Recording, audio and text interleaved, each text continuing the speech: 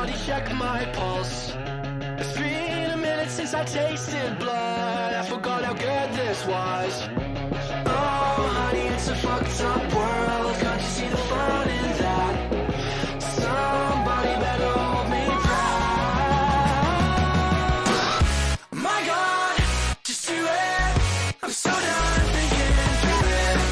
'Cause I got bruises, doing something stupid. Oh, honey, it's a fucked up world. You can bet your life on that. Somebody better hold me back.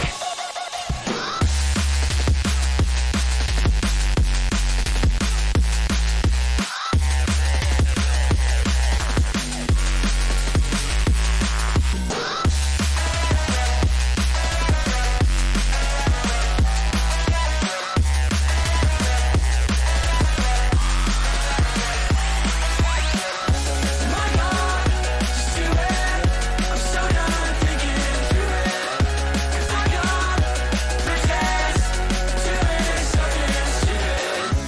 Oh, honey, it's a fucked up world. Can't you see the fun in that? Somebody better hold me back.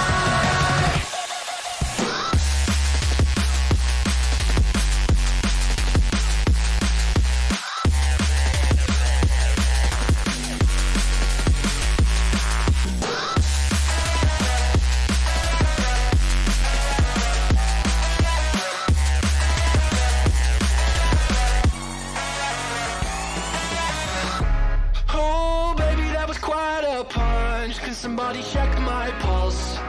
It's been a minute since I tasted blood. I forgot how good this was.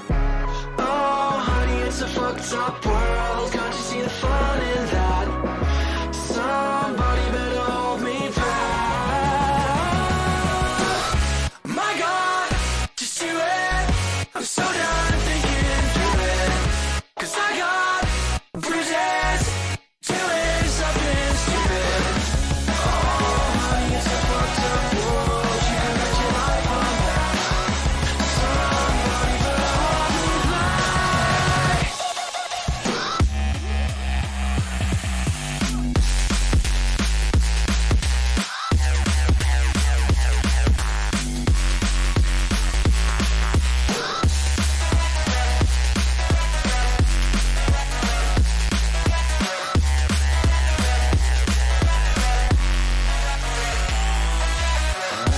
My God, just do it. I'm so done thinking through it. 'Cause I got bruises, doing something stupid. Oh, honey, it's a fucked up world. Can't you see the fun in that? Somebody better hold me back. With extra time, I'd like to think I would have done this better. Well, the fact that I could ever fail never crossed my mind. Somewhere out there, hear my demons screaming, I will never. I think I just crossed that line. I'm kinda done with hanging out in bottle service. You confuse me, yeah, you use me, but that's just as well. Hungry people trying to break me make me kinda nervous. Just goes to show that you never can tell. Does everybody live in a dreamland? Is it dreamland all that we know?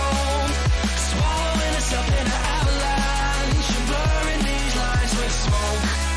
They tell me that I should be a real man, but the only thing that I know is that I'll find my way out of this wasteland. 'Cause this wasteland ain't home.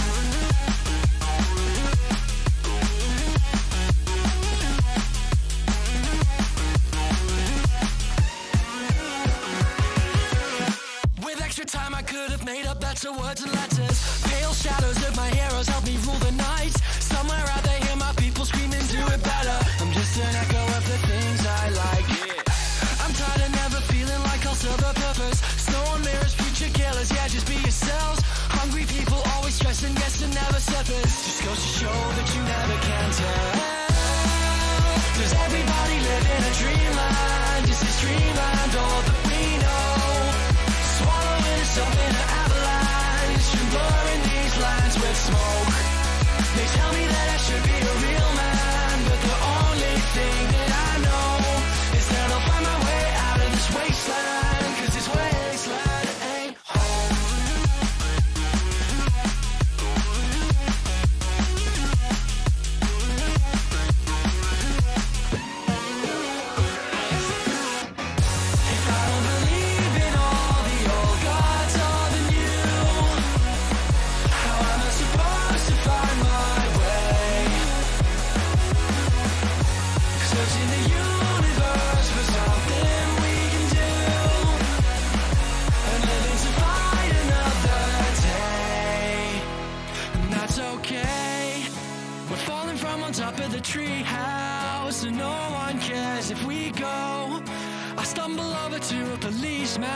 says, son, you better get back home.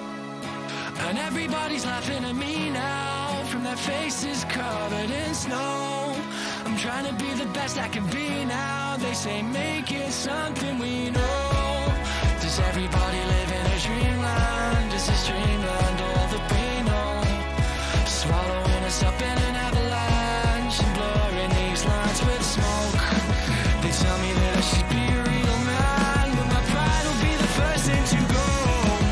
I gotta get out of this wasteland, 'cause this wasteland ain't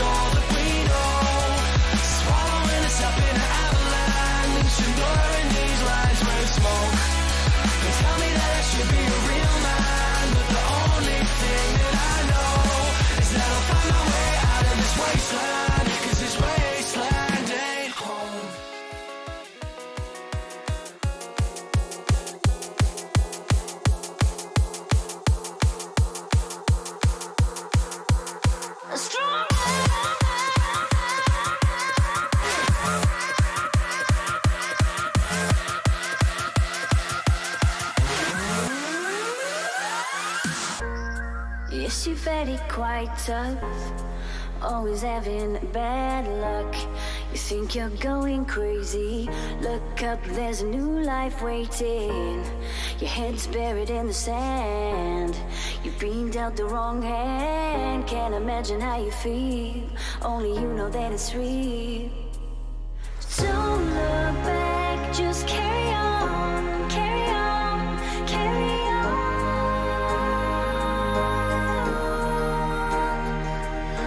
Don't look back, just carry on, carry on, carry on. Because you are stronger. Yes, you are stronger. Because you are stronger. Yes, you are stronger.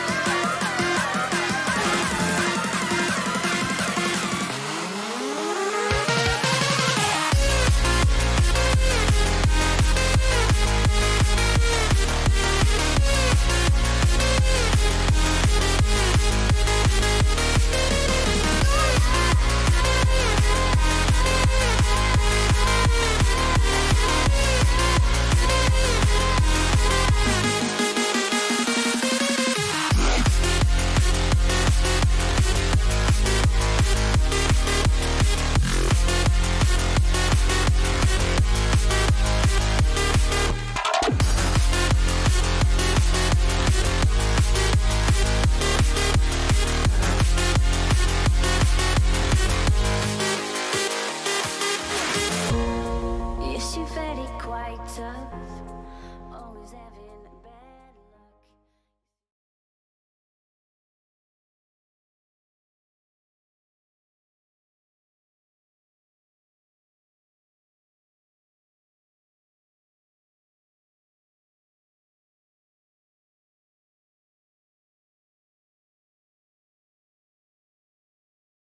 Yeah, Gukuk? Sorry, too late.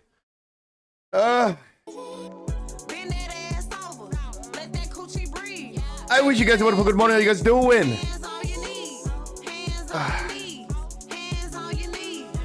BlizzCon recap. How is everyone doing? Yo, Bevas, Nim, how you guys doing? Hands on your knees. Shake that ass for Drake. No, shake that ass for me. I still got some love lie to me, no need to lie to me. I know you got a guy, he's not a guy to me. Just say Okay, a trillion browser windows to close.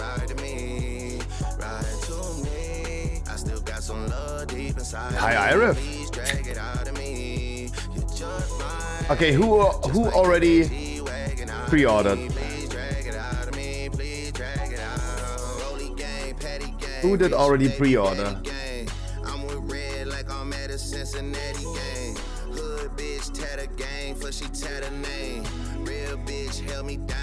I asked the question yesterday already, I know. Me? I don't want to spend $100, the 90 bucks right now, but it's only 90, not 100. I would have thought like it's 99.99. Sorry, what's your thoughts on BlizzCon? There's a lot to talk about. Yes, I know. Chill. I just woke up.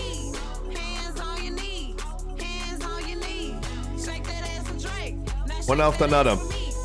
One after another. First of all, I got some work to do. It was good that I didn't stream yesterday. Look, pause, real talk, pause the music, real talk.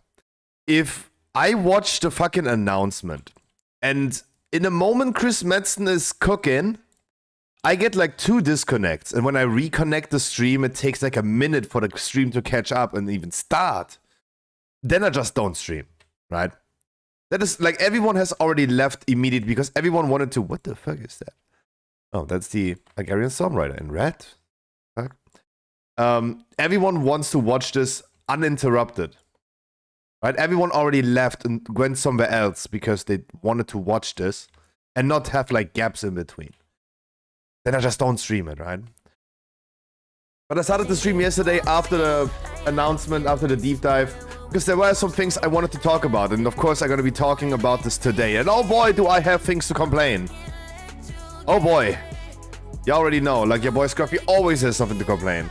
But it's not about something that I have to complain about BlizzCon. I have to complain about you. You, the people. Yeah, who would have thought? Who would have thought? Not necessarily you guys. You have already pre-ordered 2 times. Damn. I have 2 things to complain about. The people playing World of Warcraft. Not with us. No, not about you. Because all of you guys are, most of you at least, that I asked yesterday, are hyped. Go to Asmongold and complain. No, I gotta be talking about Asmongold and complain today. No worries about that. No worries about that. No worries about that. Oh boy. Do I have to say something about that fucking shithead? Oh my god.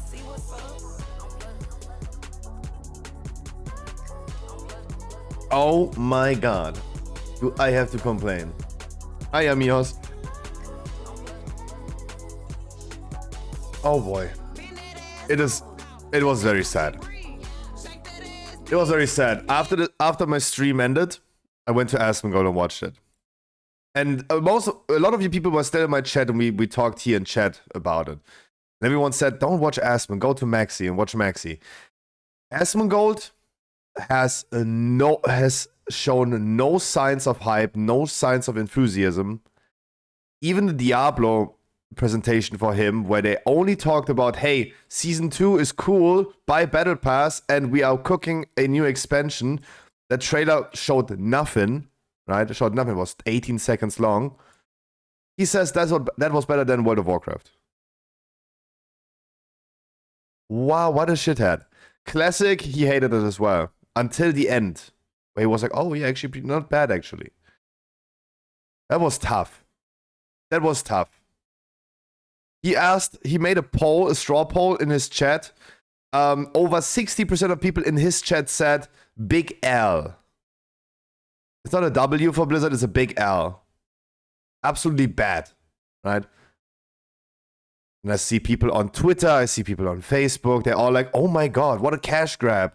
They're giving you the same content of 1 expansion in 3 expansions. No. That's not the plan, but what the... They was like, oh my god, cash grab. Oh boy. And all my hype for next season, next expansions, is a little bit diminished by the fact that so many people are just hating it. I told you yesterday I want people to log into the game again. This is a good sign that people just don't log in again. That's kind of sad. It's kind of sad. It is kind of sad. But what can I do? What can I do? Wanted to show this, for example. Let's see Xayu's reaction.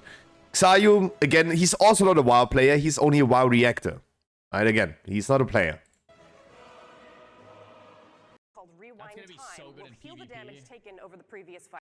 Mank just out of combat. That- Wants a level in. Oftentimes, we're on the next hill. Of course, he's talking about Classic. Well-found will be all this, Quality of you life. know, He's not a player. I do think that he sometimes logs into WoW, but I think he's nowadays like Asmongold. If I look at his YouTube, for example, reacting,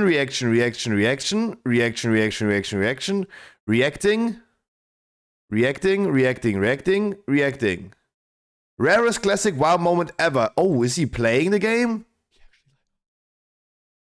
Flask holder. So Oh no, he's only reacting. Reacting.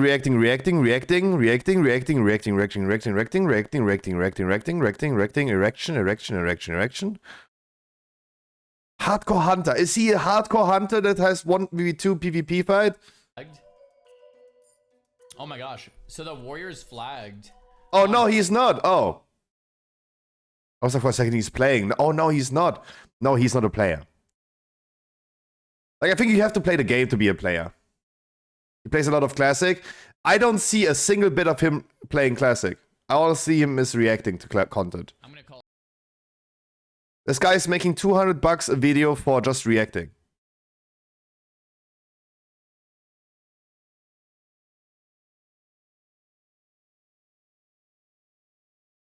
I know that he sometimes logs in, but he is just a reactor. He's not a player, I think. He, like sometimes logging in is the same like Belly was sometimes logging in. classic But I wanna part of the screen, and you showcase just unfortunate hunters. Hunt. Very The kind of Oh. can't wait to read general chat as Nathan. yeah. 2004. We're going to is there any highlight of this where where his reaction in the video is the same as the thumbnail? Is he ever standing up? Oh no, it's just a clickbait reaction. Okay. but only in Ashenvale. Okay, only an action. It will increase your speed by 50%, giving you the extra. Holy crap. Anyways, I've done enough talking. It's time for me to pass things off to Tim, who's going to talk to you about raids and the PvE endgame. Take it away, Tim. Is this nuts or what? So Buying copium now, Chad? Yeah! Sit down! Thank you, Nora. there you go. That is a reaction. That is a reaction. That is a reaction.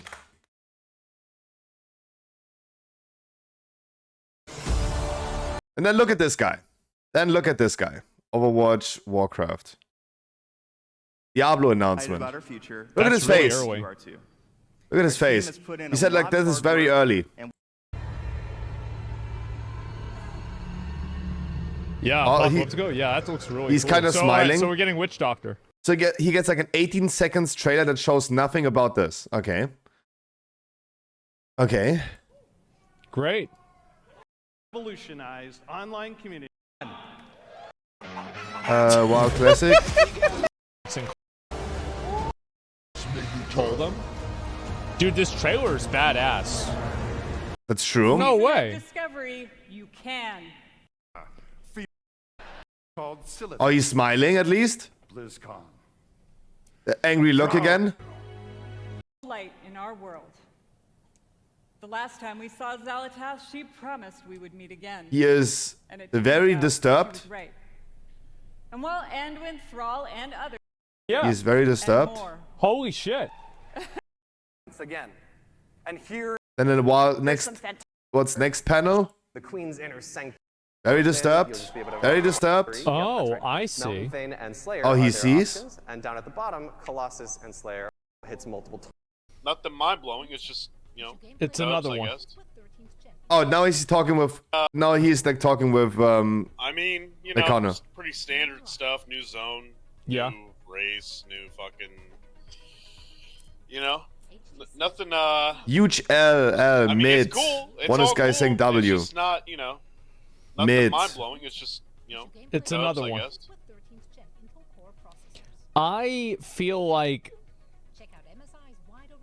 I don't know, like, because like I'm just giving my opinion, and like I don't know how many people feel the same way that I do, but I feel like retail like needs like a huge reset, like in general, right, with like everything. I mean, he's not wrong about that, but there's no enthusiasm about this. There's no enthusiasm about this. Now at the end, when he comes to Warlock, look at this guy. Now he's excited. This is your shapeshift, allowing you to It took him a transform while. into a demon. Similar to a druid's It took him a barrow, while. leaders reside, various other Gods. Oh, wait.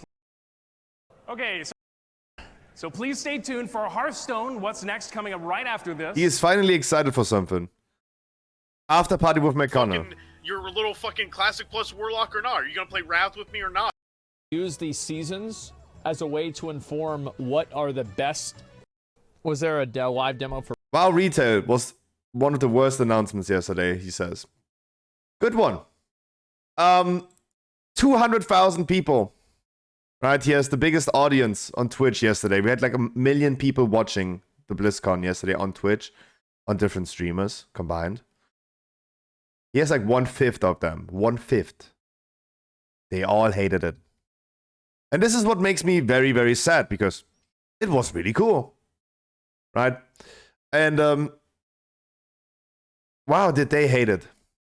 Wow, did they hate it. 7 out of 10 is not bad. If you are ranking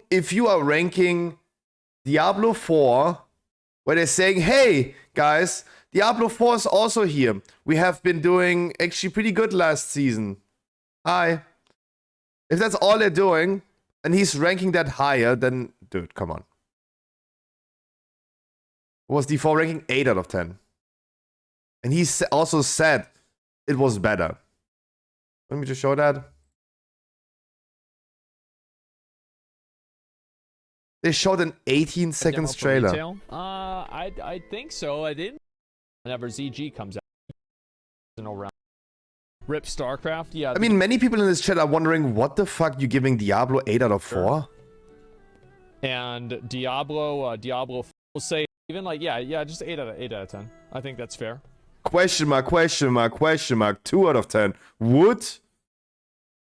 What? D4 out of 10. That's a good idea. Yeah, no, I mean, like, well, what did you expect they were going to announce? Why? Because they're announcing a new expansion. It's good. Like, what's wrong with it?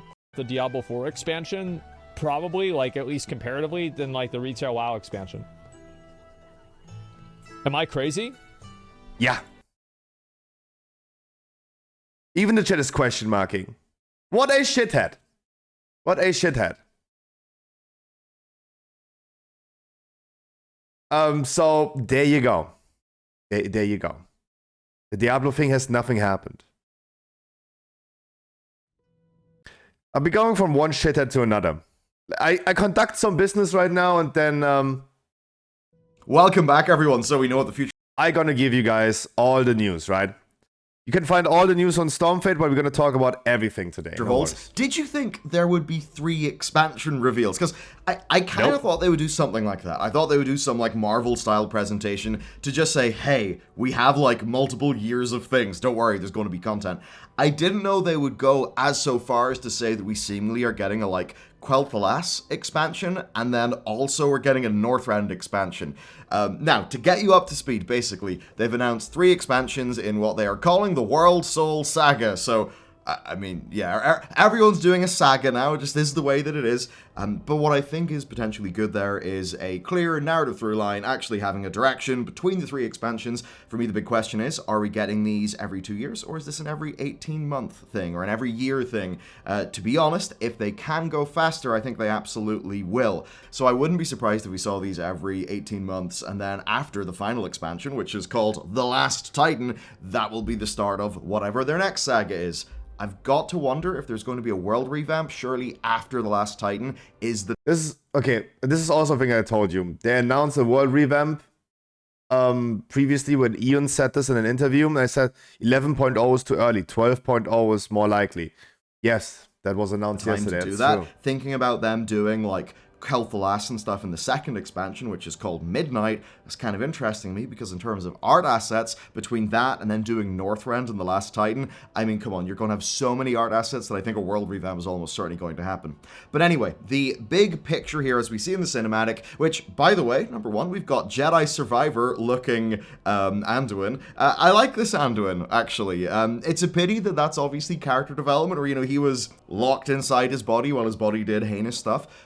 It's a pity that happened through the Shadowlands, but certainly this portrayal of Anduin, I like. I think it could have more, I think it could just have more depth and intrigue than maybe some of the goody two-shoes Anduin that we got. So basically, they are hearing the World Soul call out to them as expressed in these shots that totally do remind me of like the Oppenheimer trailer. So obviously some stuff is going on with the World Soul. As Metzen teased, ultimately there's, I don't know if it's conspiracy, but there is, you know, more to know.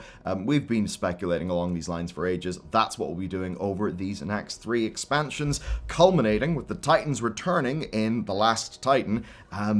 We go to Ulduar. That's where like a big event seemingly takes place. We go to Ulduar, maybe Azeroth wakes up, who knows, but at the very least the Titans arrive. That's quite significant then, because of course Iridikron, the thing that he said, you know, after, like at the very end of that cinematic recently, was that his whole plan is to basically force the Titans to come so that he can absolutely wallop them, because he thinks he's a big badass. Now, that is a plan that he's doing along with Xal'atath. Xal'atath, who is going to be a main character in our first of the 3 expansions, which is World of Warcraft War Within, where she is, well, leading a bunch of Nerubians. So, the sword, what sword exactly? We are going to be going underneath the sword, which is kind of cool. Actually, in this zone art, you can see, yeah, you can see like the tip of the sword piercing down, and I guess that like yellow light is, I don't know, Azeroth like defense systems or something, who knows, but it looks pretty damn cool. And if you've been around WoW for as long as I have, you'll remember all the initial rumors and all the talk of there being a massive, like Azul Nerub zone, like a really, really big Nerubian zone in Wrath of the Lich King. It was supposed to be like some massive big thing. Then, of course, it got cut down into those 2 dungeons. So obviously, we're seeing that actually be realized, which I think is pretty cool. And to go into this expansion's features, I think it's kind of interesting. Dragonflight wasn't really able to have big new features other than like, you know, dragon riding and stuff, because Dragonflight was obviously fundamentally getting their shit together, right? Getting like that foundation built. So it's now then in this expansion that we seemingly are actually seeing new features be added to the game, seemingly in a way that's rather evergreen. I think the first big one to talk about is the delves. So these are basically described as a new pillar of endgame, as in these delves will fill up your Great Vault. The way it's described here is scalable world instances for 1 to 5 players. Is he just talking about the news now? Can you just replace me now on stream? Like, I don't need to stream anymore, just run a Belua video? Is that a thing? Can we do that?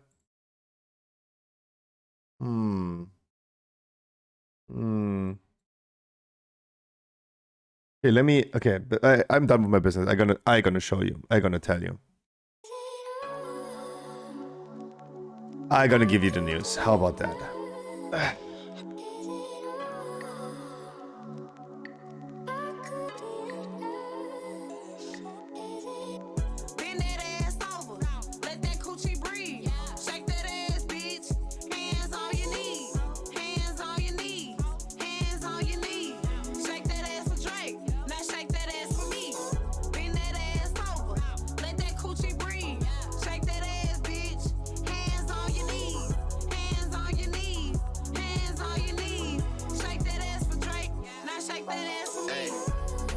Still got some So, I gotta talk you through all the news. We're gonna talk about everything that has happened. Then we're gonna hop into some dungeons later. And during the dungeons, we have some topics we need to talk about. And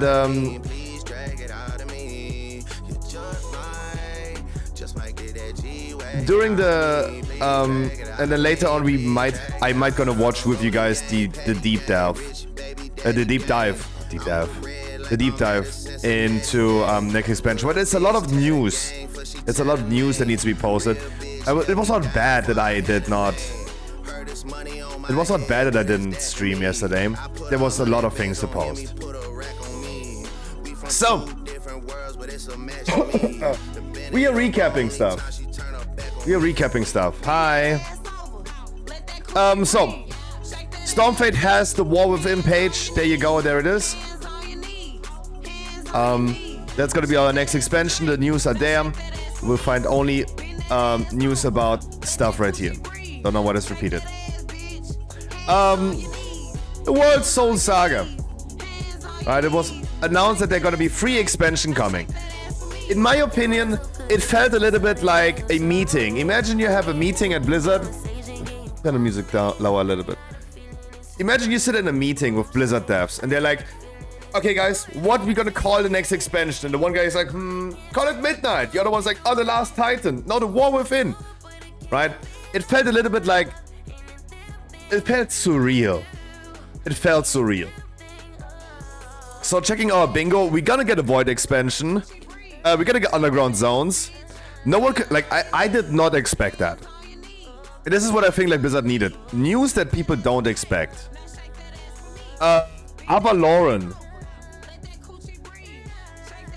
Is this a thing? Okay, you tell me, is this a bingo? No, right? It is not that leak that was true. There was another leak that was actually true in that spreadsheet. And that there were partially true leaks with like multiple expansion, account right transmog and stuff. But yeah. Yeah, it's a bit of everywhere, right? Revamped zones. Like, it's a little bit of everything. Like, that bingo could have been like easily done though.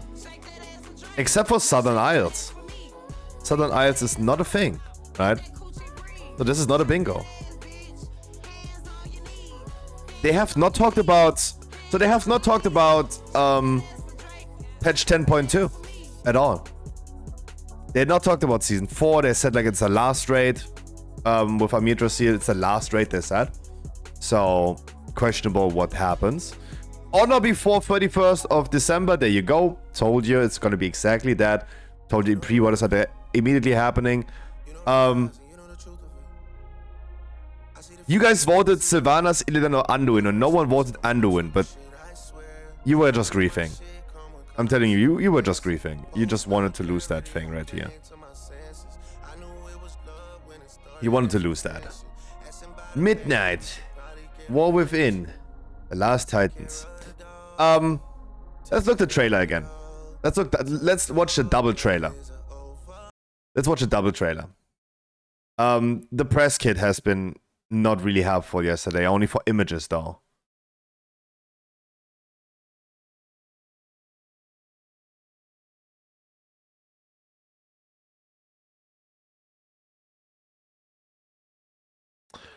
And I gonna say it. I'm gonna say it regardless of the repercussions I'm gonna take. What happened in the fucking Shadowlands? Where what like sexual abuse victim Anduin right here? Like how hard did he got fucked by Jailer that he's now like running around? The last time I saw something like this was the video that we watched, the investigation video about this kid that was a serial killer that killed his mom with a sledgehammer, right? That serial killer kid. And yeah, he also was abused by his uncle. Right? This is the mentality I get from Anduin right here.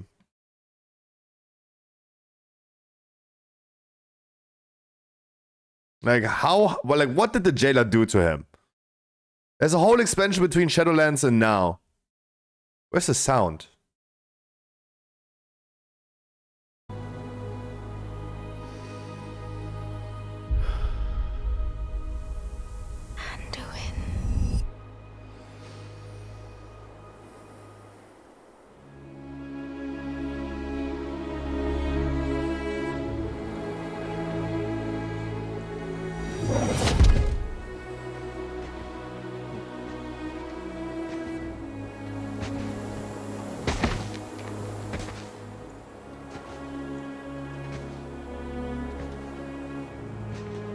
You're here to tell me we don't get to hide. Is that it? You needed time. We stayed away. But time by itself heals nothing.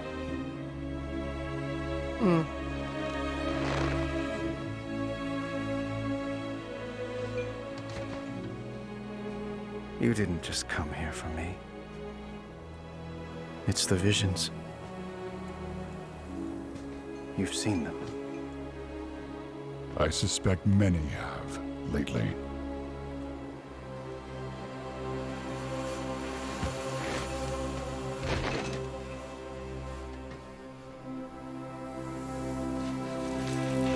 Something, someone, is calling out from the heart of the world. Like a voice from a dream.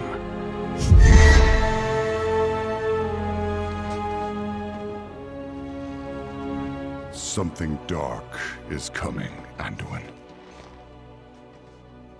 The world needs your light again.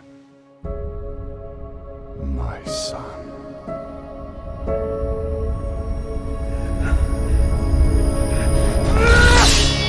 PTSD is going wild. I'm not that person anymore! I have no light. Not after what I've seen. Not after what I've done.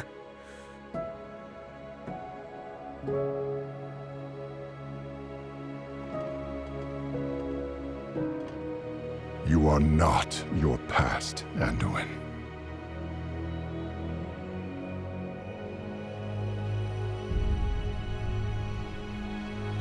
I trust you.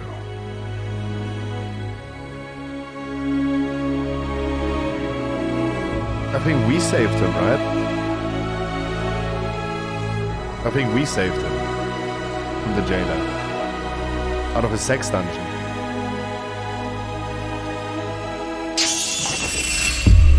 Hear me.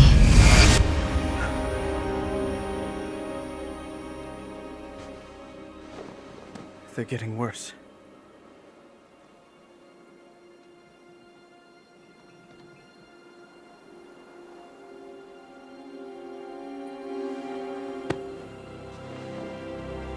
Look, whatever's coming, I'll stand with you. Of course I will. But we were drawn here by the voice. Who is it, Thrall? Who's calling out to us? I'm not sure yet.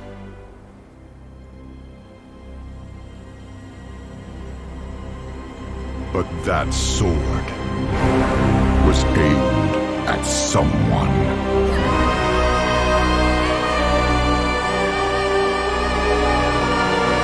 Hell yeah. It wasn't aimed at.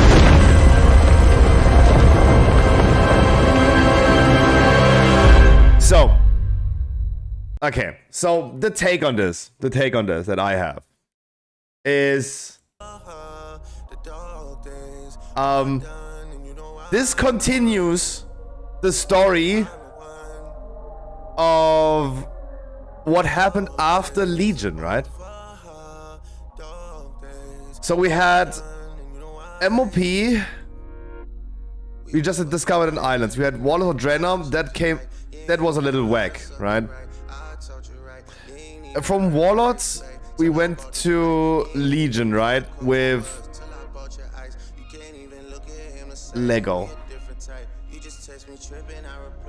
So, Warlords of Draenor goes into Legion, and we chased Gul'dan, right?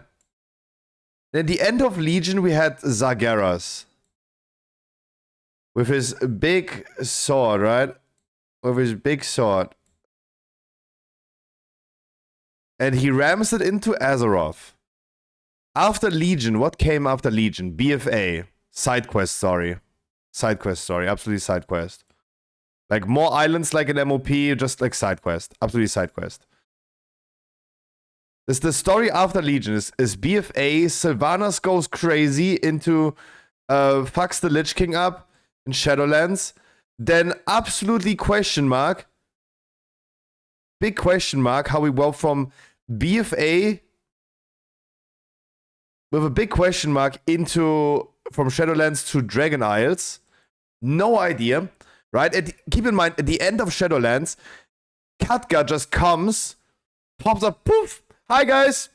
Oh, how did you enjoy your stay in the Shadowlands? Weren't you just caught in here? Couldn't you just make a mage portal? Oh, you want to join and go back to the real world? Let's go. Right? Suddenly, he just pops up. At the end. That was so whack. And then question mark how we discover new islands in Dragonflight. What's next? So the question that I have, if we just continue the story of Dragonflight, Iridikron question mark? Question mark? What is the world tree? WT question mark? Amitris is a new world tree, but what? What? What are we gonna do with that? So it feels like we just I mean, this is the best thing. I told you guys, after BFA, we would wake up. Shadowlands Dragonflight never happened. We would just continue the story of BFA. Right? Enzod is not that. But we just continue the story from Legion, right? We just completely skipping everything that was happening here, right? Whatever happened here, it doesn't matter anymore, right? And I do somehow be confused about this, but on the other hand, I'm also fair with that, right? I think it's fair. As Chris Metzen said, we're going to bring back the story of World of Warcraft in line, right? Something has been getting out of hand in here, right? And I do think it is great to think about the idea that we can just forget what happened here, right? The only one who is not forgetting is, of course, Anduin. He still a rape victim. So, yeah, you see him having, the big PTSD stuff going on for himself. But otherwise, we're just continuing the story from Legion. Zagreus rams his sword into Azeroth, and now it's time to go back to that sword. What sword, question mark, was the whole time the question. And yesterday we saw already Wowhead posting images of scenery of the sword was, displayed at BlizzCon. So it is about the sword. So we knew that from the beginning of the BlizzCon. I'm totally fine with the story continues after Legion. And literally the last 3 expansions are just forgotten. I'm fine with that. Right? Does anyone have an issue with forgetting what happened in BFA, Shadowlands, and Dragonflight? Dragonflight was gameplay-wise a good expansion, but again, it's like Season 8 of Game of Thrones. I told you recently the analogy with Game of Thrones. Zagreus was the enemy that we had since Classic. That was the Joffrey story from Game of Thrones. The first 4 seasons. It's all about Joffrey. And then Season 4 end, Joffrey dies. That's Zagreus ramming his sword in there. And then they had Seasons 5, 6, 7, 8. That went just completely out of hand. If we just continue the Zagreus story, because it is still his fucking sword, right? I'm fine with that. I'm absolutely fine with that. I think story-wise, this makes sense. If you watched Game of Thrones, you could go back. you would probably also say like, yeah, let's rewrite the story of it after season 4. Or around about season 4, right? That's the moment you would just say like, yeah, let's rewrite that story. And I think it's totally fine if they do that. I respect that. Absolutely. I totally respect that.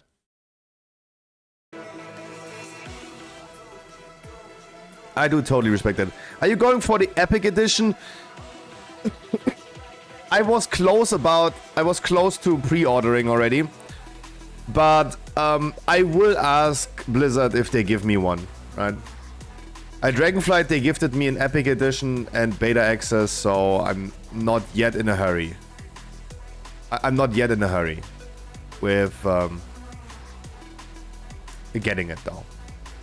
I will ask Blizzard. $100 is a lot of money for me. But I'm close to just pre-ordering. But we'll see what I can do. And we'll see what I can do. So story-wise, absolutely fine. Continue with this, right? Boom. Absolutely fine with this.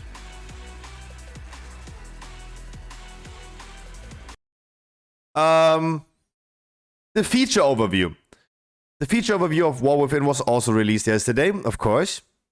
Right, that's what we looked into trailers yesterday as well. Where it's like in the gameplay overview, this is where we're gonna talk about stuff. And of course, they would not have there would be no space for personal loot coming back, right? But this trailer I felt like was so the first one for me gets a 9 out of 10. It was not something like Sylvanas goes there, rips the helmet in pieces, and suddenly there's a hole and claims the whole world is a prison. This is just like, uh-oh. Looking at the sword, it's like, uh-oh. Something is something is gonna happen. Right? Absolutely fair. Absolutely fair. The feature overview, in my opinion, was kind of sad that they had like such great graphics here, but then they used WoW graphic in the feature overview. But I think the music makes this so amazing. I like that it is so sinister. The music, the orchestra that they had played for this, they deserve all the money, right? They deserve all the money. I think the music is 60% of this trailer. My visions. Right? Dragon riding. Dynamic flight is it called. The music is 60% of this trailer. No song. Just the shadow taunting me from below.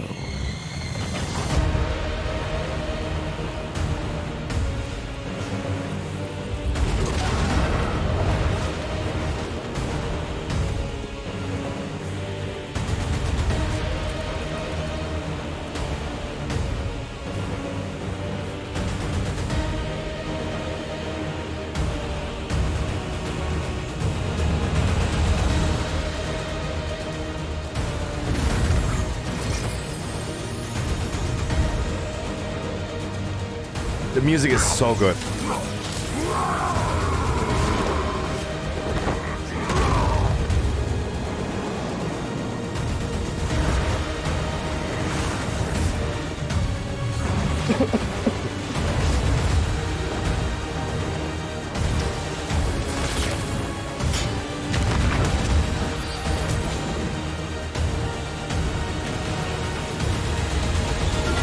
That's a raid boss. The fate of our world rests upon the edge of a knife. And our battle lies deep within. People have been... I got told yesterday, everyone called her the Naifu, right? In Legion. So all the Kumas, congratulations, you get her back. There's a lot of void around her. Really good music. But I think Blizzard always does really good music. Especially like the music, and you see the first zone, for example. From below. If you hate insects, it's not your expansion, though.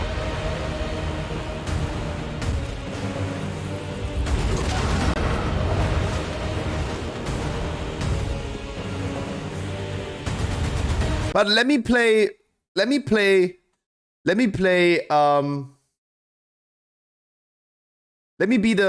devil's advocate right here. Let me be devil's advocate right here. Right? Of course, guys, I'm very hyped. I think like everything is looking great. Right? The scenery, the story, everything is there. The story is at least in line again. Like about gameplay, we're gonna talk about more today or after today. Let me be devil's advocate for a second. Zone preview in the War Within. So Blizzard press release kit was like the most helpful thing yesterday. Let me be devil's advocate right here. We have Ash Kahet, the zone Ash Kahet.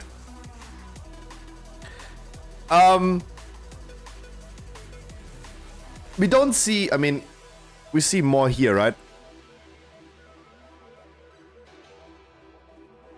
And more images, more images, more images. So, does anyone think this looks similar though? Especially this image. Does anyone think this looks a little bit similar? But I'm playing devil's advocate right here. Right? I think it's cool, but I'm still playing devil's advocate. This reminds me a lot of Zaralek Caverns because it is a cavern. But especially like this is just Ankahet. Temple of Ankahet from Wrath of the Lich King, right? Surely the Nerubian stuff probably looks the same. It's Nerubians, but this is just Ankahet and Zaralek Caverns combined.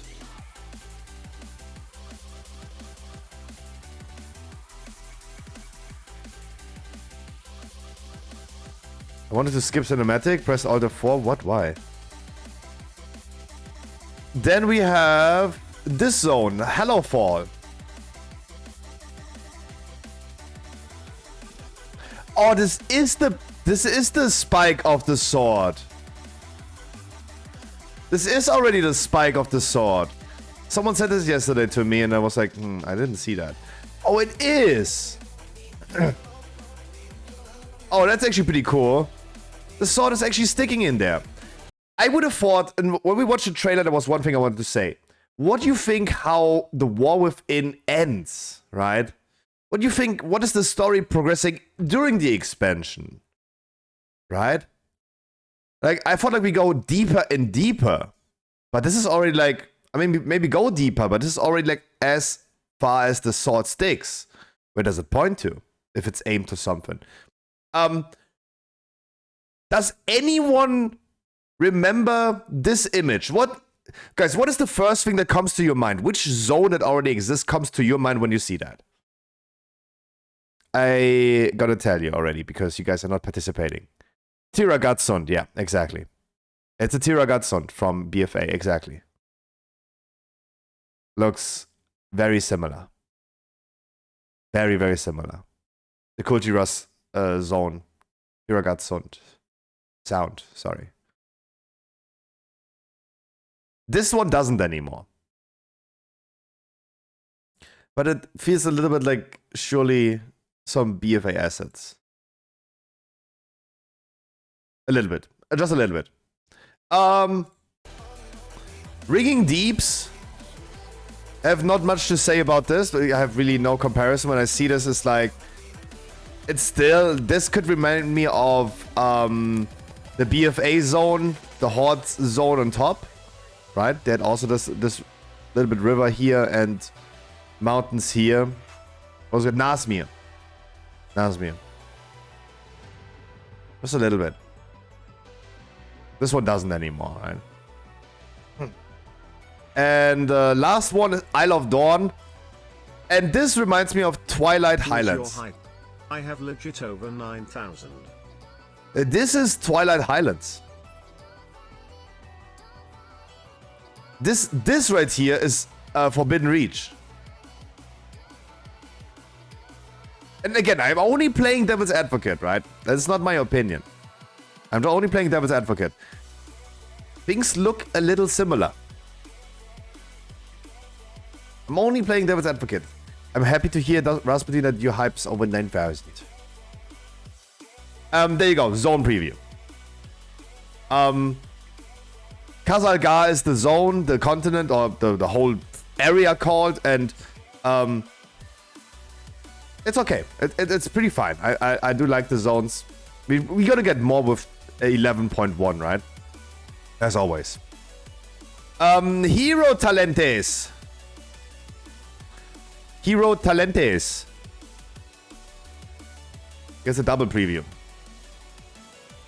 Live on the class fantasy. New hero talents for each class specialization will provide players a way to progress their characters with evergreen self-contained talent trees that also infuse class fantasy flavor, inspired by the iconic Warcraft universe archetypes such as Mountain Thane for warriors or a Dark Ranger for hunters. Cool. I really just have to see how this plays out with extra talents. Because I don't know what those extra talent trees are. Because looking at this just shows me this is like something absolutely familiar though. But this is something absolutely familiar. I know these abilities. Whoa. Oh, I don't have the video that they showed. But you saw that a Mountain Thane warrior, for example, had like different abilities. So I call this now sub-specializations. I think like this is a good term that we can use in the future. Sub-specializations. Right? In Path of Exile, we would call them ascendancies, right? You start playing a warrior or a shadow or a witch in Path of Exile, and the witch ascends in either like an elementalist or a necromancer or an occultist. And we're gonna have the same thing now in World of Warcraft. If you're playing an arms warrior, you can ascend either into a Colossus or a Slayer. If you're protector, into Colossus or Mountain Thane. I think this is cool. Sub-specs is really cool. So it is not what I wanted with like new 4 specs for every class. It is a little bit more, but it is still questionable how deep this is gonna like change your class. Again, it is like we have a deep dive today, and I think we're gonna hear more about this today. So let them cook. But I approve of this 100%. Guys, you tell me your opinion. Like I'm just talking. I want to see your opinion. I'm not the only one running the show right here. You gotta give me your feedback. A Boomy for a balanced druid that could scale Keeper of the Grove that scales into the trees that heal is insane. Right? Right here, most likely they took abilities from the Boomy tree. At least the icons look the same. And some Resto Druid things, right? We don't know what those talents are doing. But this looks like you can, as a Keeper of the Grove, you can use healing abilities a lot. As a balanced druid. Sure. I mean, sure. I always wanted to heal other people as a balanced druid. I have always wanted that. But I think we're gonna see more today. I do like that ascendancies are a thing in WoW, and that's kind of cool. Subspecs. I call them subspecs. You are a Mountain Thane prot warrior. I'm a fan. I'm a fan. The Earth and Allied race. I'm sorry. Like, I don't think it's bad, but is this really a deal breaker? Like, is this... I don't know, dude. I just don't know if this is a feature I'm, like, excited about. I'm not excited, but I'm definitely not... I'm like, I will probably not play this anyway. And it really will not matter to me much, though. Right? It's more of like character and player expression, how they express themselves. You ever wanted to play a third dwarf from the spec? Dwarf, Dark Iron Dwarf, Earthens. Then we're missing the Wildhammers as well. We have 4 different allied races. We have 4 different versions of dwarves. I don't know. I don't know. I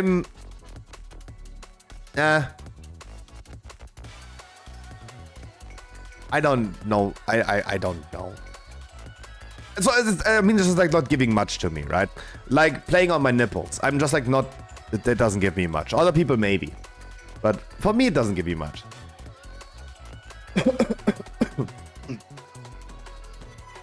Don't like the fact that Horde also can play it.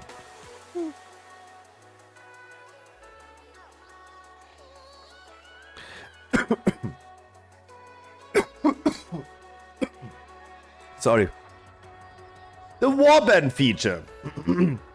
And I'm very happy that the warband feature is not a major feature. It's not a system that you like play with. Why is it? Oh, I forgot something here. I needed to delete that. It is literally just like, this is the login screen. This right here is the login screen. Right? Create character, menu, shop. This is the login screen. This is your warband. This is the warband of you and your alts. Character progression with reputation, mounts, transmogs. Everything is now account-wide. That's good. That's good.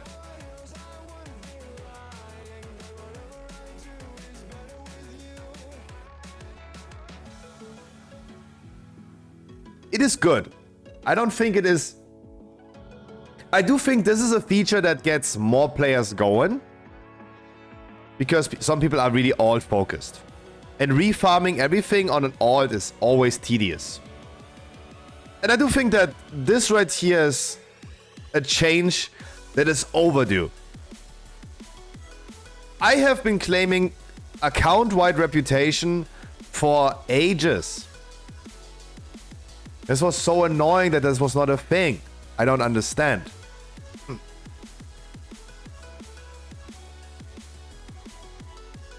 There are rumors in Last Titan the planet crashes and we move to WoW 2. I would think so too. I would think so too. I don't think this is a rumor. Like, I don't know it. I don't think that anyone knows yet. But I could imagine that too. Like, I'm at this point having copium, yeah. We will see in 5 years. Right, keep that in mind. In 2029, we will hear about this.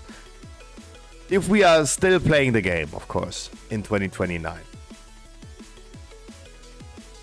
But they're very ambitious, as Belua is saying. They're very ambitious.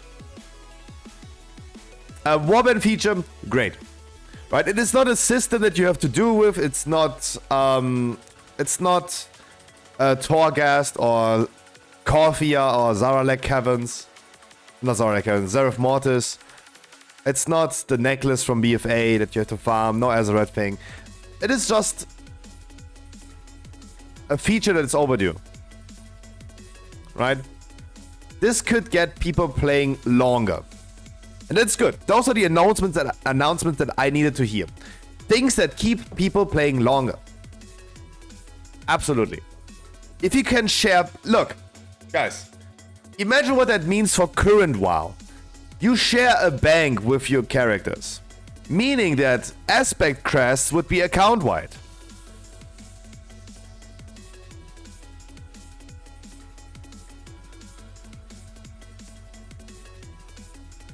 Wouldn't that be cool? I think most people would have said like, dude, I was the only one, I think, whenever we talked about this, that sending crests over to your alt would mean that you equip your alt instantly. You're fresh level 70 and boom, you're already 440 item level and grief other people in dungeons.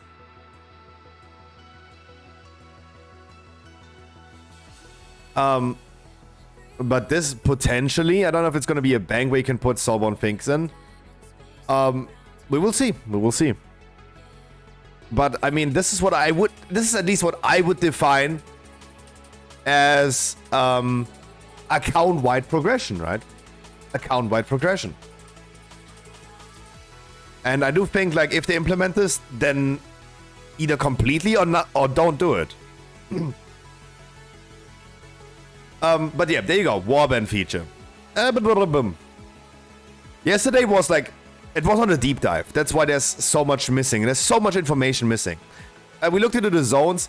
Dungeon raid preview. There was not much said. There were 8 dungeons. Stone Vault, Rookery, Priory of the Sacred Flame and City of Threats. Max level dungeons are Cinderbroom, Meadery, Dark Flame Cleft, the Dawnbreaker, Old City. And we got some images of the Candle King, for example. I do think that this guy does need some pixels though. Right? Those are images from the press release kit, right? Those are high quality images that Blizzard uploaded. It's not like the screenshot from the presentation. And a lot of old Ironforge.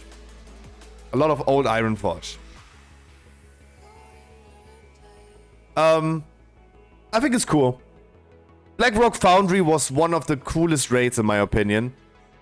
I like the thing. There's one news I couldn't post because we had no information given yesterday. Neruba Palace is the first raid in Season 1 of the War Within. That news is not posted yet because there is no information. They didn't say a single word about it. Except for it's an 8 boss dungeon. 8 boss raid.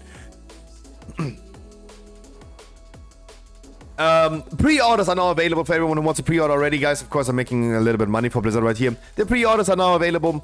The Epic Edition, the Standard Edition costs you, what, 50 bucks? Yeah, it's 50, 70, and 90.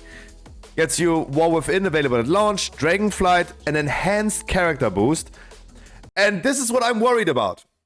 Now we're gonna talk about something that I'm worried about. They're saying a raid-ready character boost to level 70.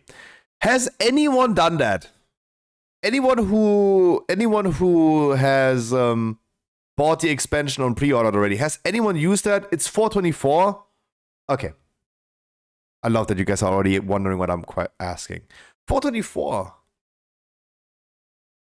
That's not raid ready. Okay, thank God. Okay. All concerns are gone. No worries. Okay, it's okay. That's shit, but enough for heroic. Right now, yeah. But I mean, in 2 weeks, no. Right? For right now, it's absolutely fine. And for maybe next raid that I do next week, the last one that we do for Season 2, could be problematic.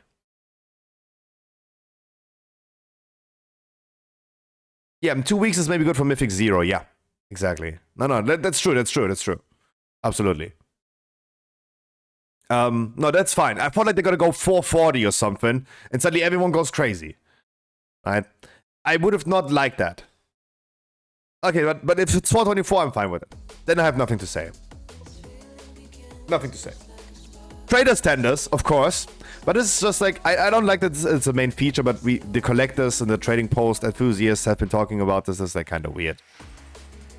This is all you get for the 50 bucks version. The 70 bucks version gets you the Agarian Stormrider mount with dynamic flying, dozens of customization options, and access to special race courses. Special race courses only for them. Upgradable Stormriders attire transmog set. Okay.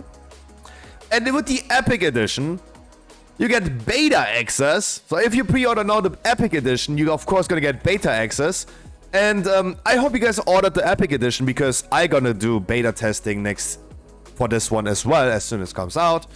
We're gonna be doing all of our guides again, like we did with Stormfade in Dragonflight. We're gonna do the same thing, right? So I hope you guys have a little bit of like enthusiasm to play with me on the beta. 3 days early access to the War Within. So this is a thing that many people have been pointing out, but I think most people would agree on the fact like, yeah, it is 2023. There you go, guys. What can you say?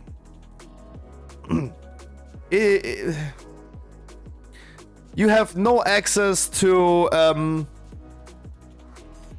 certain endgame features, including mythic dungeons, weekly quests, not available during early access.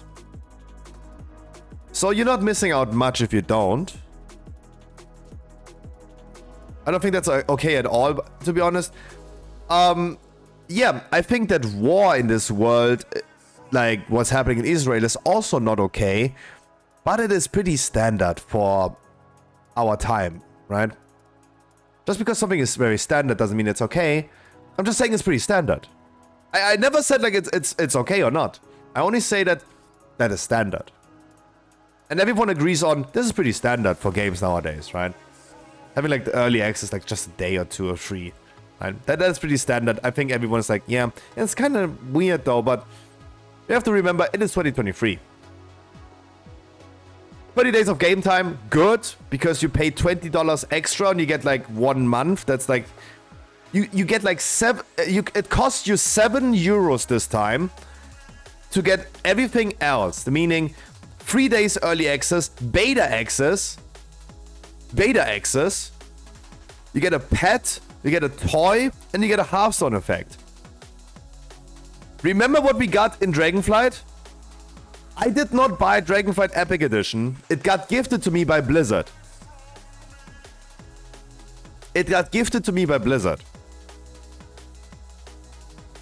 I would have never paid $7.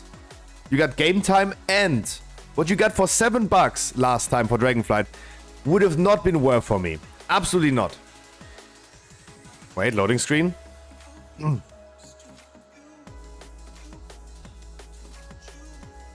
If you remember, this is what you got. Those incredibly ugly wings. They are, in my opinion, incredibly ugly. You don't even see them. They are so incredibly ugly. I would have not spent $7 on this. But thanks, Blizzard, by the way, for gifting me this, but I would have not spent $7 on this. I bought the Heroic Edition for the mounts, but I would not bought the Epic Edition. No way in hell. I do think that everything else you get here, that 3-day early access, is definitely worth $7. Beta access, guaranteed beta access, yeah, easy. There you go. Pet, toy, Hearthstone effect, boom. Wonderful.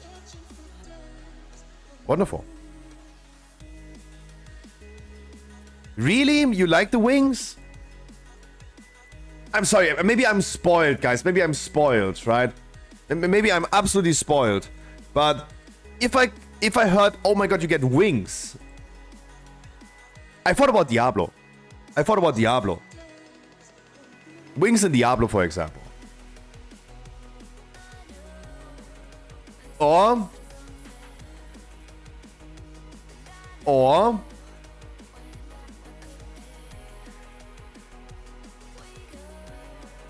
if I talk about transmog, and if I talk about like wings. Loading screen? Why am I loading screens now? I think my PC is dying. Yeah, I think my PC is dying. Those are wings, guys. Look at this dude. Look at my wings. I think this is wings. This is wings.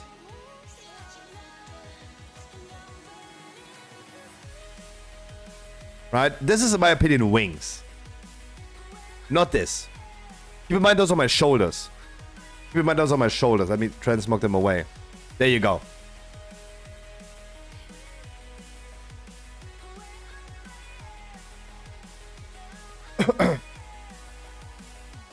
I still think having a 3-day early access kind of ruins the whole expansion countdown hype.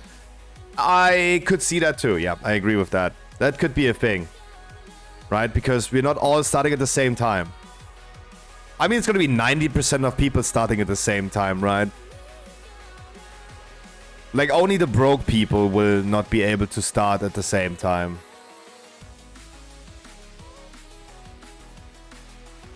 I don't know. Question mark?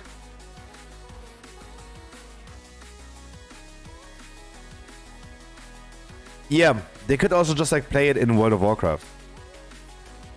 Again, 90. I am not buying it because 90 euros is a lot for me. I'm not buying it.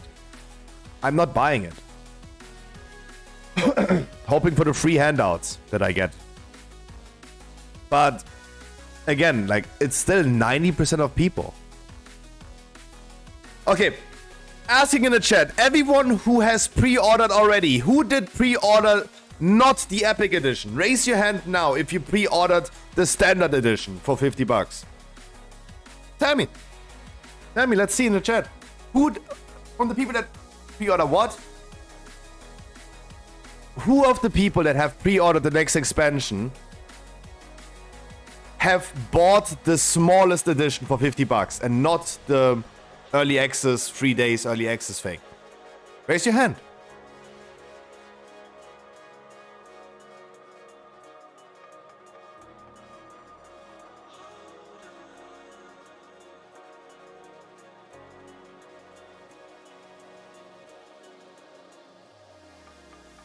Anyone?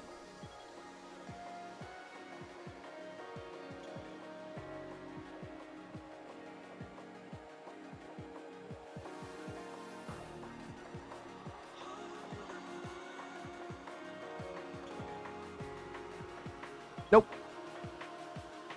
Going for Epic. Got Epic. And I do think that everyone would agree on that $90 is a lot. Right? So, I do not think that many people are gonna be left out of this 3 days. There's just another selling argument. Again, it's pretty standard for 2023 gaming, though. But people just gonna spend that money. Otherwise, last thing that we need to recap, Delves. Torghast 2.0. I think Hulex said it yesterday. Torghast 2.0. 1 to 5 player content with the war within. Oh, 1 to 4. Never mind. Delves can be completed by groups of 1 to 4 players. They will be role agnostic. Meaning, like, role agnostic means it doesn't matter what role you are. Which means you can complete them in any specialization. Oh, there you go. No need to seek out tanks or healers for your group. Delves will be included into seasonal content, giving players rewards for the season, such as mounts, pets, and achievements. In addition to this, seasonal NPCs will help you with your delving endeavors, with Bronzebeard being given as an example. Torghast with no need to do it. How about that? How about that? Imagine Torghast. This is the thing. My take on Torghast was it was a great content. It was really great content. I think that one of the main reasons people hated Torghast so much is because they had to do it. Like, who of you guys loves doing dishes? Everyone who doesn't have a dishwasher. Who loves doing dishes? That's not one of your fun activities to do, right? Because you need to do it. Maybe that was not a good example, I'm sorry. A massive haul of treasures will be available at the end of each vault, which will require you to complete objectives such as defending a boss or completing puzzles. To supplement the feeling of evergreen content and give more content to the outdoor-focused players, a new outdoor row is being added to the Great Vault. Players will be able to complete delves for Great Vault rewards every week. So, what does that mean? Some people have already been telling me yesterday this would be bad if you get Mythic Plus loot or Raid loot in the delve, so you must do it though. I don't think you do. I don't think you do. Right? But this is, again, just like speculation. We will see. Alright? We will see. We might be looking at 2 tiers per expansion from now on. 12 to 18 months is an expansion. They're gonna shorten the time of an expansion by 6 months. That is fine. I think that's absolutely fine. If we still got 3 seasons, right? And I do think that 6 months per season is still too long. I think it's going to be still too long. Right? I think the season should be 5 months. So we should look at 15 months per expansion, or 3 seasons. I mean, 12 to 18 months is the middle 15, right? This would be the best outcome, though.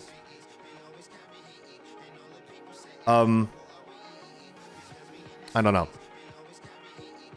But imagine it would be lasting 2 years and we get only 2 tiers and every tier would last a year. That would be really bad. So, still, let them cook. From all the... So this was actually all the recap that we have for the War Within, for now. Right, the deep dive is today. That is all the recap that we have. For the retail expansion. I'm, again, very hyped for this. I think it is a great way. I do have concerns, though. Don't get me wrong. I do have concerns. concerning is that Blizzard is already pre-hyping for Midnight and The Last Titan, or The Fall of the Titans, whatever the name was. It's a hum. It's a hum.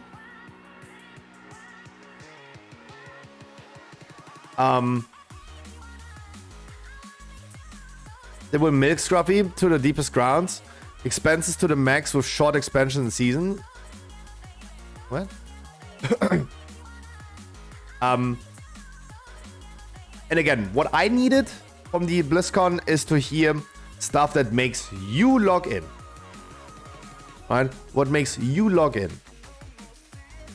I do think that Blizzard gets their shit together with store and cinematic and scenery and stuff. I think they're getting their shit together, and that's great.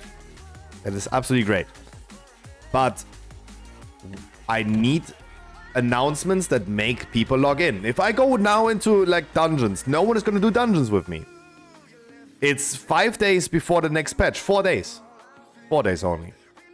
4 days till the next patch. And no one is there to play with.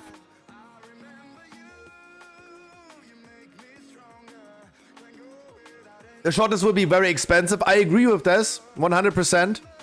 It will be very expensive. I think it's an over... It's a system with... that shouldn't exist though. Keep in mind that a expansion is just a patch. You're paying for a patch.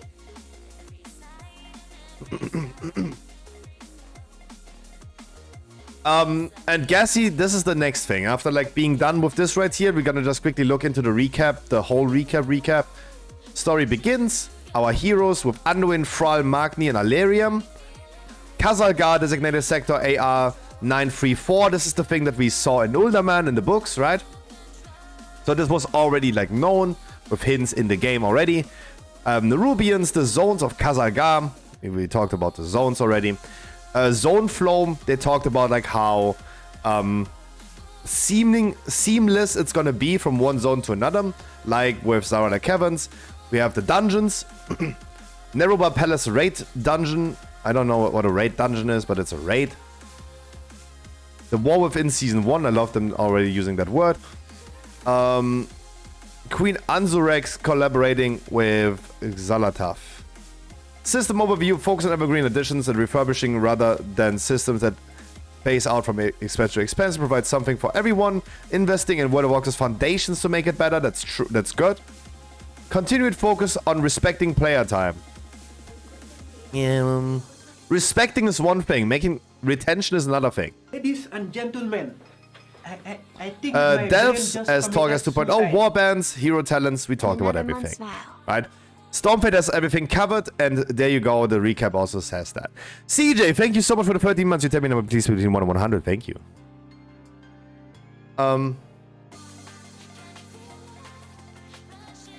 There you go. So the thing with what Gassy is saying now is another concern that I have.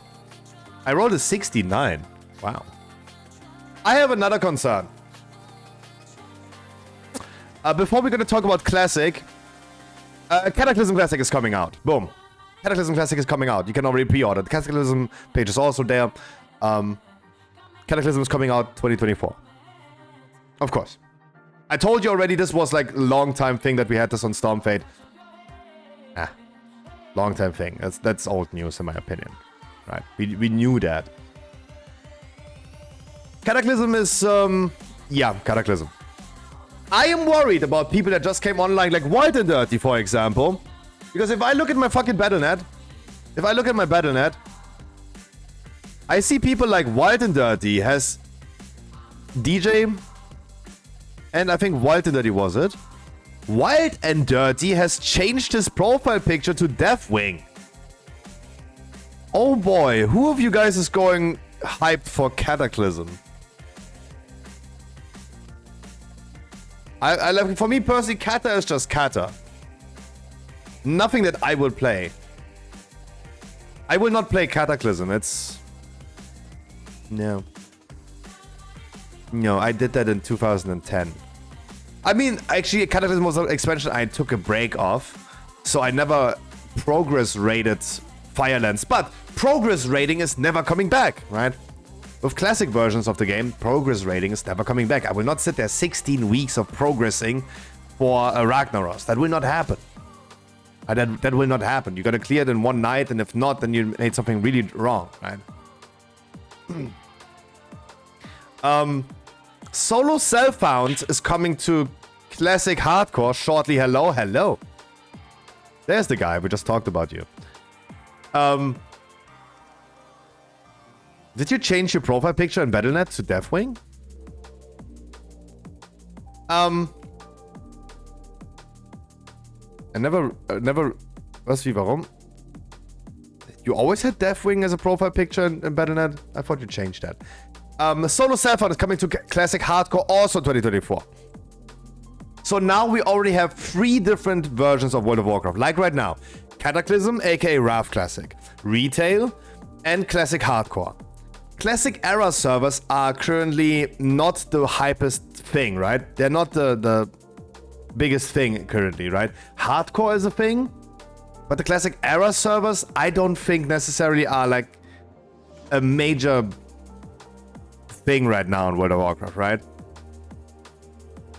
They're more of like you end up there when you die in Hardcore.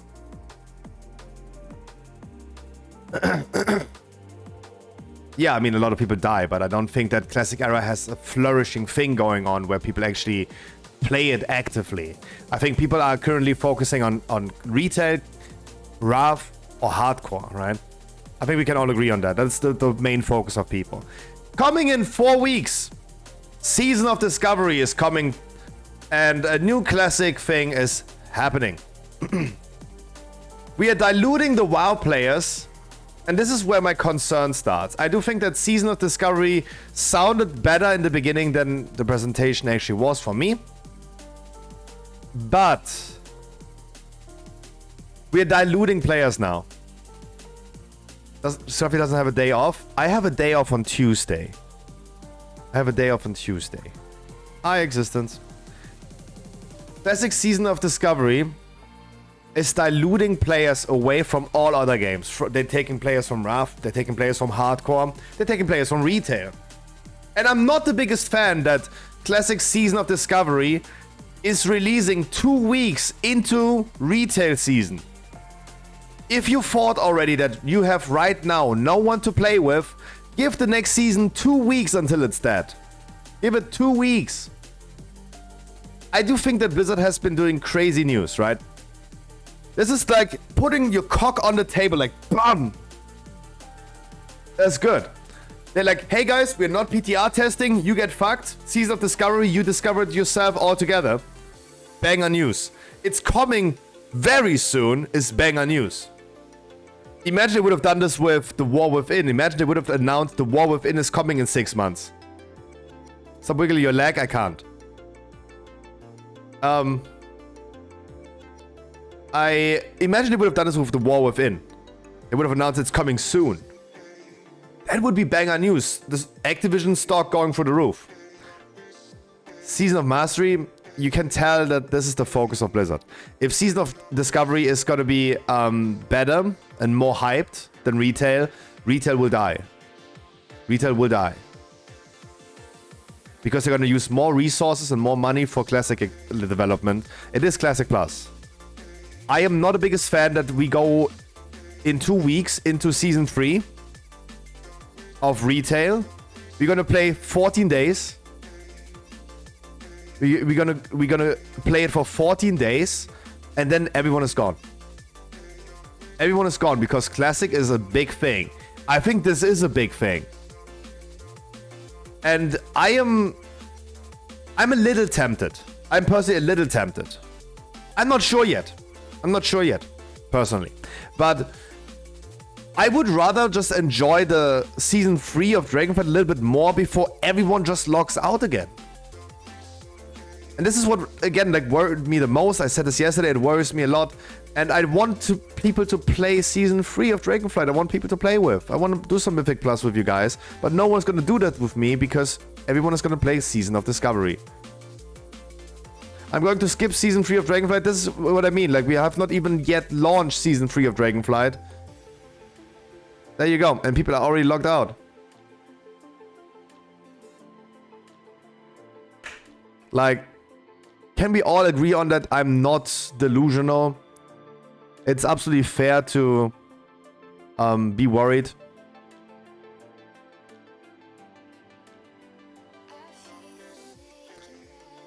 It will not, Hellraiser. It will not. It will not. No worries about that. So the rune carving thing, it is less than I expected. I thought like it's pure ascension and I can just take wild growth or regrowth as a warrior. But no, you just get abilities from your class that are not in classic yet. Right?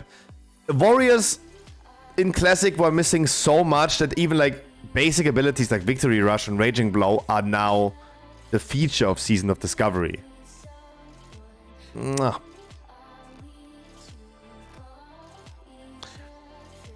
Warlock tanks, cool. Chaos Bolt.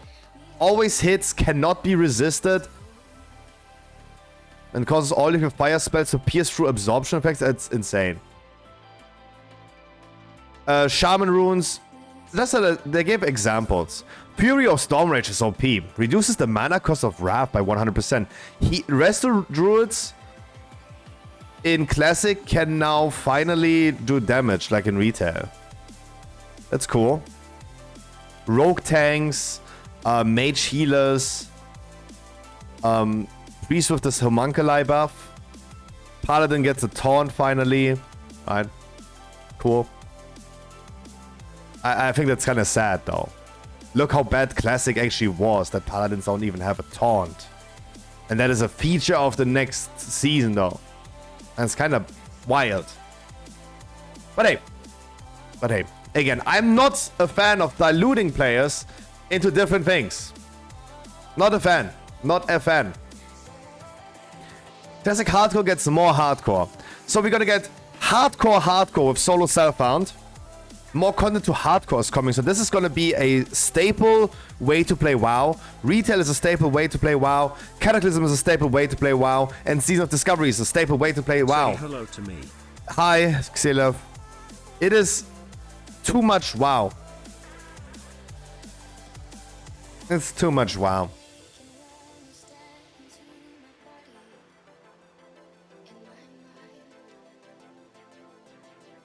I think the next expansion is gonna be released in 4 to 5 months since Season 4 is not gonna happen. No, Existence. No, that's not true. It is releasing... You asked this yesterday. I answered this question yesterday. September to November.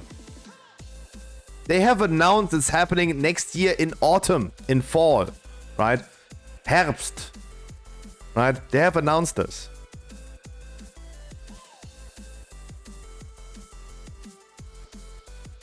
You asked me this yesterday in the chat and I answered it to you. September to November next year. After summer in 2024 is going to be released. Season 3 is going to be long. Yeah, potentially. We're going to hear probably more about this today. Right, the deep dive is coming today. We're going to hear about this probably today. We'll see. We'll see.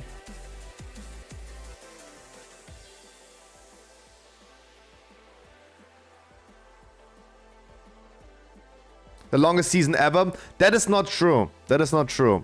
Shadowlands last season also I mean... It did not. But MOP lasted way longer. Last patch of MOP lasted way longer. Lasted over a year. Way over a year. So it's not going to be the longest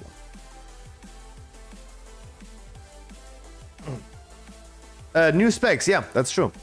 That's true. A lot of people will play it, especially. Yeah. I'm just not a fan of the fact that in 4 weeks I have no one to play with anymore. Right? This is the only thing that I'm worried about. Right? This is what I'm worried about. And I hope you guys can agree on this. Otherwise, War Within news always going to be posted on Stormfate. Keep that in mind. We're going to be playing beta when it comes out. Keep that in mind. This is the thing, like you're saying, how does your stream survive that? Keep in mind that whatever happens, we're going to have a 6 months of beta. And your boy is going to be doing a lot of guides, as we did for Dragonflight. And you will probably see way more beta content than retail content after the next 5 months of Season 3. I can't imagine a 10-month patch. Would not be the first time, though. It's just like, why not classic content? I'm tempted, but I'm not yet convinced that I want to do it. I'm not yet convinced. It depends how dead. It depends on how dead Season 3 is gonna be.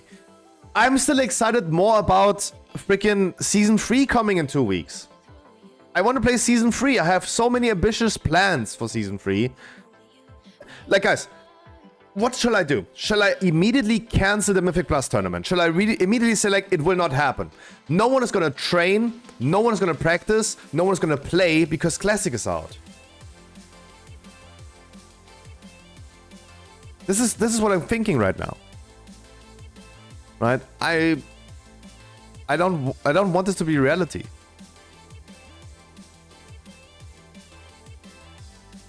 Would someone join tournament? Probably not.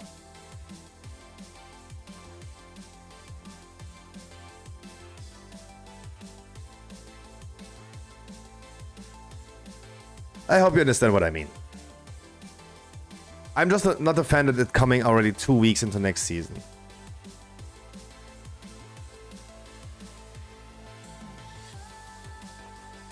Super long betas are not are counterproductive. Yeah, but what else? I mean, they did not announce Half-Life 3 yesterday. They did not announce GTA 6 yesterday on BlizzCon. So what else to do? I don't know. The answer to the question, Scruffy, what are you gonna do? Is your stream gonna survive 1 year of next patch? The answer is no, and I don't know. I'm probably gonna start an OnlyFans and consider this as my content creation that I do, and just stop streaming. Good, right? That could also be a thing, right? We don't know. We don't know. Do classics so good? Again, I don't know yet. I don't know yet. We'll see. It depends on like how the hype is. I have planned every single day to raid. I wanna raid and retail every single day next season. And I really wanna go with that and try that.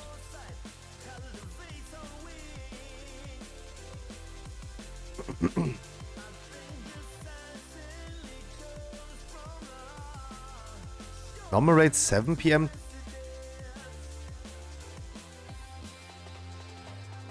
What? I don't know. Fix was absolutely drunk yesterday. Fix was absolutely drunk yesterday. I don't know what happened. Guys, I was writing news and yesterday suddenly at 3 AM. Fix is fronting me that out of nothing, right? I have not had contact with any single person for like 6 hours yesterday. And at 3 AM in the morning, Fix whispered me what an asshole I am. WoW players are wild, right? No wonder I don't want to play WoW. No wonder. This is the type of thing that I just don't want to play WoW anymore. At all. No classic, no retail, no nothing. I had no single human contact for 6 hours. And suddenly I'm getting called that I'm an asshole. That was wild. That was wild. I just don't... This is like... You guys are wild. Getting called an asshole after I kick you out of a raid is one thing. But out of nothing, just like, oh yeah, I forgot that my daily dose of calling Scruffy an asshole is like missing, right? Nothing good happens after 2 AM. Yeah, especially on a Friday night. Especially on a Friday night. Especially then. When everyone is fucking drunk. Since I don't drink alcohol, like, drunk people are so annoying. Holy shit. Helly has been texting me in Discord and asked me... Did you hear about Sam When Fried found guilty? I have no idea who that is. I have no idea. And very good, me too.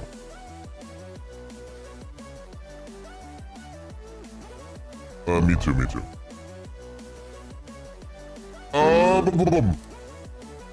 I think this recaps everything on BlizzCon. I think we can just hop into some dungeons. It's almost 5. It's Saturday. I think there are maybe some people that want to do dungeons. And we can just continue talking about stuff as soon as we are in there. As soon as we are in. Surely, of course. Still hating the fact that Asmongold is such a hater, and the fact that everyone seemingly hates the thing. Kind of sad. I think it's kind of sad that everyone hates the next expansion. I wish you guys a good morning, everyone watching on Kick, guys. I wish you a fantastic Saturday, everyone watching on Twitch, guys. How are you doing? Corky, Fresh, and Hartley, EVG. How are you doing? Yummy Yost, you got the Bruce, you. Melone Jam. Medane, Lago Ball, Killswitch, Jedit, Iref, Holy, Hellraiser, Fireloud Existence, CJ Charef, Bevers, Anthony. I think that's already it. There you go. Can I hear your opinion about what?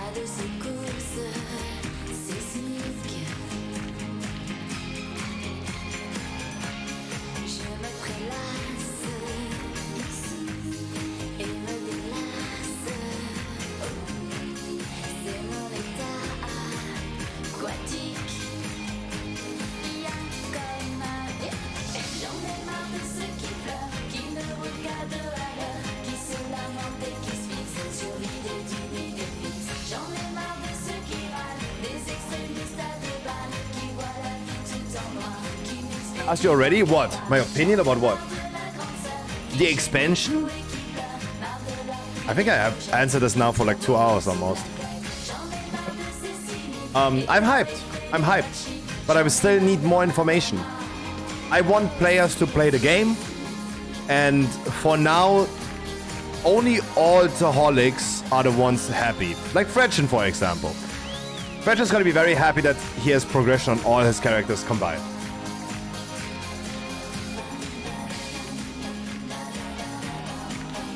Right?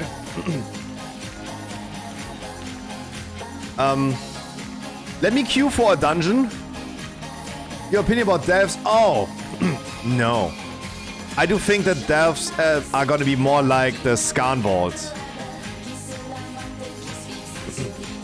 No, sadly not.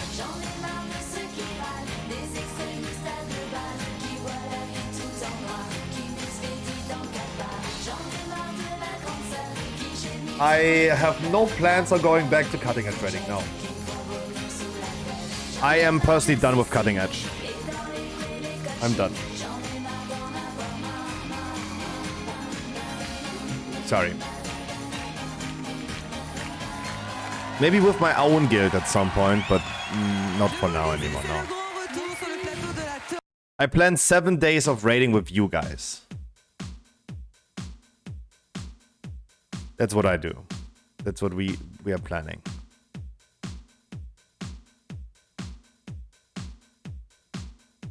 When cutting edge raiding with Stormfade, yeah.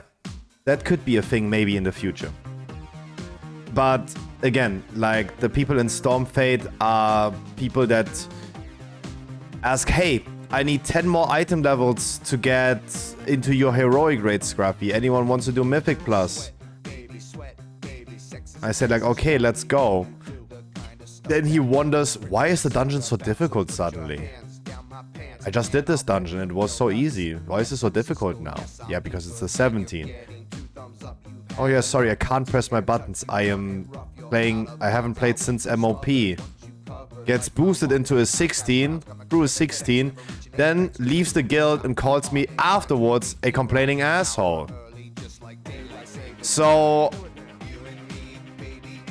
we can't even do a dungeon with people from Stormfade, so the cutting edge ambitions of my own guild are definitely on ice.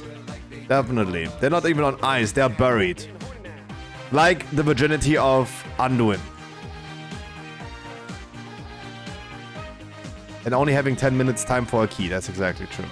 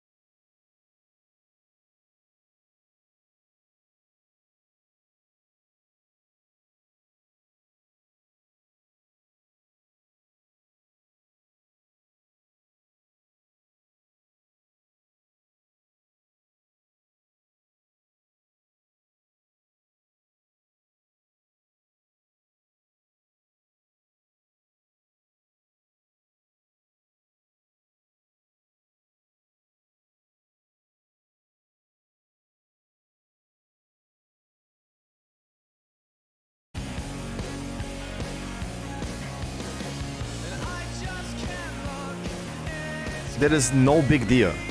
A latency of 100 is doing nothing. It feels like you're on the same server. I have an NA account.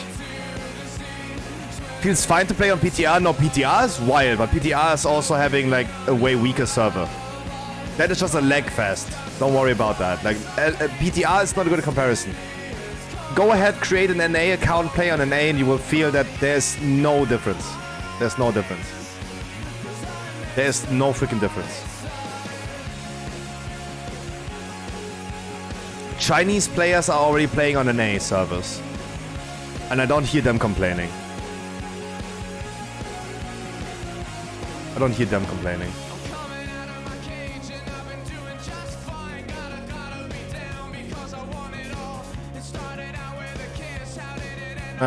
But yeah.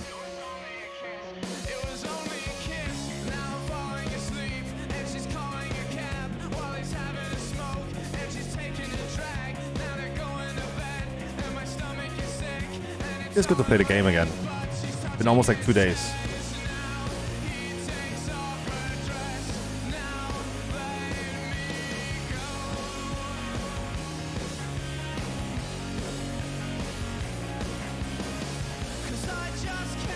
Why can I not? Wow, 2 days of not playing and I'm all completely unlearned how to play. What the fuck?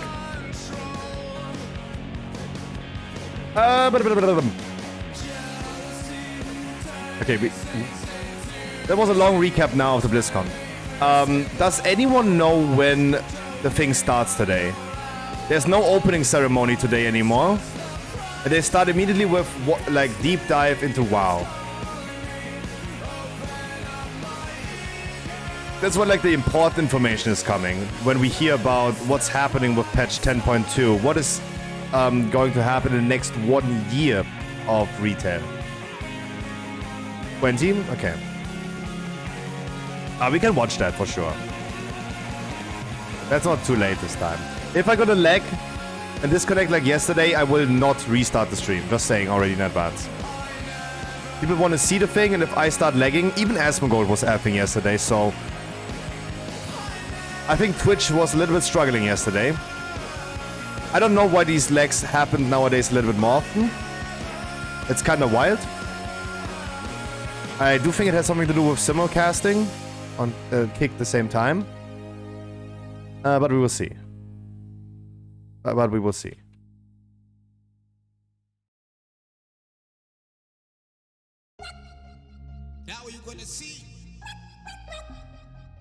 Bertram is from Israel. Is a terrorist? Is he from Israel? Question mark.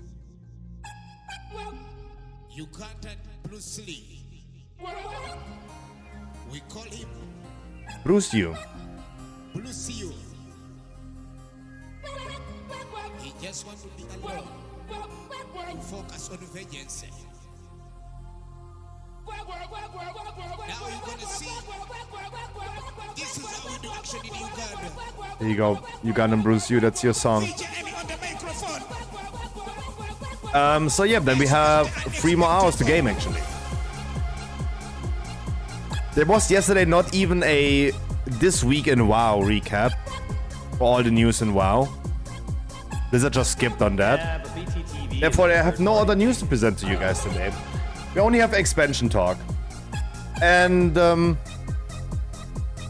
let me ask this question. Who of you guys is going to dip out of Season 3 and will play Classic?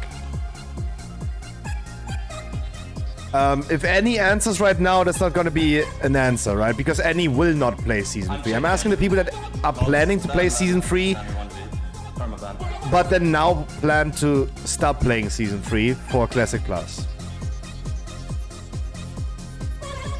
Right? I'm only asking the people that are actively playing retail now. Who of the active retail players... Actually, okay, I'm actually then asking no one because no one plays actively retail. Person watches this video. Chat 1. Yeah, true, who am I even asking? All with emote. V von Zulu. So getting no answer is probably either either means that Stop watching Gachi videos. Gachi is yeah, love. no one plays retail. That's probably the answer. Gachi is life. Gonna try season 3 for 14 days and see what's going on. Yeah. Yikes. I had a lot of plans and ambitions, and somehow they got like very diminished. GDKP runs, Mythic Plus tournament that we were planning.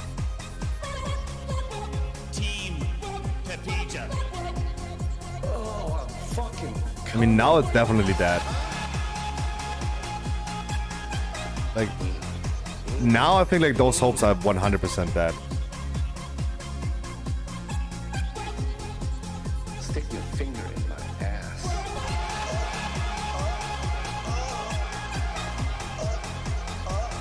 Don't stop.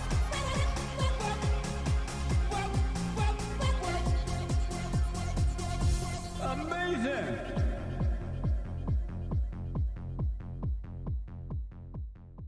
Our healer? Oh no.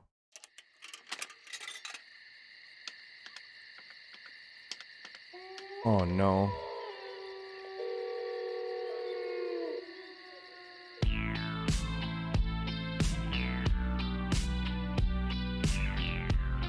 What if I take you like 1 to 2 days?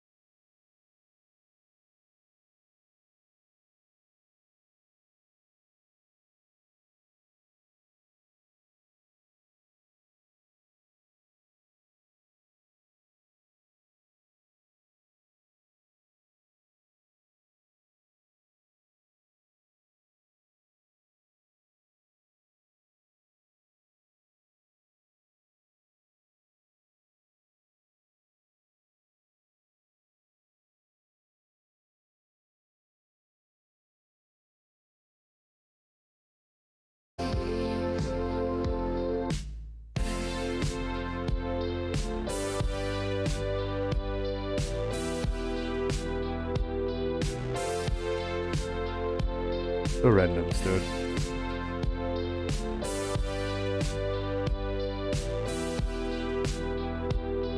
Ooh, we're missing some interrupts in here.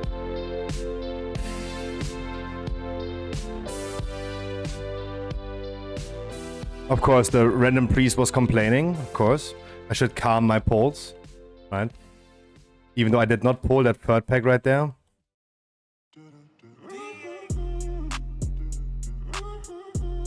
Crazy that he did not leave the group after me giving him feedback.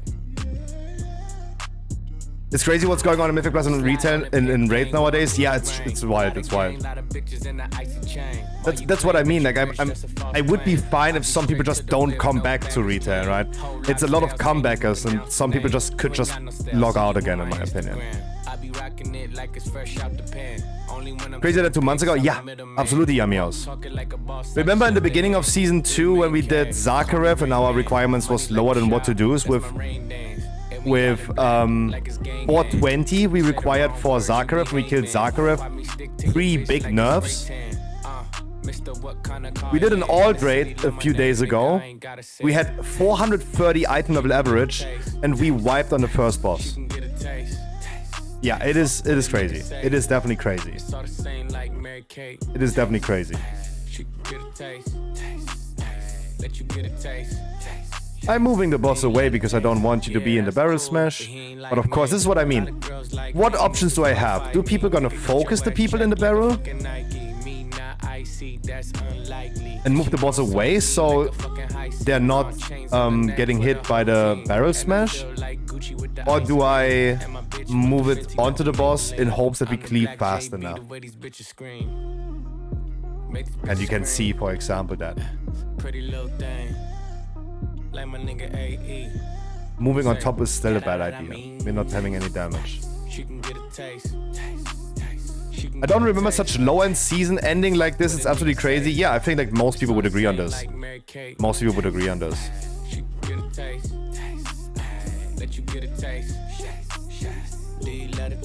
Yeah, that's cool. Yeah, I'ma put the drip on the plate.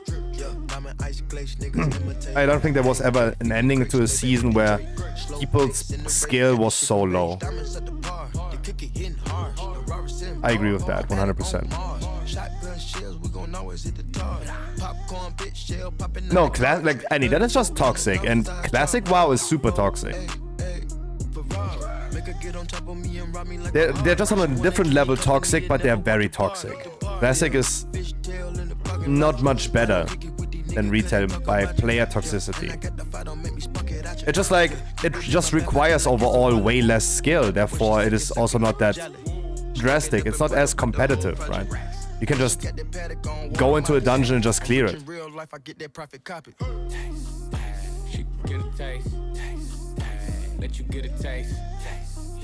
Do you love the taste? Yeah, that's cool, but he ain't like me. LA, you can get a taste. Hi, Harklame. But you were here already. I thought I did definitely see Alize. New York, do you love the taste? Shot-town, you can get a taste. Houston, you can get a taste. Hey, Portland, you can get a taste. Overseas, let the bitch taste. She can get a taste. She can get a taste. Do you love the taste? Worldwide, they gon' get a taste. But did grocery shopping and laundry start? Ooh.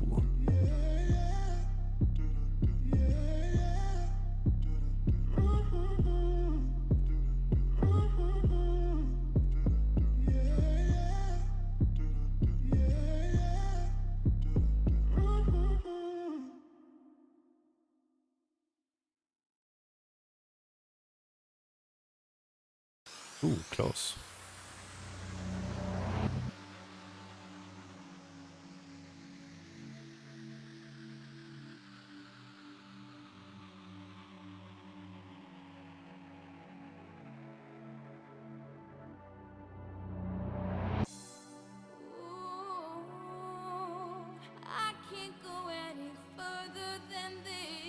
I see.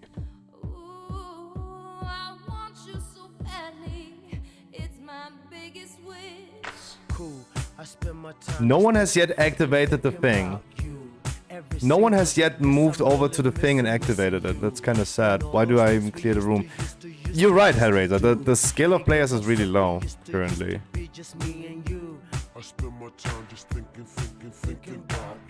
Classic more toxic than retail? And hello, by the way. Yeah, absolutely. Absolutely.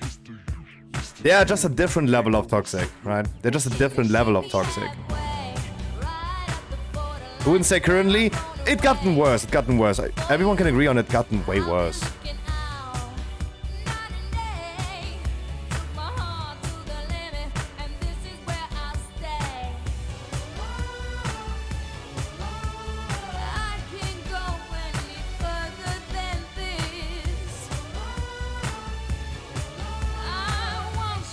Like, even if you say like the whole season was bad, you can at least claim it gotten way worse.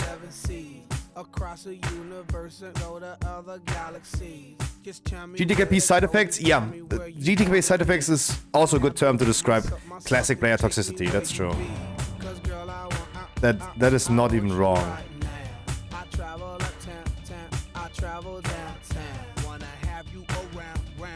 Every single day, I love you always. I'll meet you halfway.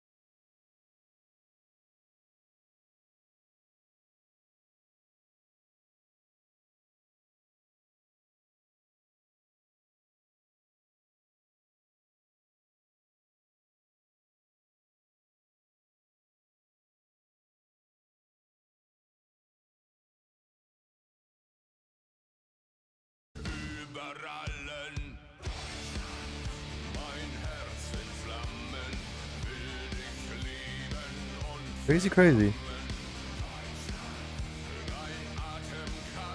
But I mean, I had to bring 3 randoms. Because everyone has checked out. Physically, not mentally.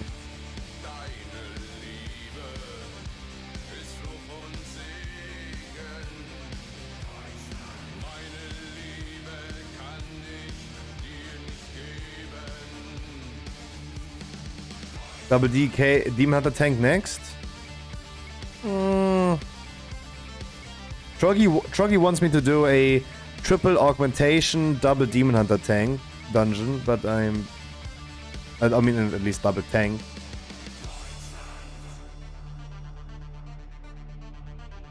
I am very ambitious. So El Dreisto, I am personally very ambitious about season 3. I have a lot of plans. I have a lot of plans for season 3.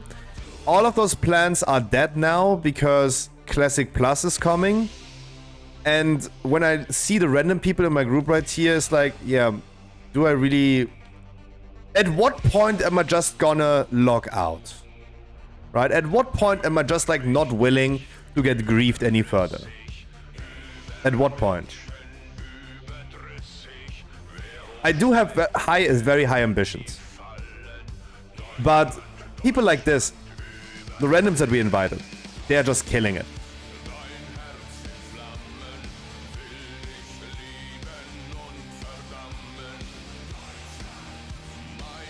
Right? I do think season 3 is going to be great. I think it's going to be a lot of fun. It's just going to be a season, right? It's not going to be something that's going to make you play 24/7, right? That's not going to be a thing. That's not going to be a thing.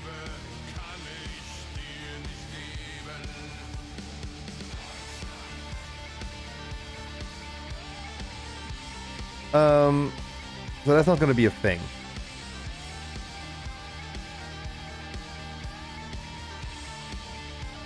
Oh boy. And back to Underrod.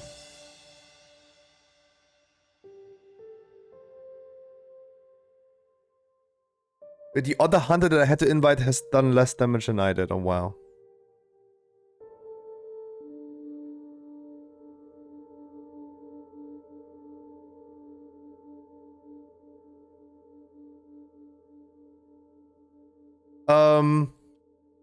I think like, I don't know.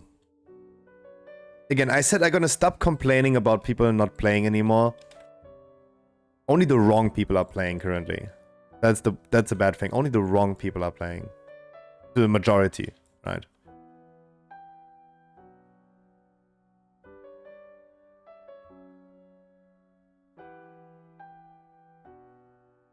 For the majority of people, it's... What is Delves?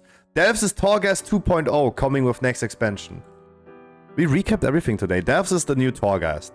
But instead of Torghast being like necessary for you to do for character power, it will be optional. You call it Island Expeditions? When I see like 1 to 4 player fun is like for me just Torghast. Like Scan Vaults. Right? But actually with content. Not just like opening a door.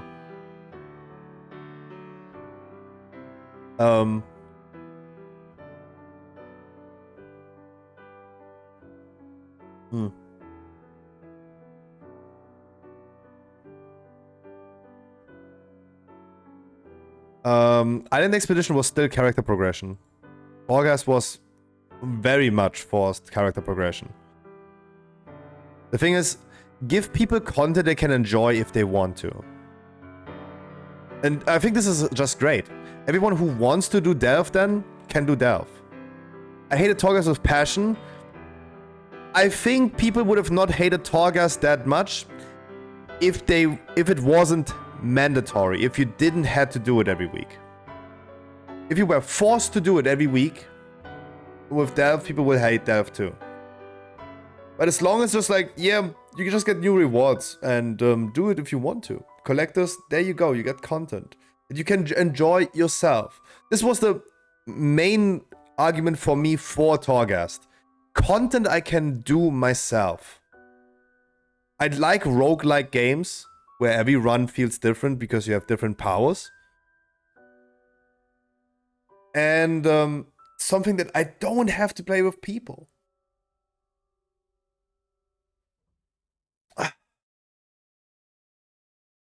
Yeah, but dev is not mandatory. I like Torghast a lot. I want Borrowed Power to be back because I want something to grind for outside of Mythic Plus. Solo content is always great. Just something that makes me log in on my own and just grind on my own. Not deal with those randoms, right? Not dealing with those randoms. This is what I think must be in the game. And Delve could be that type of thing. It's just like too optional. I like a little bit of like an incentive, right? Like a carrot on a stick in front of me that tells me, hey, you want to do this. You get cool powers on this. Solo raid and dungeon doesn't have fuckers in the group.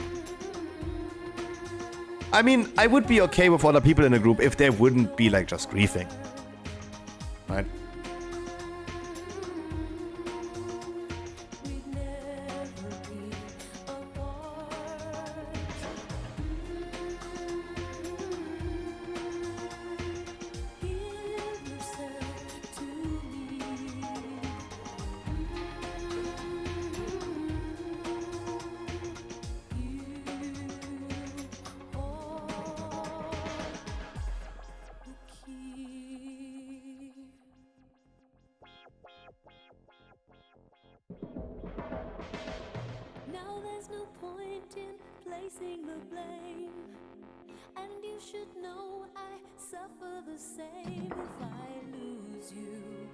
Oh, that's... Wait, it's El Dreisto. I was like, oh, Mistweaver. But no. You deal with randoms because it's the end of the season and you are still doing keys. That's why.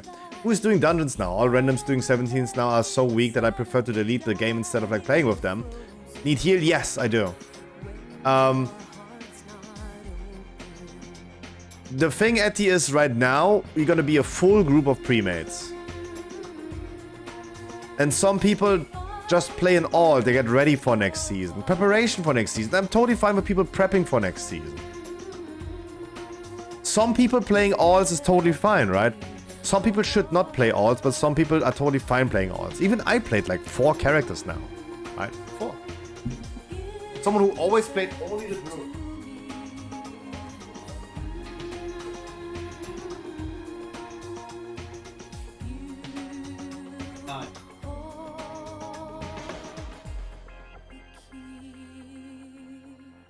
Even I play a lot of alts and prepare for next season. And sure, you're right. It's like all the people that are prepping.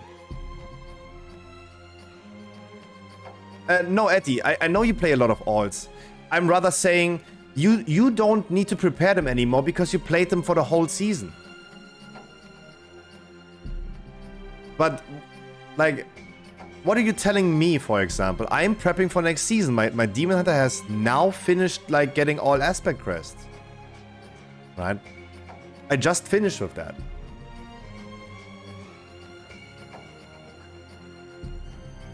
Literally just a few days ago. Because I now decided to play a lot of alts. And they're all ready now. Right? They're all ready now.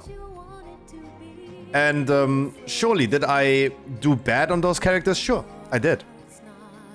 But I learned very fast and have been at least I've been at least carrying my own weight at some point. Except for the Brewmaster. Fuck the Brewmaster. Like, stop making the Brewmaster example. Fuck that character. That thing could have 600 item level and could not carry its own weight. Fuck that.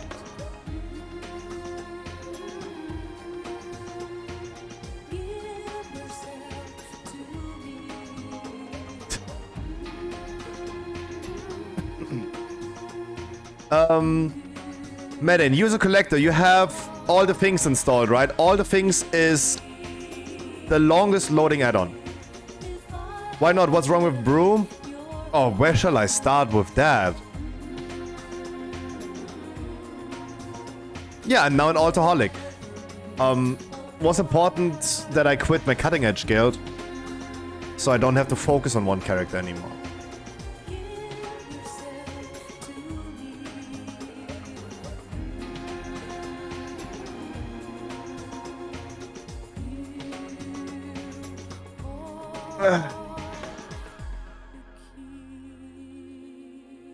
Yeah, but Brewmaster right now is so bad. The only reason I played Brewmaster is to prepare for the case. He might be best in slot meta next season. That thankfully got nerfed too. That thankfully got nerfed too. So definitely not playing my Brewmaster anymore. Brew just sucks. The class that has 8 million buttons. And it's not even as strong as any other tank. It just sucks ass so fucking hard.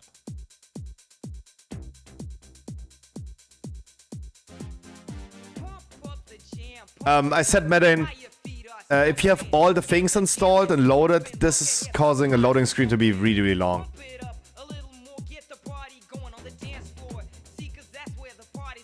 You reach a point in Mythic scene and you're pretty much locked to your character. Does it really end up being like that? Yeah, I think so. As long as, guys, I don't know really about every one of you guys completely, but I do think that most of you guys are not playing competitive. I'm sorry to say, this is a AoE flame now. None of you guys, I think, is playing competitively. If no one, if you're doing a 28 key or higher, that's competitive. You play 28 keys, Gassy? Damn. I mean, there you go. Then yeah. Then yeah. But everything below that, you just play whatever you want to play. Right, you see in sub-creation that every class and every spec can be played up to those key levels. If you go higher than that, if you go for 30 keys, then yeah, you're really locked into one character, for sure. Most likely. You mean Mythic Plus or rating? I just said Mythic Plus because I had 28 keys. If you're cutting edge rating, and you're not in the top, let's say, 200 worldwide, you can play whatever you want to play. My guild was consistently rating like 600 worldwide. That's already bad, right? That's already bad. That's already really late. That's already really late. We were never forced to play multiple characters. We were never forced to farm any sockets or anything, right? We were just gaming. We did what we wanted. We just cleared. We were semi-casual, right? Because we saw this very, very casual. There's no stress. But us when? First pull. So if you go over that level, then you're a competitive player and you're probably locked into one or even like more characters, but you are locked in, right? That's true. Again, for Mythic Plus, if you're playing over like 26, 27, 28 level over that, then yeah, you're locked into like one perfect main. That also is the meta. Everyone else can just play whatever they want to play. Every spec and everything works.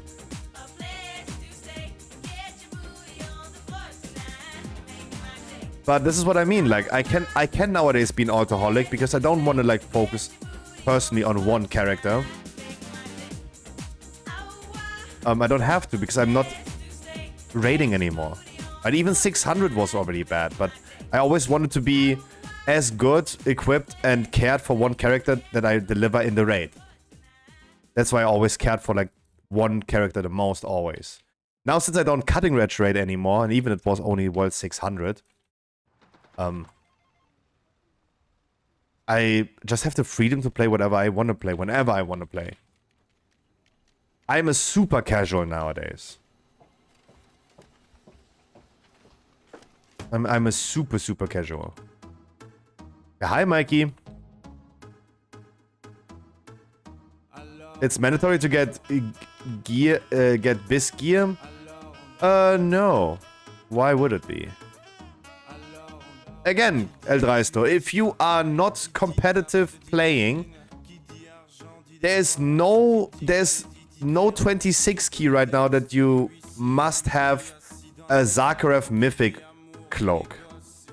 There is just not.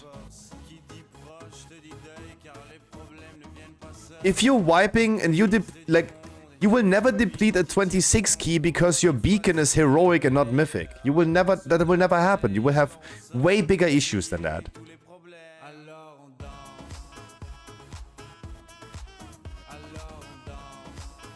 Within 3 weeks of next patch, you will have 4 set. All that has to happen in that time is you getting one raw tier set dropped in your Great Vault. In the first week you get your first tier set item. The first week. Creation Catalyst is immediately open the first week. Boom. We have already 1 tier piece. Second week, you're gonna have Keystone Master, 2000 score. You only need 13 keys, right? Absolutely hardcore casuals, right? If you're really like a hardcore casual, a 13 key is like... You don't even have a second affix. Or, aka a third affix in the 13 key. And that's what you need to do.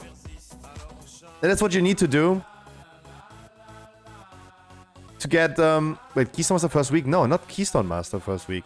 You get Keystone Master second week. If you only do 13 keys. And then you get a second tier piece. And then in the third week of next season, you get your third item. Every week from next season, you will get a tier set piece. Every week. If you just play a little bit. Just a little bit of like casual play. Not competitive, only casual. And then you need like luck to have like either like 1 tier set dropping in the raid or 1 in the Great Vault. Every second week? No, every week. Every week. Again, guys, listen to what I'm saying. Existence, please listen to what I'm saying. If you do 13 keys, you do every dungeon on the 13. In the first week, in the second week. In the second week, you get that Omni token that you can then turn into a tier set. 2000 score in Season 3 will get you a tier set piece. That means in the first week, Revival Catalyst. Second week, Keystone Master. Third week, Revival Catalyst. You have 3 pieces in 3 weeks. And then, if you have luck in the raid, or in your Great Vault, you have already 4 set in 3 weeks. Everyone. You just need that Great Vault luck a little bit. If not, then in 5. It's totally fine. Or Firak drops you the Omni token. Whatever, right?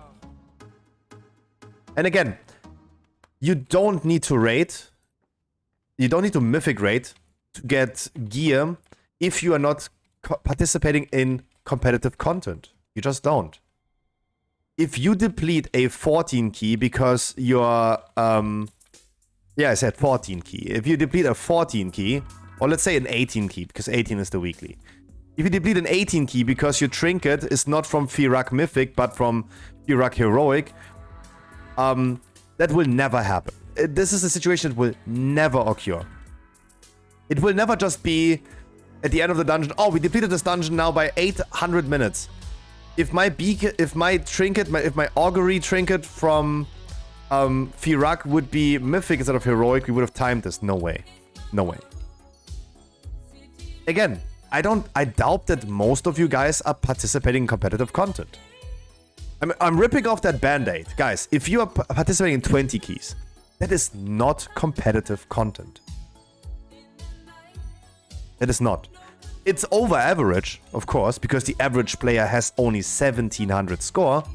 Correct?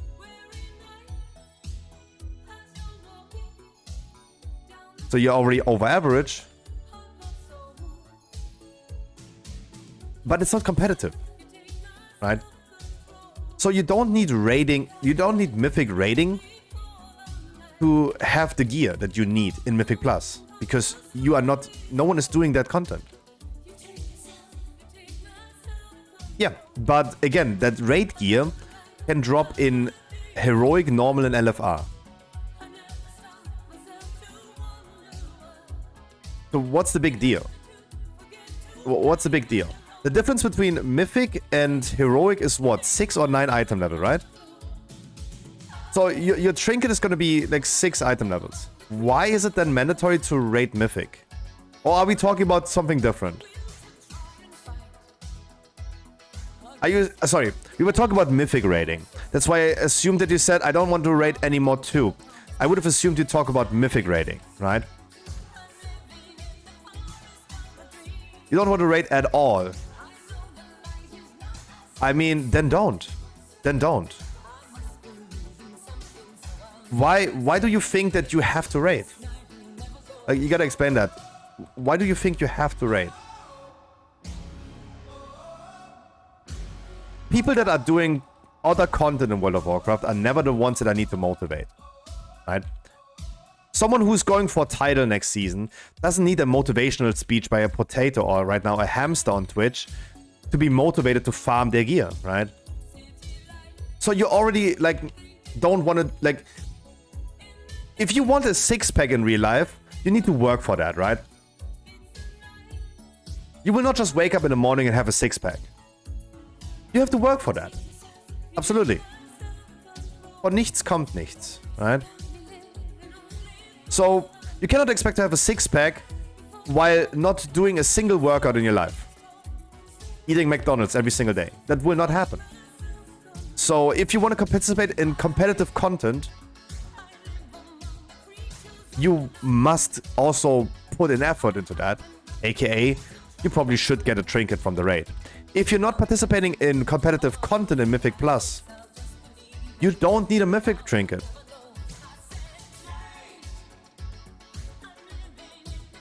Fuck?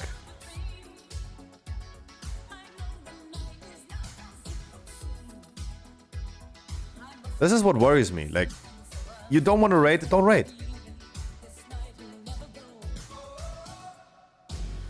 And of course, no one is going to pick you anywhere if you're not putting in any effort.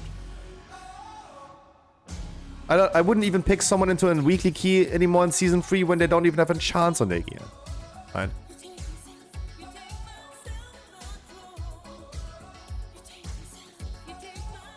The people that are running 30, 31, 32 keys right now, none of them needs my motivational speech to be motivated to farm their gear for that content, right? They don't. They're already motivated enough to do the best, right? I don't need to talk to a bodybuilder and tell him, hey, you need to work out, otherwise you will not keep your physique. Like, this guy's already motivated enough to put in everything that he needs to do to get to his goal, right?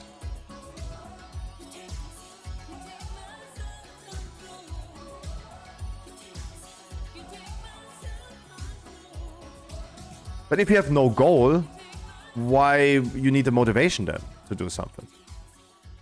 Right? Just don't then. Just don't. Right?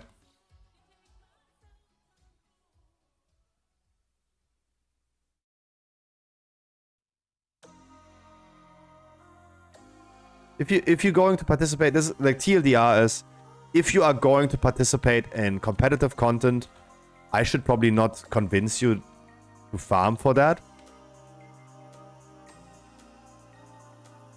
If you are not participating in competitive content, just don't. Just don't. The only items in raid is 3k score a good goal. I think that's a cool goal that you set that yourself, but you don't need any raid items for that. Guys, what is currently 3000 score? It's a 20 key, right?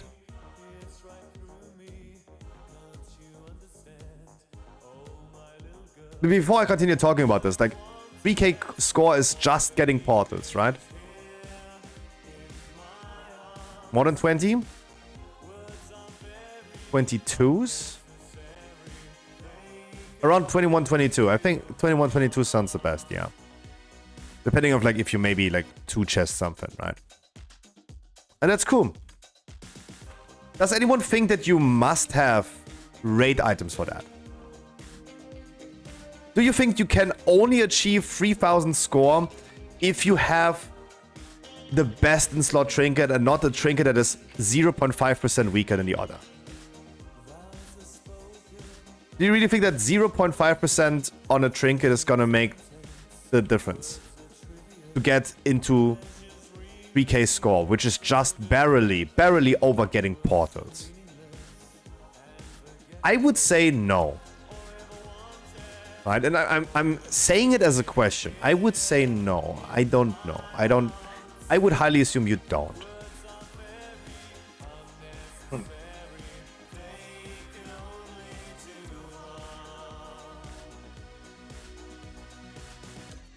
Spore clock mobile reverb? Yeah, that's true. That's true, that's true, that's true.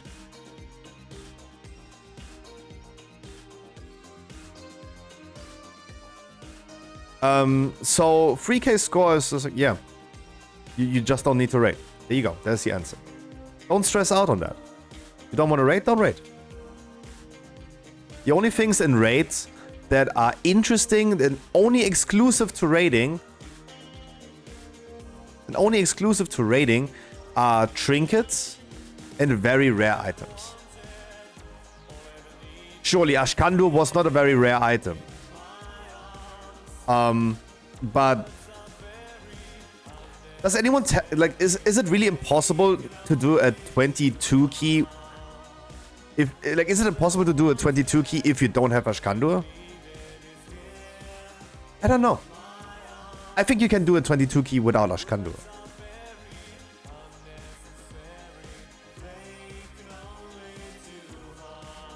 No, it was not rare. That's why I'm using it as an example. It was not rare. But this is like an exclusive item that you can only get in a raid. Right? The topic is you can't play the game without raiding. And my take on this is you can. Absolutely. And you guys are putting in too much thought into that and too much stress into something that doesn't require stress.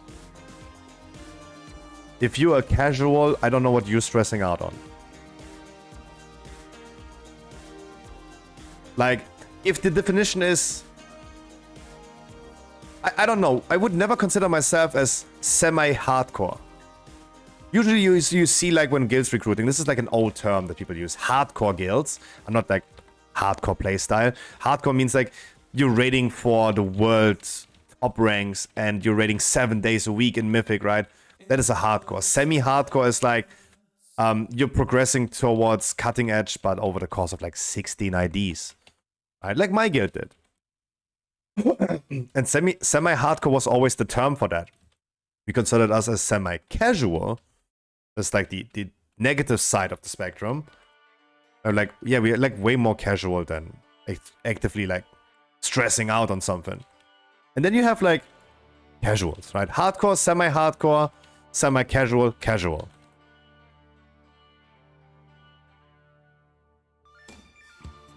And you really don't need to raid at all if you are not hardcoring. That's my take, that's all I'm saying. Right? I don't think you must have Beacon. I don't think you must have Rush Shock Trinket. It's not a rare item though, but it's still a trinket. I don't think you need Jarun. I don't think you need the Cloak from Zakharev. Especially that one was already flamed very early on. To do a casual goal.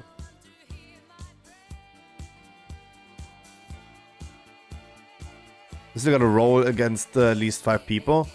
Yeah. Annie, try to listen to what we are talking about. We're talking about, can you do a 21 key or 22 key without Ashkandur?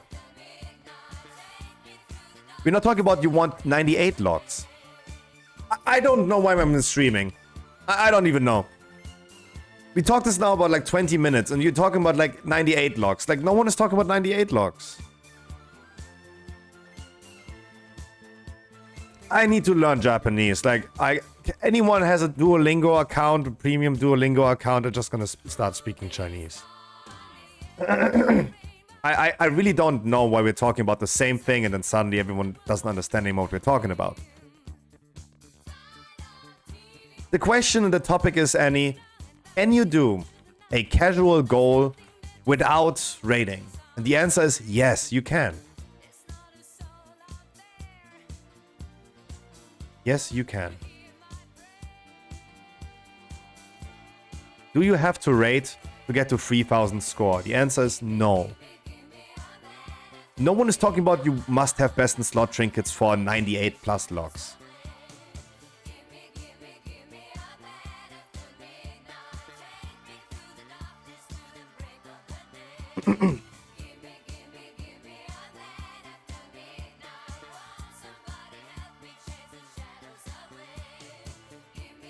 Because you only need it for that and not for Mythic Plus. Really?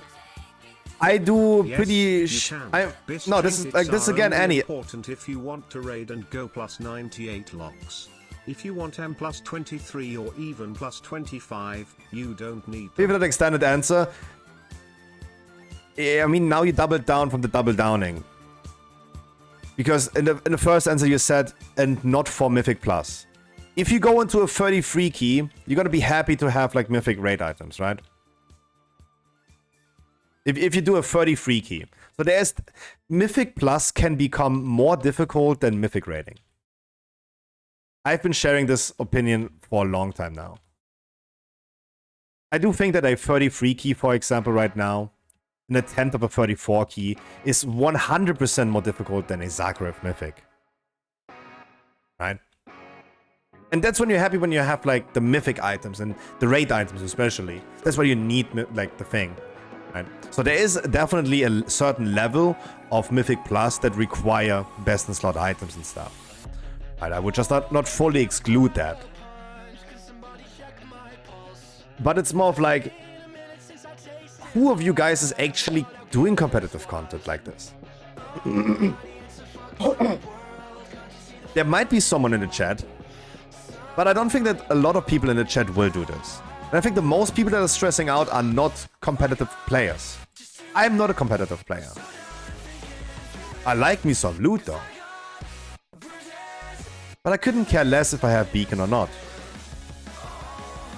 If I deplete a dungeon, it's not because I'm missing beacon or like don't have it on mythic level. I think I'm gonna have in my keys when we do 18 keys. 18 keys are the weekly. Sure, we're gonna go for 20s. We're trying 20s because limited crests in the beginning. And I do think they're gonna have way bigger issues than someone not having mythic beacon. That's all I'm saying. Right? With the revival catalyst and the amount of mythic plus things that you can do, you just don't need to raid. I give one more example. Let's go to Blood Mullet, and I'm not taking Warlock as an example right now. Let's go for Enhancement Shaman. Let's see Trinkets. The essence, of course, is Zim bait in my opinion, because if you go for all buffs, it is gonna be Zimming the highest. Then you have Class Trinket. Raid, Raid, Raid, Dungeons. Accelerating Sandglass is... Is this Raid? No, right? This is Mythic Plus. Right? And Mirror of Fracture tomorrow. So you go from Class Trinket to the dice. It's 0.32%. That 0.32%, because you don't have the best in slot raid trinket, it's questionable if this is gonna be the deal breaker in your dungeon.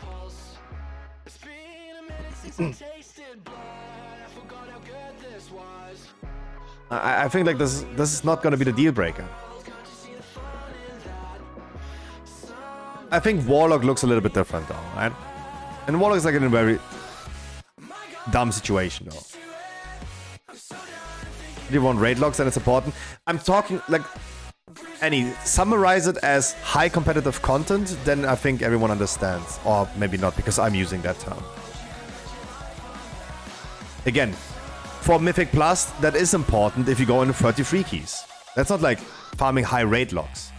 Again, stop excluding Mythic Plus. Mythic Plus can be more difficult than raiding.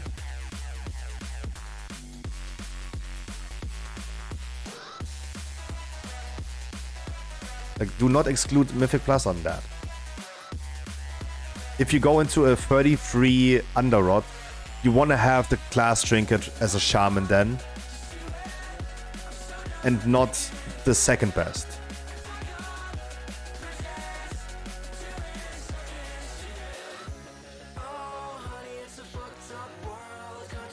I don't think that doesn't even make the difference of 1 key level. So no, this is wrong. You're thinking it wrong.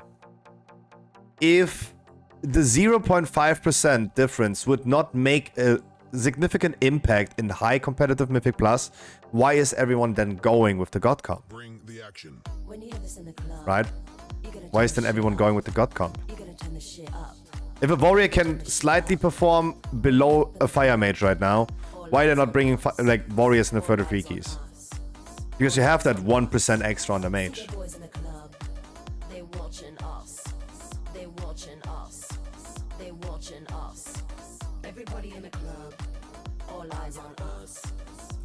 Shaker.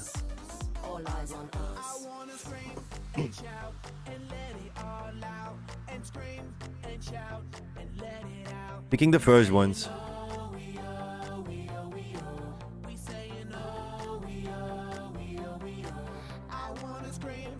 And shout and let it all out.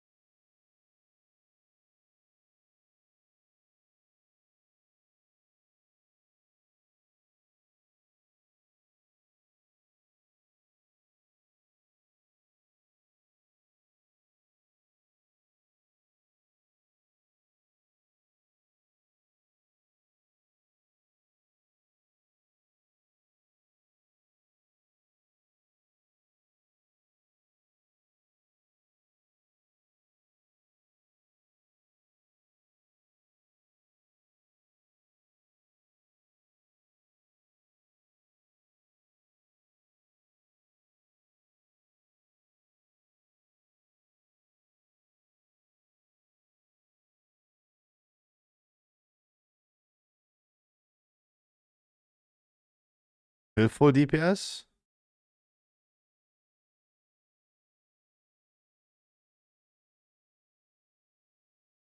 Oh, you did not queue. Wow. I missaw this with this one. Oh. Damn, am I dumb. Damn.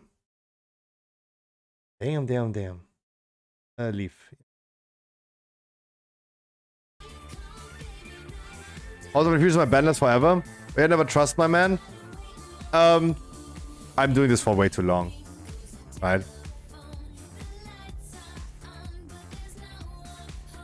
I'm just doing this for way too long.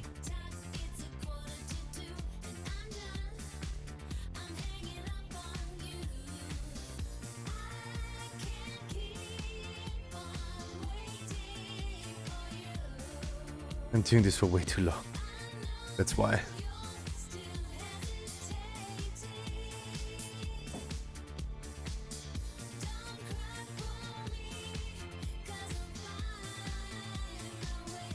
The recipe? You got the recipe? Oh hell yeah.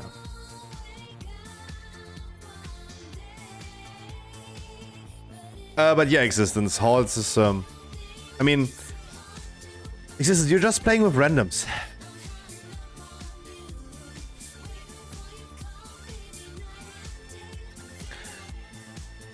I do think that this is like definitely a thing.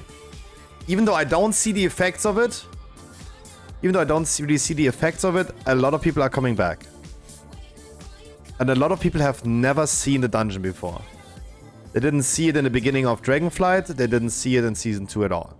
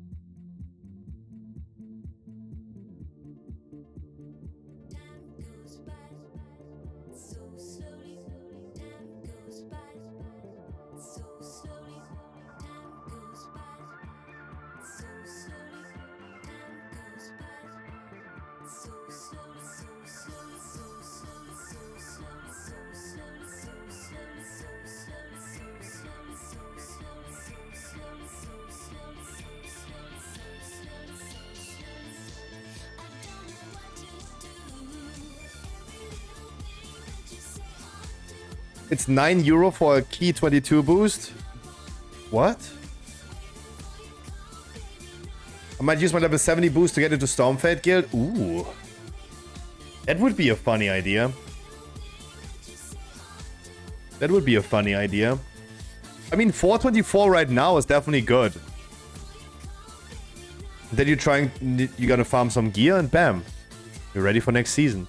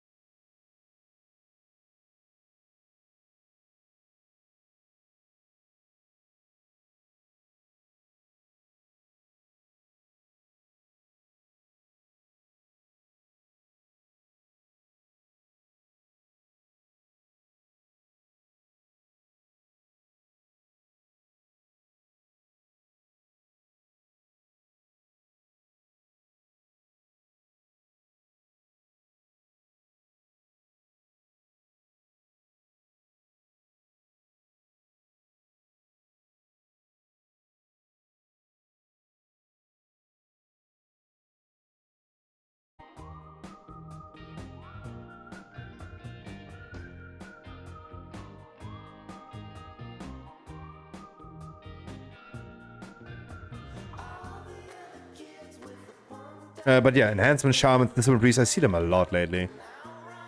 Gonna be good classes. Demon hunters.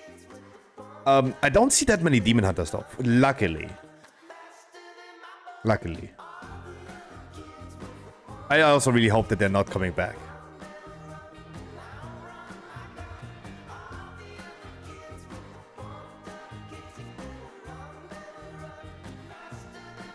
I mean, sure, I'm talking about Havoc. And I was like, huh, Scruffy, you are playing a demon hunter. Yeah, I'm talking about Havoc.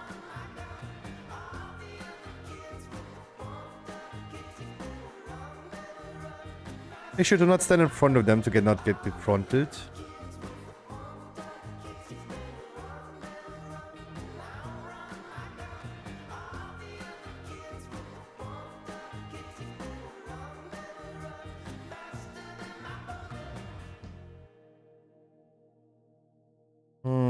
Again, 20k DPS is way too low as a damage-dealing healer. But I mean, again, it's like, yeah, people are prepping. They're learning now. It's not great. What is this guild battle about to start? Ooh, I have no idea. The guild clash, I just posted the news as I saw it. I did not look into it. I think Corky said at 8 PM is going to be the deep dive into World of Warcraft. And that's what we're gonna watch. Gonna be doing my news and stuff. Otherwise, like, the guild clash is, like, not interesting.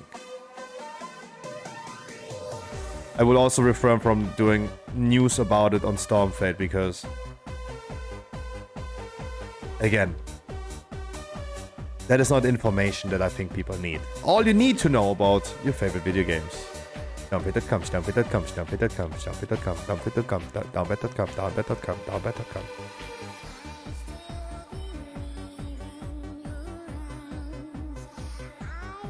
And I'm still sad that they did not announce GTA 6 yesterday on BlizzCon. And no Half-Life 3.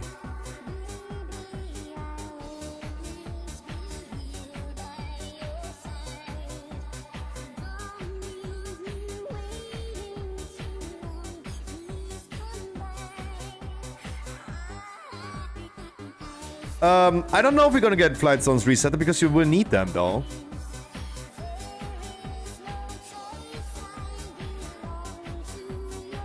I think you do need them. I'm not fully sure.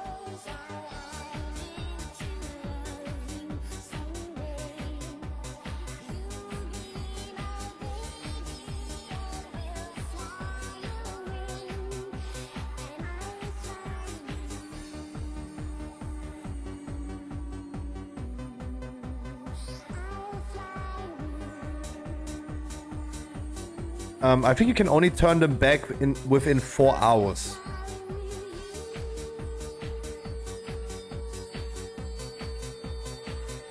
No, I think Divine said she can do both, right? I've been saying the same thing, right? I was wondering, can Divine do the other ring? The ring-bound hourglass? And I thought she couldn't, but then she said she can.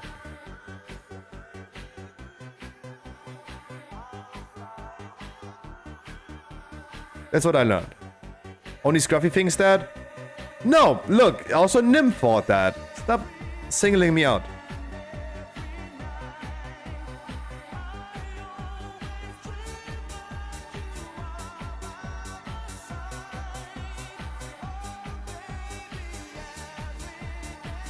Karma? I book a flight to fucking UK right now and come in your fucking chaff Oibruff village and spank your ass. In GTA roleplay, of course.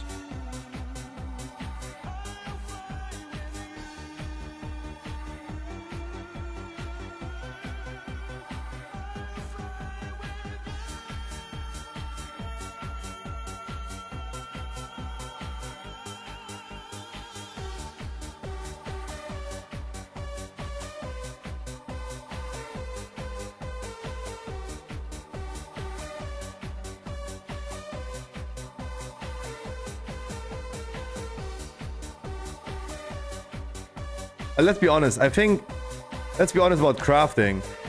Yummy Yo's has never received any tips for crafting, right?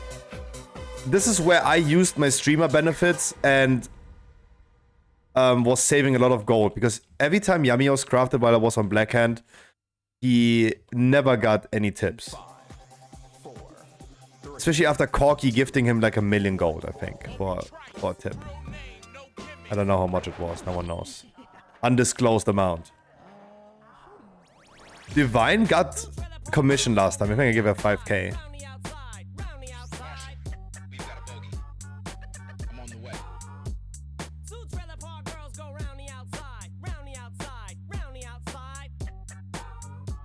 But usually this is the rare occasion where I would just use my streamer benefits.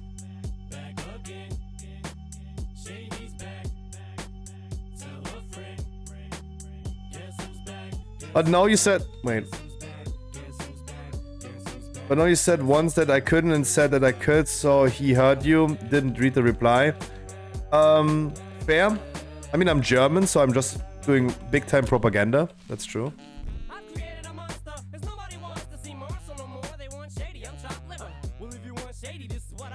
I do think... No, I don't think 5k that I voluntarily tip someone. Divine has never asked for a tip when she crafted for me. She never did. I voluntarily gave her 5k, which is in my opinion, a fair price nowadays. Especially in hindsight of people on our server right here asking for 50,000 gold commission, not even including the metal that you don't have. They want another 10k for the metal. That is wild. Right? That is wild. Like, EVG has been telling me that he found a crafter for a regular ring, the regular one. The regular jewel crafter ring. He wanted 50k. 50k.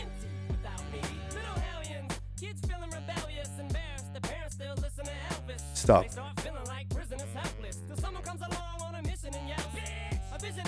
And she never asked, Divine never asked for it. She never said I should tip her. Tipping. Tipping is a different... Tipping and commission are two different things. I tipped crafters already where I was like, okay, he's asking for so low in comparison to others. Let me just give him a little bit extra tip on top.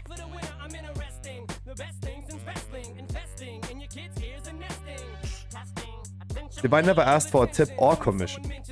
And I just gave her a tip.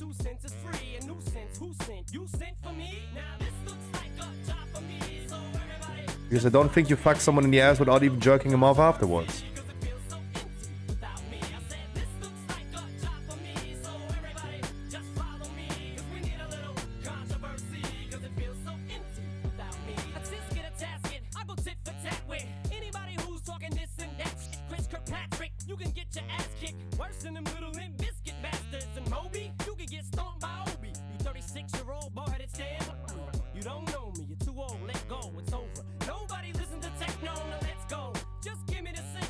Like, I gotta pay him 50k for a regular ring. If he blows me afterwards, sure. Right? That's something. Sometimes I think about shipping, for example. When you buy something expensive and it says suddenly $400 shipping, I'm like, okay. If the fucking DHL man or woman blows me afterwards, okay, I pay $400 shipping, of course.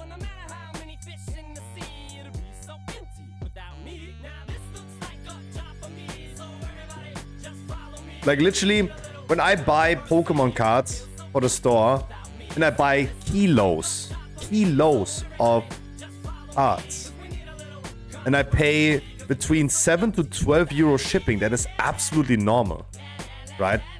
If I would be paying like 50 bucks for shipping, like, okay, at least I get a blowjob afterwards, right? Fuck.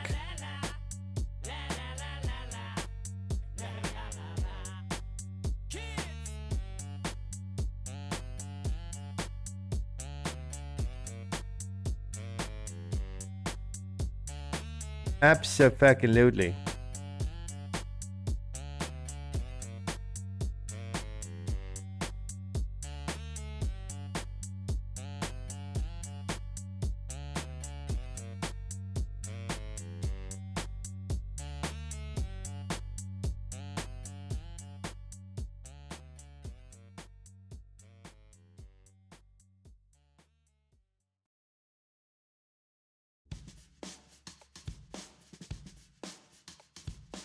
Don't waste your time on me. You're already the dead player in my chat.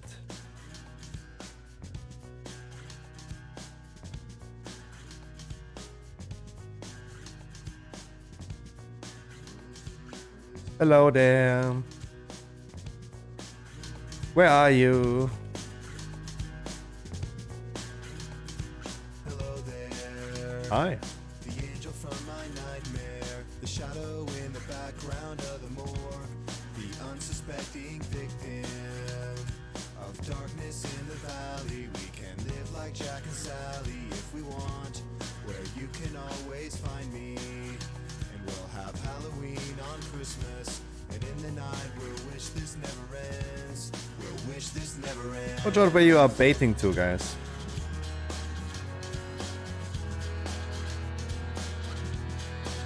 Awesome. Those are the type of people that say in the beginning, in the group finder, hey, I have a 3000 score main.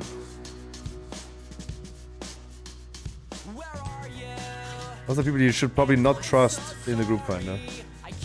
Heal yourself, everyone, party people. Heal yourself. Shaman can heal himself, Monk can heal himself, Warrior is just Warrior. Gotta use your Maelstrom now on just self-heal.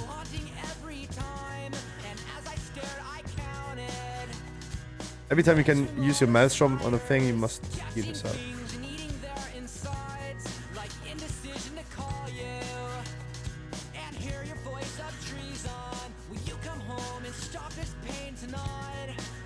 It's not even tyrannical.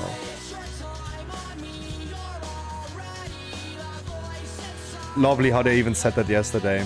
That you put this thing just in the ceiling. Right, the healing rain, when they announced healing rain for shamans in Classic. But they said like, yeah, you can put it on the floor to heal your allies, or just put it in the ceiling. Exactly. At least they are self-aware that those things are just whack.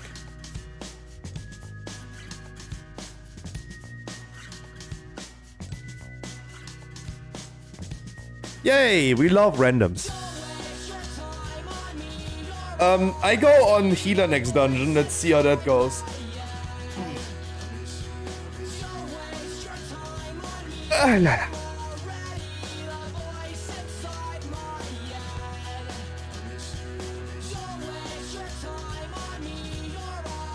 It ends up between 10 and 10k.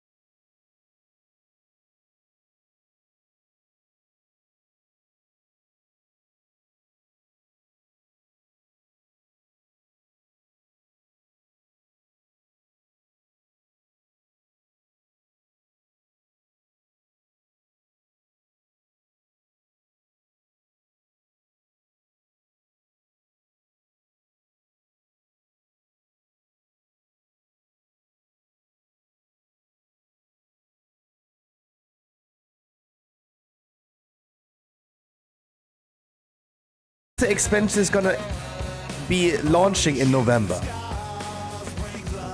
So throughout the next year, around the end of summer into fall next year, you will get an announcement when the expansion is releasing. You get an official announcement date next year, after summer. Because the expansion is releasing after summer. Same as in Dragonflight.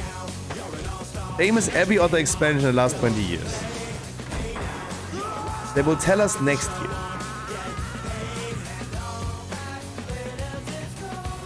There will be no information of when. You can assume because I think 6 out of 8 expansions or 6 out of 9 expansions were released in November. Right? November is always the typical date for a WoW expansion. It's always winter. Or close to winter. I consider November as winter, but it's actually just fall.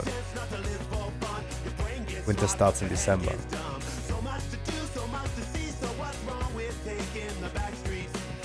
The expansion will release. And this is already official. Right? This is official. This is not speculation. This is official. Next expansion is going to be released after summer next year. That is official. They officially said that. After summer.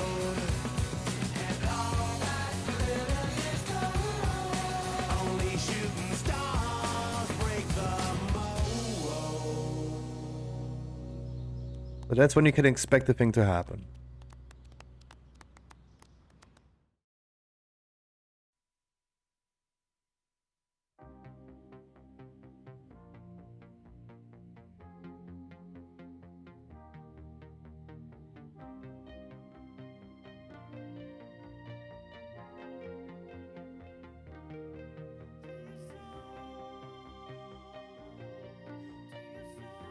GG's. GG's. I'm gonna be logging my healer now. I'm gonna do some healer dungeons.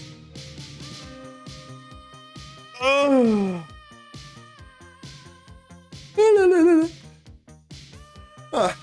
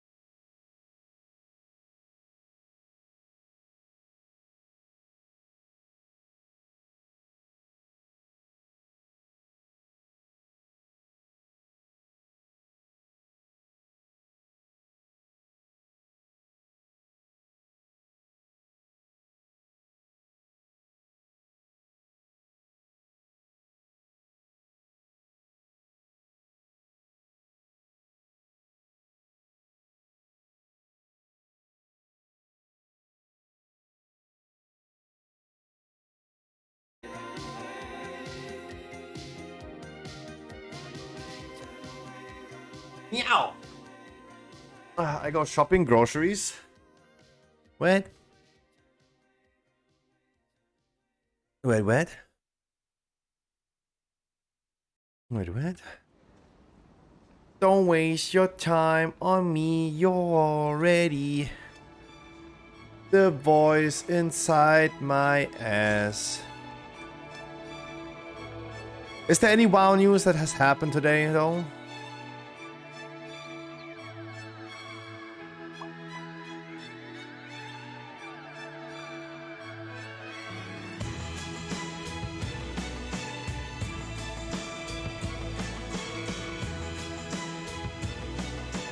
There is WoW news.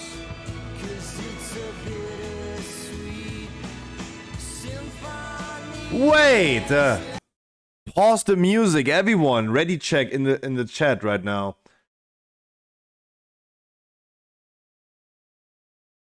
Wait, what? We have WoW news. Cross-realm guilds coming in the War Within expansion. Unrestricted cross-realm mythic. What?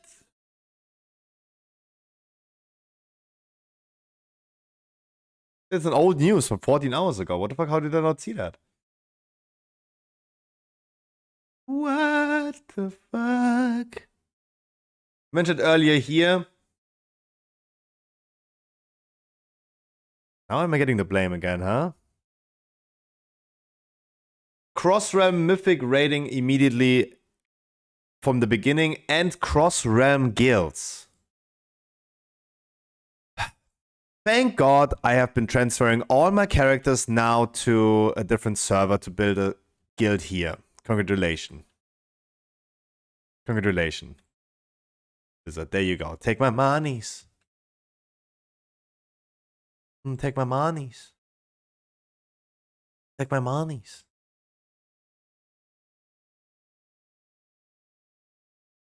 Take my monies.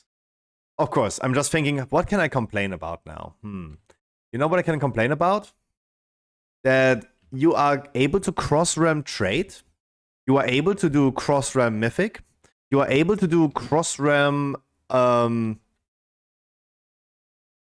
trading. Everything is cross-realm. Except for one thing. Crafting orders. Crafting orders. It will not change the fact. I do think they're going to continue with the professions like they do.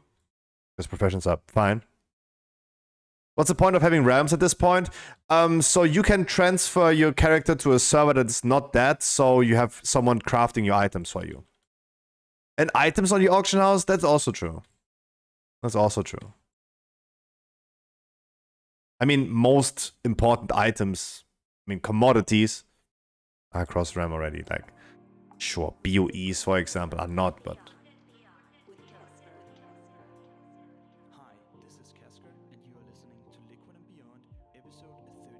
But cross-realm guilds is cool. That's cool.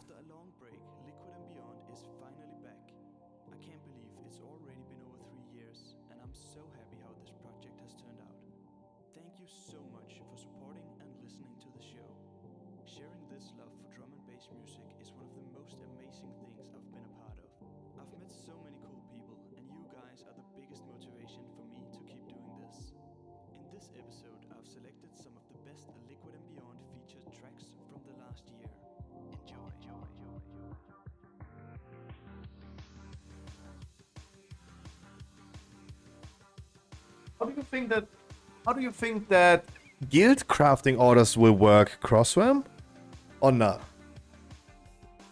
Do you think the guild cross-realm guild crafting orders will work then cross-realm too?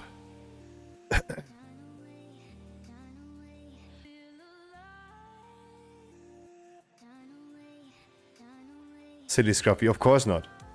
Of course not, true. True, imagine. Looking for 1 DPS and a tank for Neltharian's lair. If anyone wants to. No, that will of course not work. Oh, please, just remove all servers. What?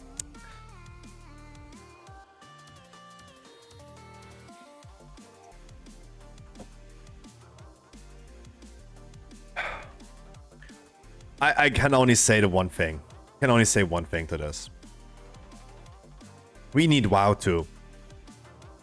We need WoW 2 right now. With all the things that they're doing now, what they fixed, they're only fixing the game. I don't understand. They're only fixing the game. That's all they do.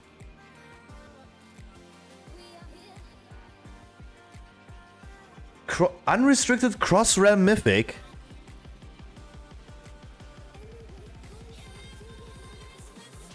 This is overdue. War bands, account-wide progression, so you can play your alls without getting fucked in the ass. Overdue. Over fucking do. Cross-realm guilds? Yeah, no shit. Who the fuck needs a community? You can just do a guild, right? We can just replace the whole community thing. Except for the people, I mean, that are then in a different guild, but we can just form our own guild. Unrestricted cross-realm mythic. Guys, I'm not in a guild anymore that does cutting edge. I'm not in the need of continuously recruiting people. This is so good for guilds. You can do a test raid in Mythic without committing to server transfer immediately. I gotta be honest, this is just overdue. This is not something that...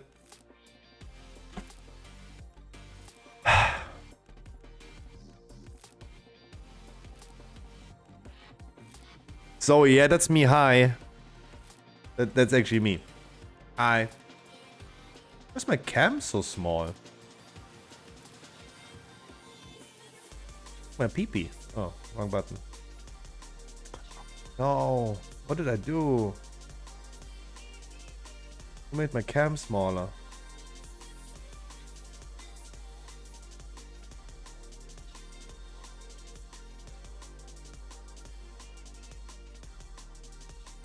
Hi.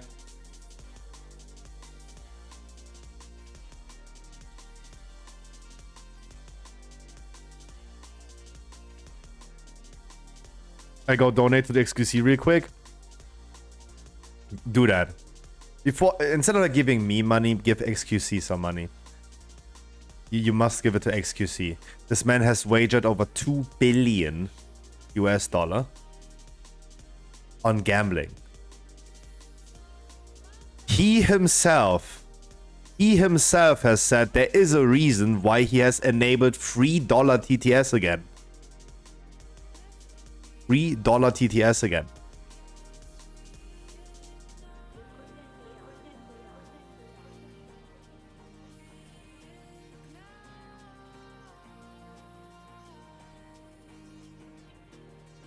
I watch too much XQC.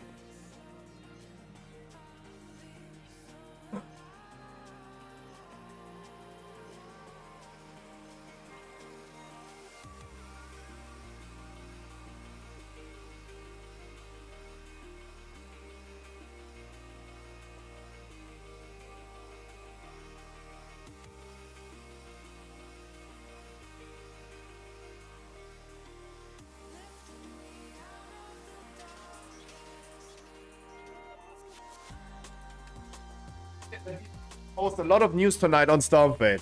Gotta go now. Have fun. You have fun too. Where are you? It's not that British English accent. No, my man. I am from the same motherland as you are, Zoe. Ja, moin Meister. But if I was streaming in German, I would be sitting here and say only Deine fette Mutter. That's why I'm streaming in English. I'm German. Of course. Why did we not summon him, though? Yo, from Austria. Australia. No, Salzburg.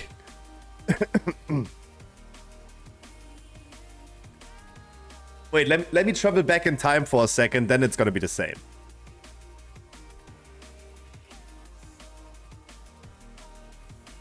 Why fette Mutter? That's how Germans speak nowadays.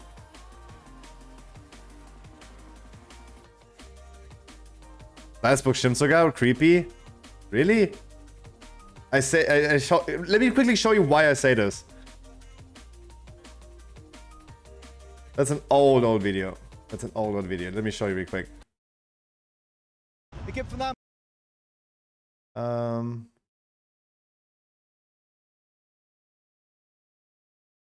There you go. It's from a hardcore festival. Er zit ook veel emotie in, hè? In Australië. Ben jij van? Austria. Ook Australië. Nee, niet Australië, Austria. Sydney of Melbourne? Sydney of Melbourne? No. Austria, Salzburg.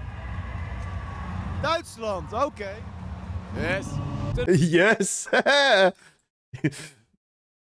Yeah, yes. Of course. That's an old video. Old video. Yo, Zoe, thank you so much. Salzburg. Deutschland. Ja. Yeah, what do you want to tell someone that interviews you that doesn't want to understand that you're from Austria, not Australia?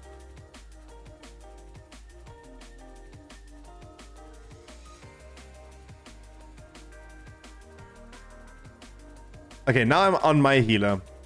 After the last two discipline priests were kinda disappointing.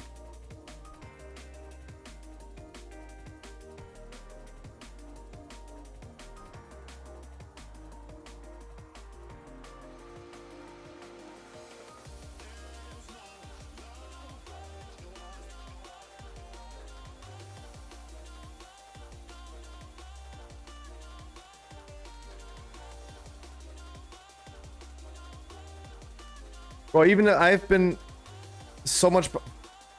having so much fun playing Augmentation Evoker, even though Aug is generally better. I do not understand why people are hating on Evoker so much. People are claiming left and right the worst thing that could have happened to World of Warcraft ever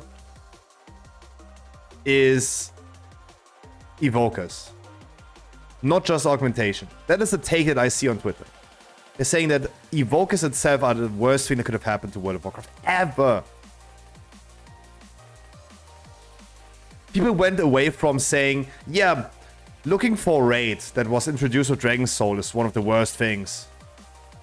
They went away from that to say it's Evokers. That's wild.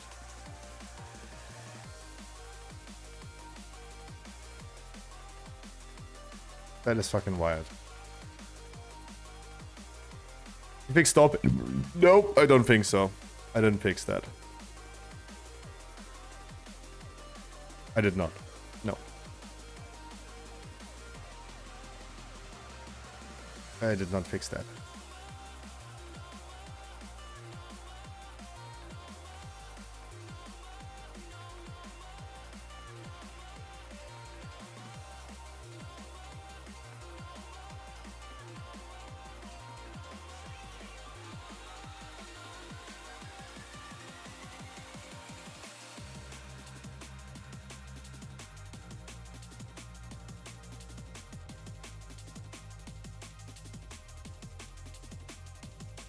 I did not fix that.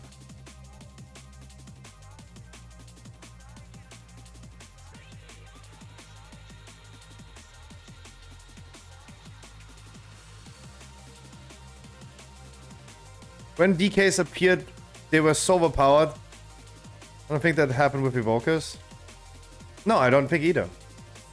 No. Sorry, Ajamu. First of all, Ajamu, a wonderful Saturday I wish you. Second of all, I really wanted you to join again on the raid last Wednesday. Because I kicked Hawa out. And even though you know Hawa as well, you guys know each other for very long, he has unfollowed the stream after me kicking him out, even though I did something that he would have asked for the same if it wasn't himself, right? And I ended this day with 2 angry people. I ended with you being angry about the raid, and I ended with him unfollowing. So, it was a kind of sad day for me. Third of all, I think you're saying that everyone was saying that DKs were incredibly overpowered in the beginning, and this was not a thing with Evokers, right? If I'm understanding correctly. And I agree. I agree. They were not as bad. Augmentation is just an absolute miss. I know it, Jamu. But that situation ended with 2 people being angry, not just 1. That's the sad thing about it. It ended up with you and him being angry. And again, you know Hauer. Hauer has been here for 2 years every single day. And you know him.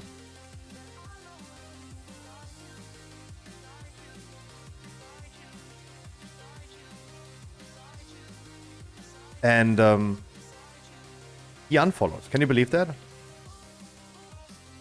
I wanted you at least to come back to the raid, but I ended up with 2 angry people. But again, never mind. Like, let's not talk about that. Right? That's not an old story.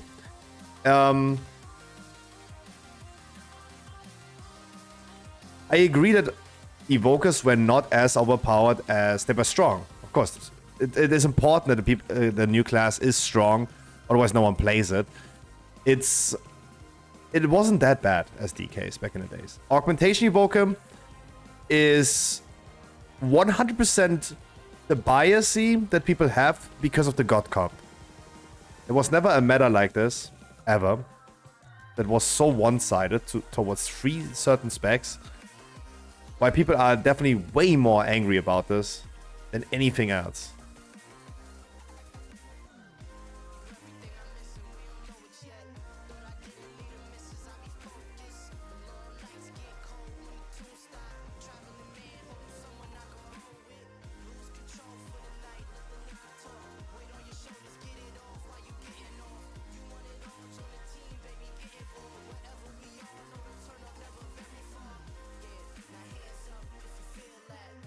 No, I did not abandon Hauer. Hauer abandoned us.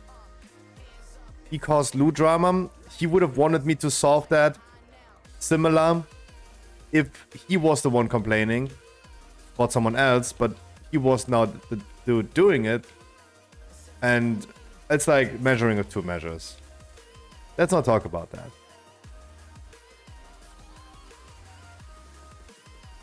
Let's not talk about that.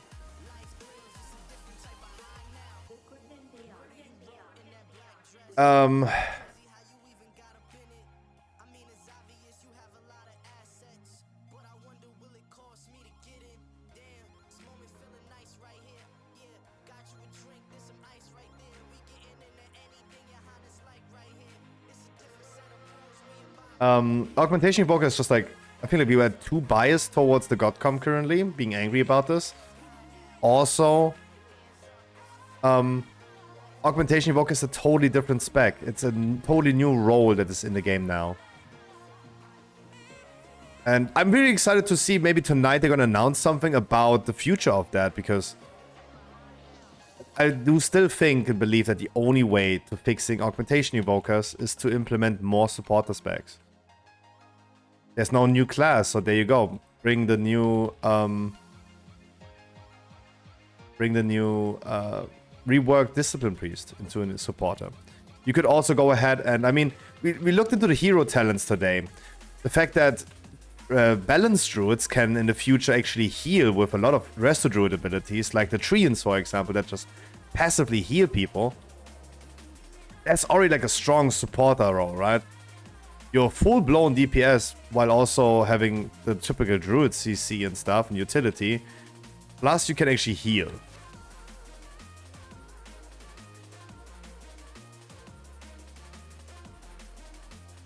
No more supporter classes?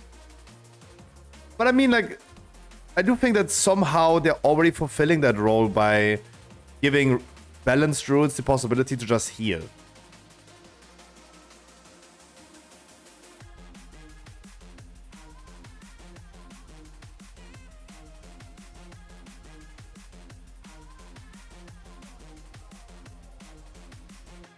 Right?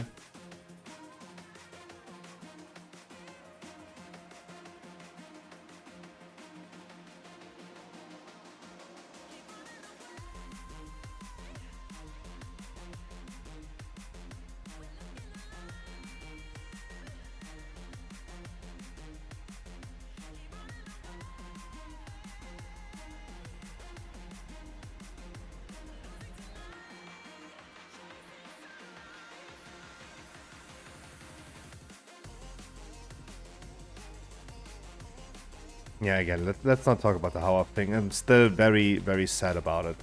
There's definitely a part of me that died. Alright, don't worry about that. Like, this was for me personally the nail in the coffin, so let's not go over that again.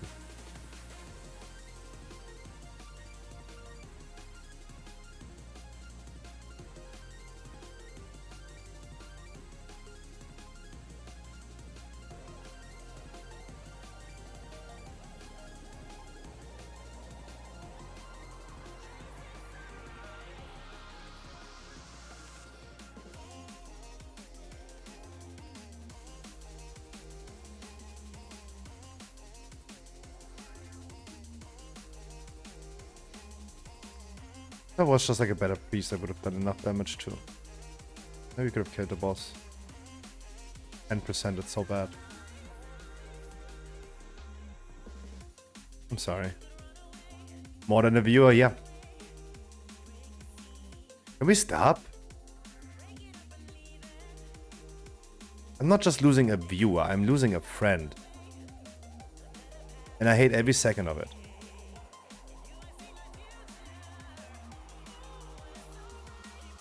No, boys, Season 3 is coming, and even though it's going to be only 2 weeks interesting, because Classic Plus is coming. Oh boy.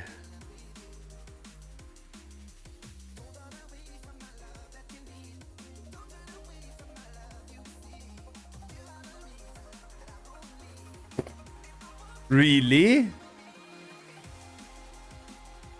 Oh my god. Out of touch.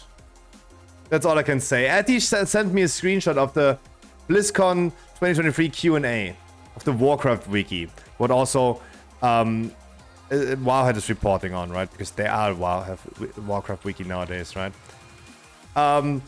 In the Q&A, Blizzard has announced that currently there's no Season 4 planned.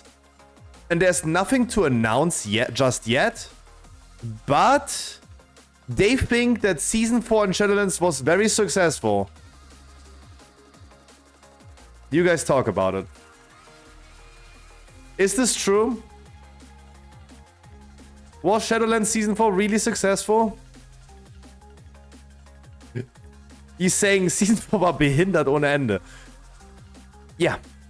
I would not... I mean, I gotta be careful with speaking English, right? Ooh. Ooh.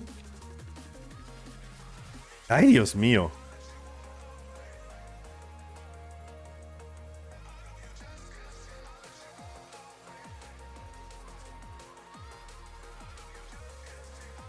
Them claim... No, don't worry about it. No, like... I think everyone was like... just quickly in shock. No worries about that. Blizzard claiming that Season 4 of Shadowlands was successful is a wild take to have. Today is the day of really wild takes.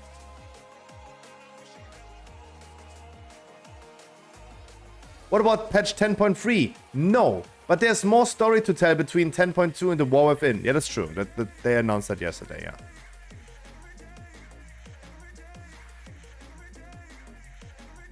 That is correct. They announced that yesterday. The epilogue between now and thing.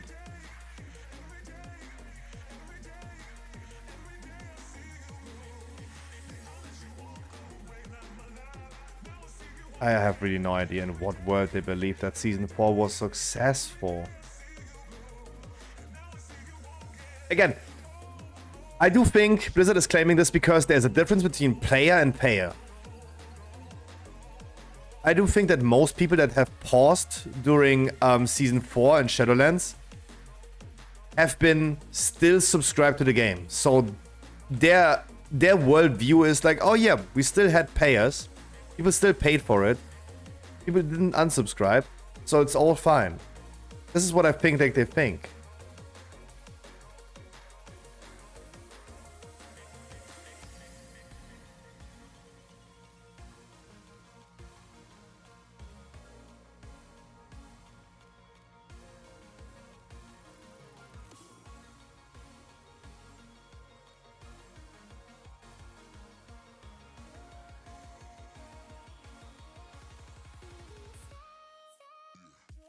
That was a fast ass boss, holy shit.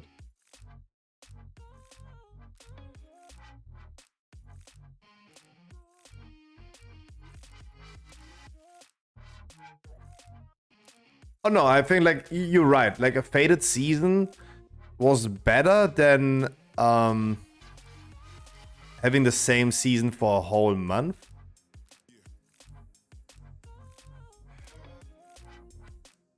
For a whole year, I mean. That's true.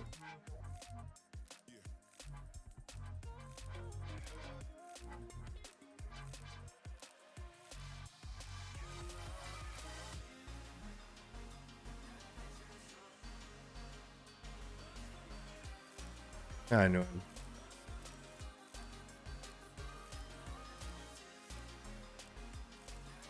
I think this is super sketchy. Don't bop me. Oh, why you bop me, dude? Now you brought everyone in combat.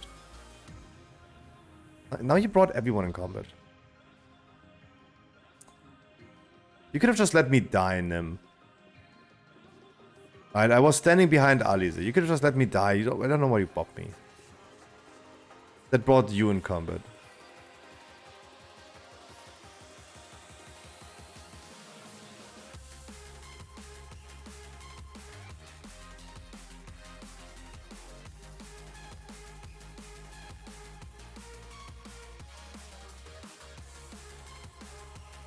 I think the Ring of Peace was a mistake there. No.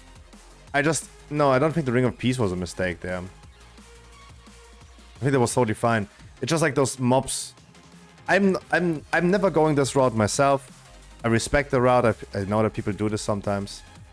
It's just not foolproof. Yeah, one of us got kicked in the mobs. That's correct. It was not the Ring of Peace.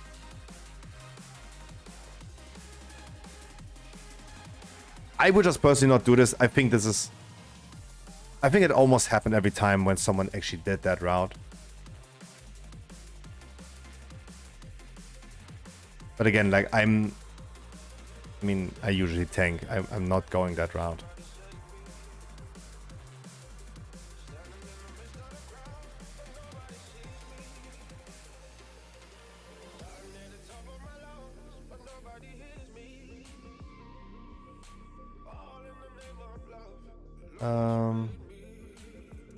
What the fuck?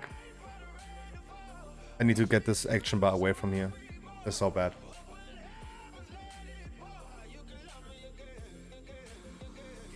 It's so bad. Yeah, don't worry about this. Yeah, I think shrouding is definitely way more fine than this. You can just go through the middle.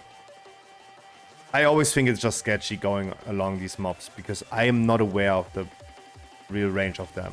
Despite this being like already 27 weeks old, I'm not aware of like what the range of these mobs are.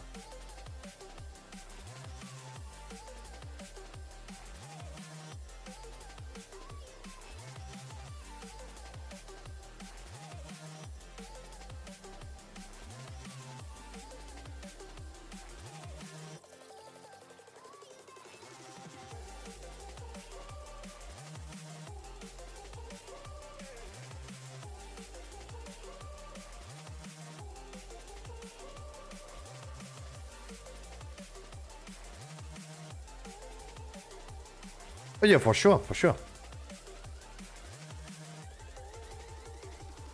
No idea, I agree with this. When have I ever been doing like really high keys? Right.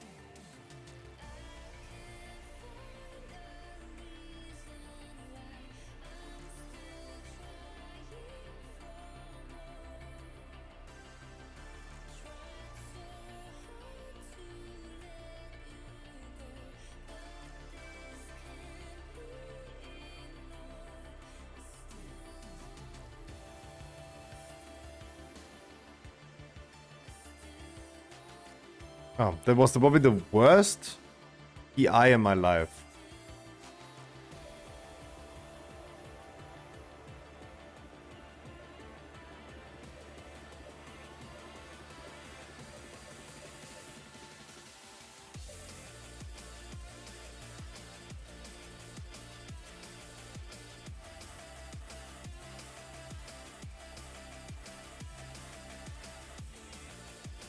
Jeez.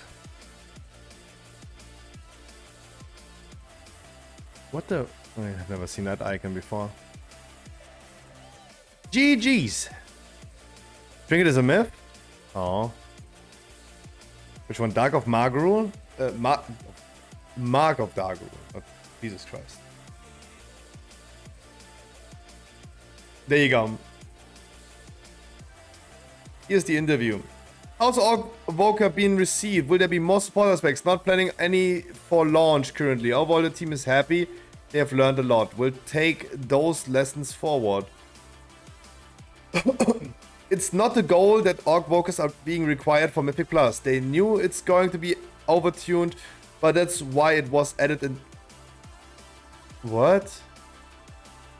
But that's why they added in 10.1.5? That was the worst decision ever. That was like mid-season, completely ruining the whole the structure of dungeons.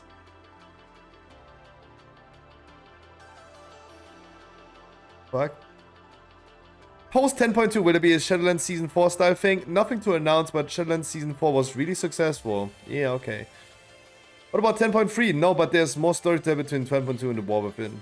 I mean, they said that. Sure, but... Oh boy. Yo, Zoe, thank you so... You didn't have to sub with the Prime. I really appreciate that you had a Prime over and gave it to me. Really do. Hand me a number between 1 and 100. Hand me a number between 1 and 100. I'm gonna roll for you. And if you win, you're gonna win a Battle.net gift card. People are wondering, Scorpio, why you're not doing a War Within giveaway? Stay here for a while. Oh, thank you. If you want to join another one? You want to join another dungeon? Breckenhide? It's a nice stream. I'm a dead streamer. And no one is coming back to Season 3. I'm a dead streamer. I'm minus 60% view count. You tell me still a number between 1 and 100. Every subscriber gets a roll for a Battle.net gift card.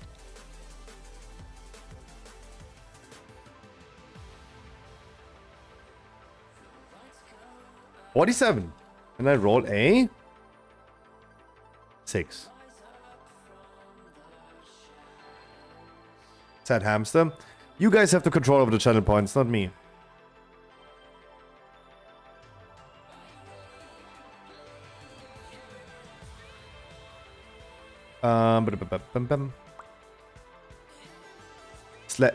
Sladeo? I don't know how to pronounce that. That's why I said Zoe the whole time. Thank you so much. Really sad.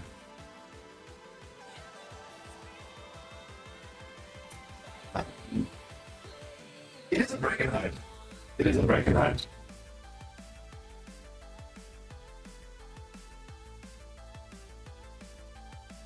The emotions now, why? Under all the circumstances, I'm doing fantastic. They are not even sad. They're not sad.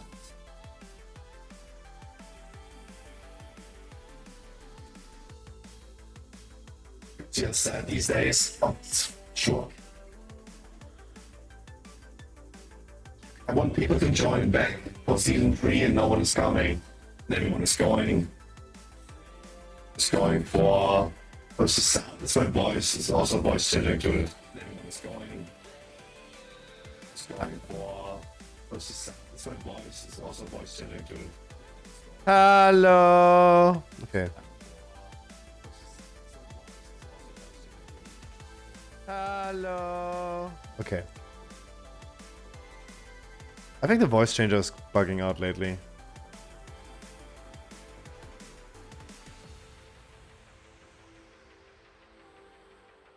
I need one of you guys to tank though. I said one of you because I felt like Zoe, you're gonna tank and Ali's a DPS, but he also queued as the emotional. I don't know what's happening. I don't know what's happening.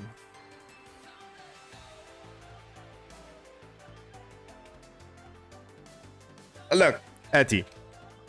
How can I not be sad? Oh, wow. If Blizzard is claiming Season 4 Shadowlands was a success. Tell me. How?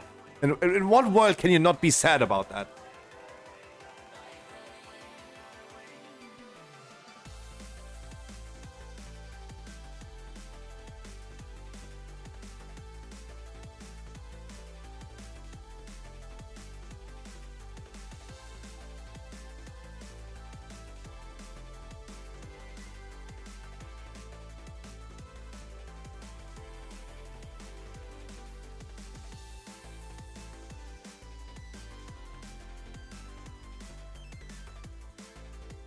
Yo, Existence on Kick. How you doing?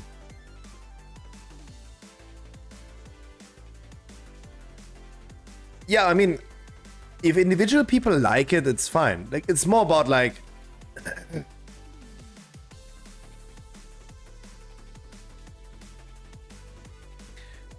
it's more of like, did the majority... Like, I think something is a success if the majority of people like it. Right? If I do content on stream that more people like than dislike, it is a success. If more people dislike it than liking it, it is a failure. I do think that Faded was a failure. More people disliked it than liked it. That's how I see it.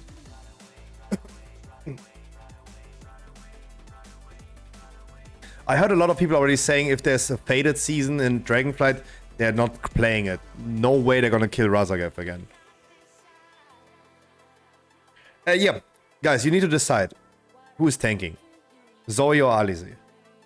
Alize is usually DPS. We just gotta decide.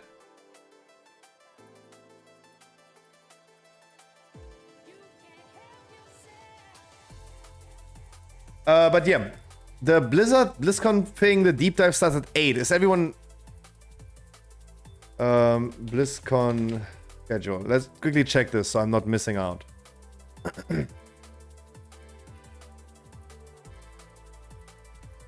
Yeah, 8 p.m.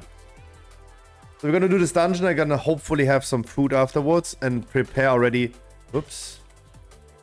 And we're gonna already prepare for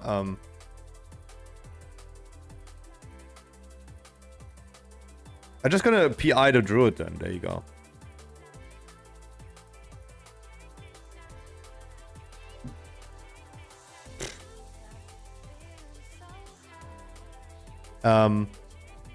It's in an hour.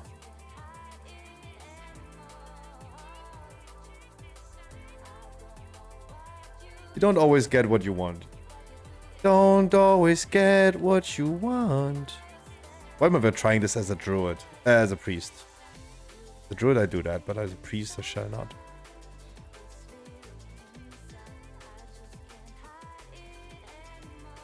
I think we want to bloodlust this EVG.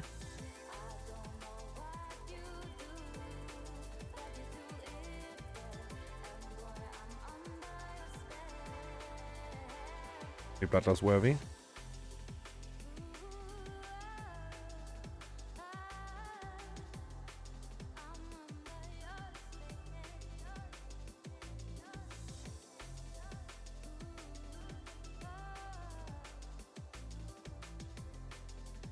I have no mastery spell.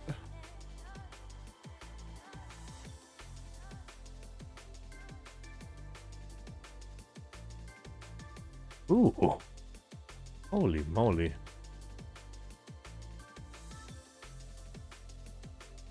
But it is an hour. In an hour. In an hour we have the deep dive into the WoW presentation. That's what we're gonna watch.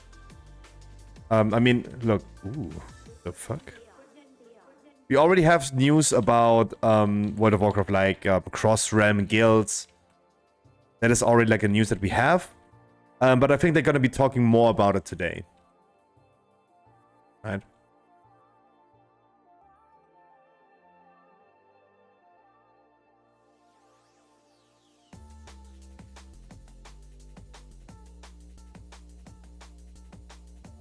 I did not open the first cage. Can... Okay. I'm never dropping combat though, that's the thing. Like the chain pulls are real. We'll never be able to open the thing.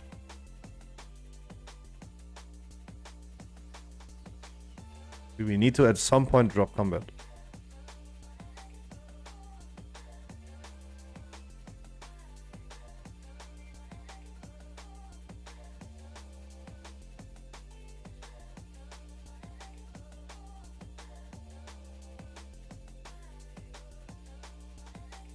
I mean, you don't have to do it. I just need you for 1 second to not pull.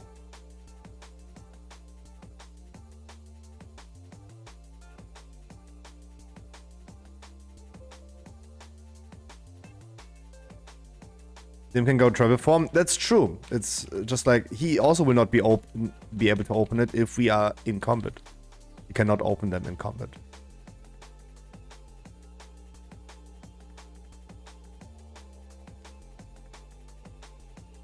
Night Elf can open.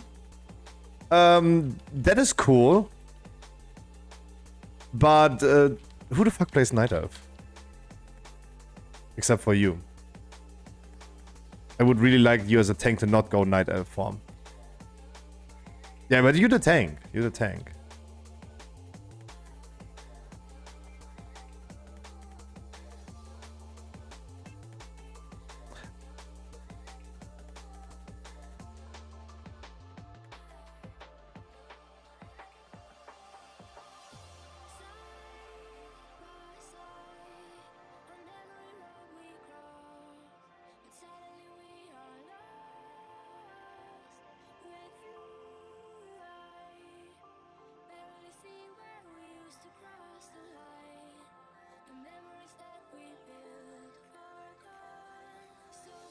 Oh, and maybe Hunter. I mean, maybe Hunter could have played death.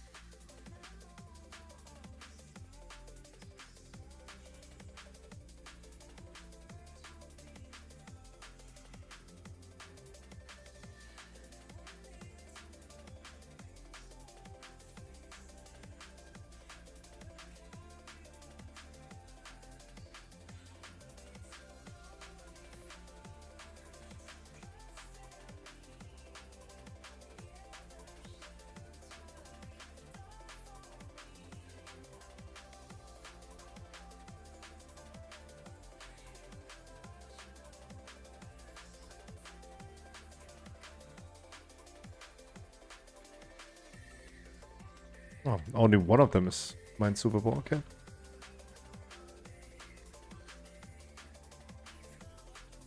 Ooh.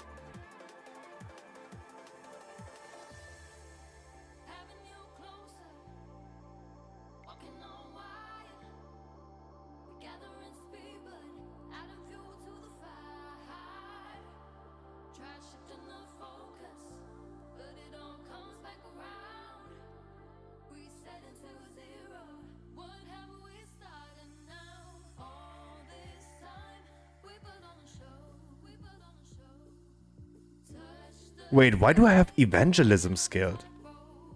Dude, am I still stuck in freaking raid spec? Oh my god, I just realized. The fuck?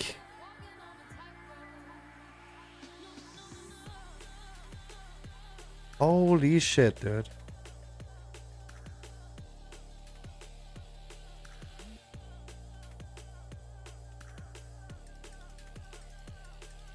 Wow, there's a button I could have used more. That's so bad. Because there's like a 3% damage reduction I could have scaled. Damn.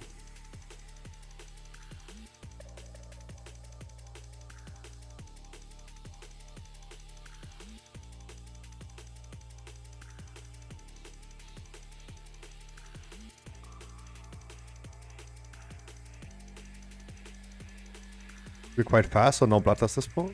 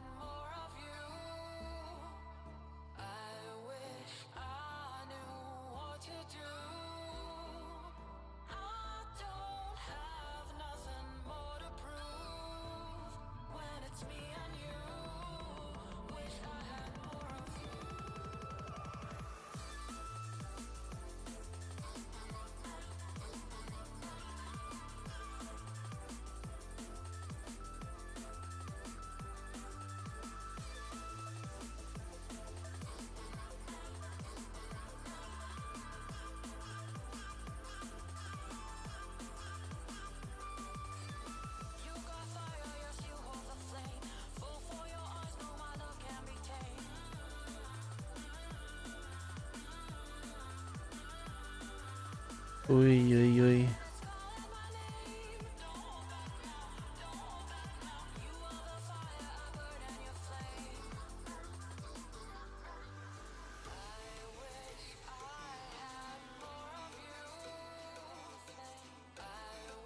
Give PI to EVG and he will love you forever. If you're wondering how I know. Played main priest in season 1 Shadowlands. Everyone is gonna leave me anyway. Everyone's gonna leave me anyway.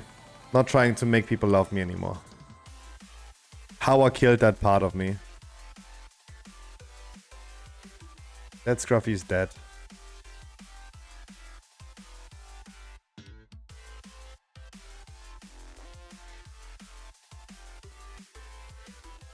But I thought like there's gonna be just a competition between Harkley and EVG and they wanna compete.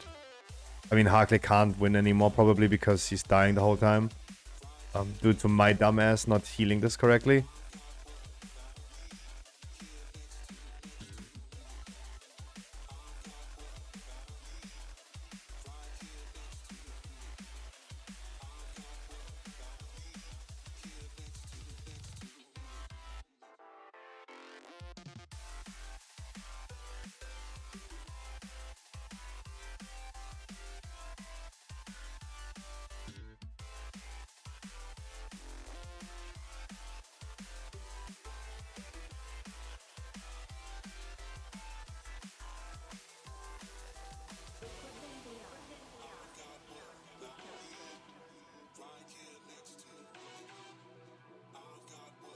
Ooh.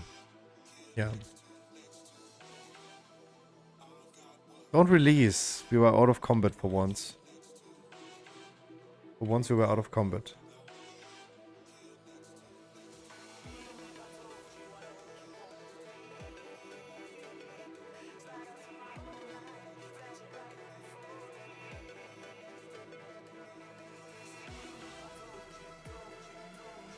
Don't pull the 2 wilted oaks. We go up left. What?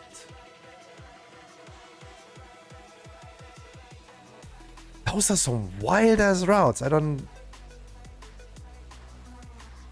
Like, I see even the 2 big guys pulled into the boss. Like, how do we not pull them though?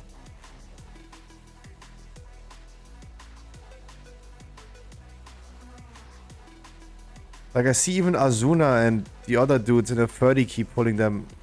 They're just pulling them into the boss, but I don't know what those are like some. We're overcomplicating things that don't need to be complicated, right? All we need to do is just like move forward and just bash some enemies' heads in. Oh wow. And interrupt sometimes.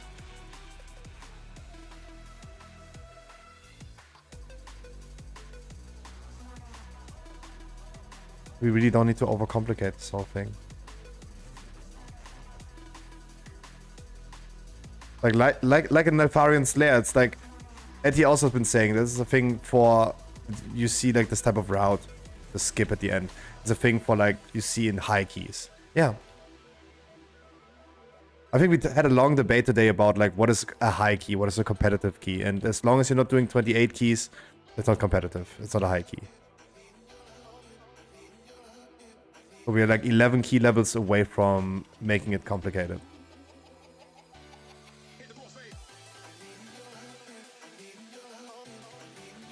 Wow, this debuff takes so fucking hard.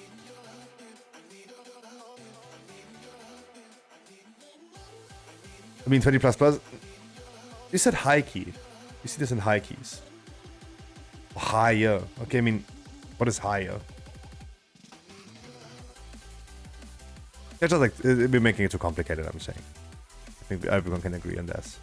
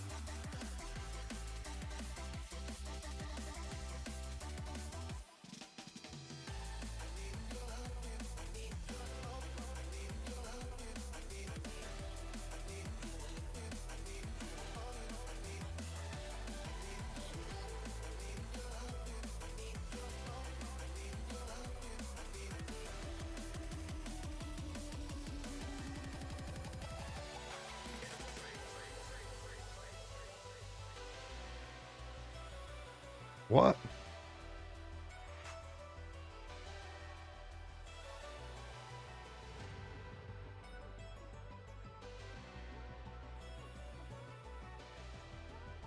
Okay, I'm literally standing 1 centimeter in front of you, that's true.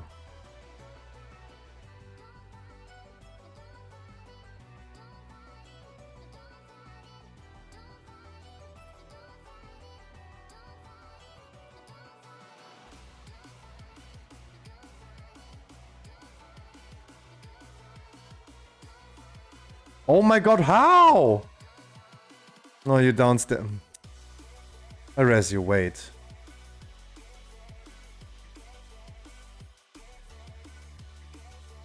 Jesus Christ.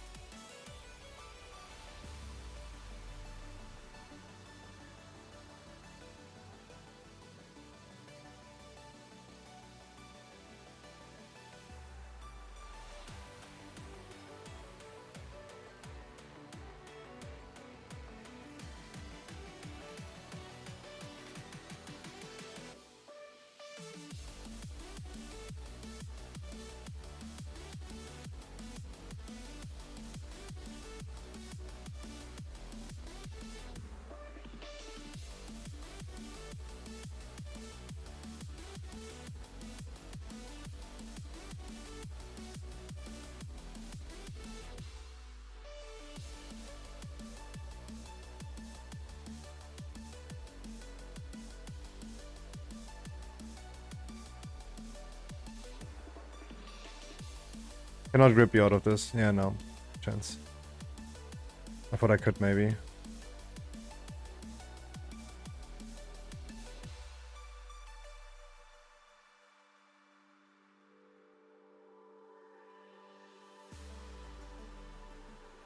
I can only laugh. Because I know how much Harkley hates his time right now. I'm just hoping that he doesn't decide to just not lock in and play Season 3 anymore. But I can already sense how much he hates it.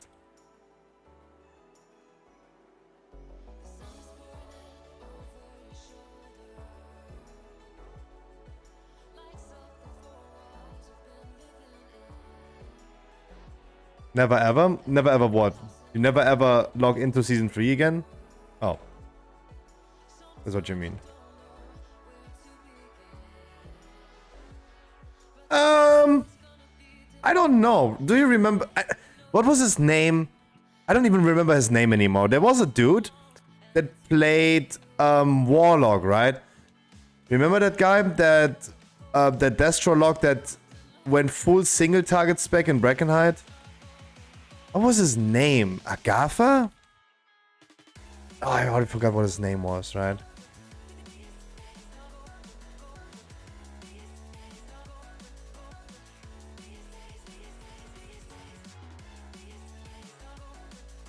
Like some little pieces of like what I remember from some people, but...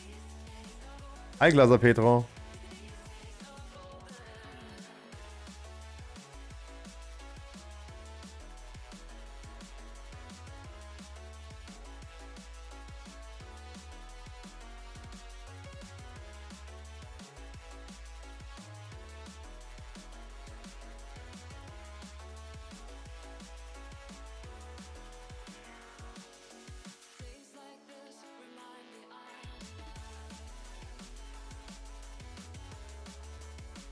If you guys... No, he didn't know. He just didn't know. He had no idea how to play his Warlock. Oh no. We had to explain every little bit afterwards. Before my chat by giving him advice.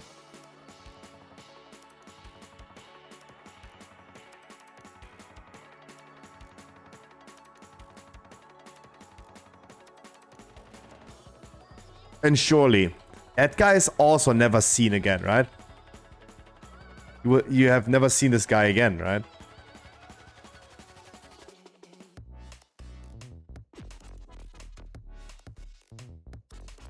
We come back in a full cycle of the topic by even putting an effort in people.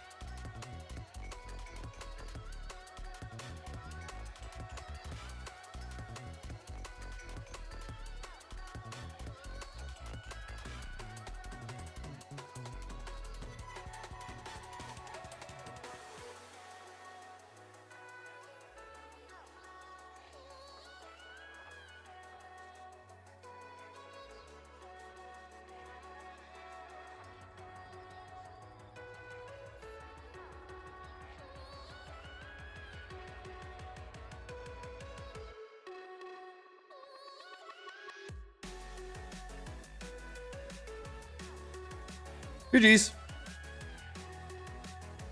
Was still almost a free chest though. Almost a free chest.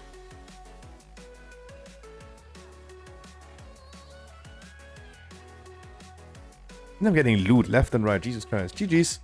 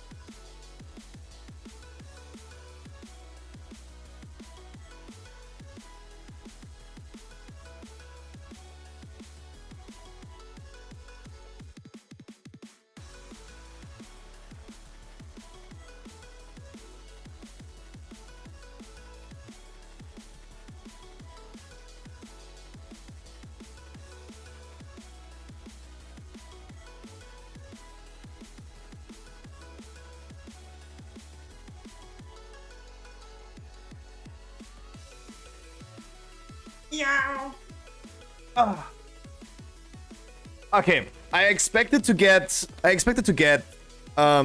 chicken breast today.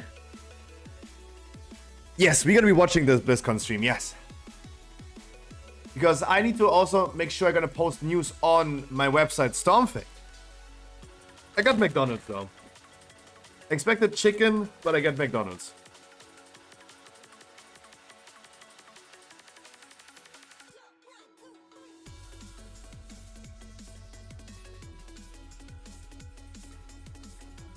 Who would have thought?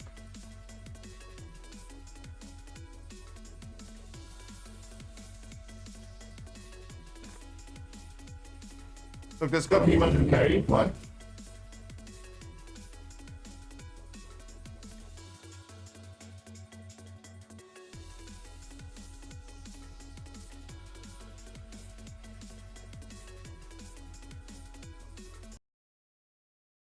Always wanted to be a comedian since I was a kid, but you know, like what else am I gonna do? Like imagine if I was a doctor with this face, you know, just walking in like, bad news. Good luck. I think that's my favorite comment of all time, that I'm Wish Jim Carrey. Yeah. Like you want Jim Carrey, but you go to Wish, and then you get me. Like why does my Jim Carrey have a vagina somewhere? I think.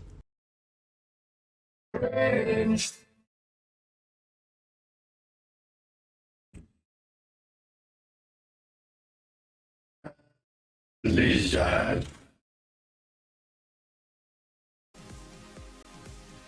Show begins in 30 minutes.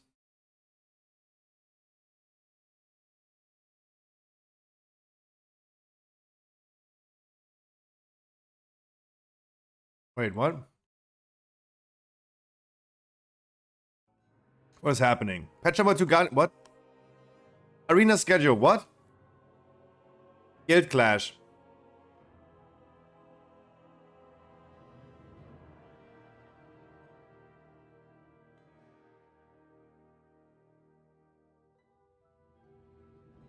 The gamer pose. Laying in his, half laying in his chair. Perfect. I approve of that. So Echo is leading again. Who would have thought? Come on, Rachel. All right. Let's do good. Take your time. Who would have Ready? thought? 20 seconds on the clock, please. When a married couple Up. Up. has a big fight, tell me what percentage of the time the husband says sorry first. 75. Name a kind 80. of pet you don't put a collar on. A lizard. Give me a word that rhymes with height. Tight. Name Right. a kind of nut a fancy chocolate might have inside. A truffle. Name something a doctor might put in your mouth. Huh? A truffle is not a nut. Wait, sorry. Repeat that question again for me. Name a kind of pet you don't put a collar on. A Cat. lizard. Give me a word that rhymes with height. Tight. Name a kind of nut a fancy chocolate might have inside. A truffle. Name something a doctor might put in your mouth. Wooden thing. The. Okay, come on, let's go. I don't know what it's called either. I respect that. But a truffle is not a nut, it's a mushroom. Big fight. Tell me what percentage of the time the husband says sorry first. You said 75. Survey said. Good answer. Name a kind of pet you don't put a collar on. You said, yo, lizard. Survey said. I don't think you put a collar on a cat. It rhymes with height. You said tight. Survey said. Good answer. Name a kind of nut a fancy chocolate might have inside. You said truffle. Survey said. What we're trying to do right now is break 20. I don't think we're going to. Come on, we gotta do something. She has 14 points. Put in your mouth. You said. She has 14 points. So bad. That wooden thing. Yeah, I get what they call it sometimes. That big old I don't know, wooden eat 'em. thing. Survey said.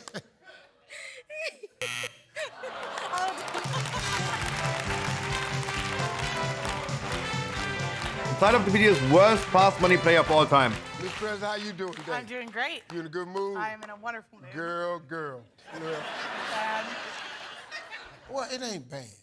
It ain't bad. Yeah, it's not too bad. But you give me these big answers, and I we can still think win. Germany has a family feud All right, like this let's for remind sure. everybody of Rachel's answer.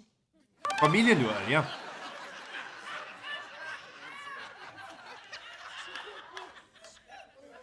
25 seconds on the clock, please.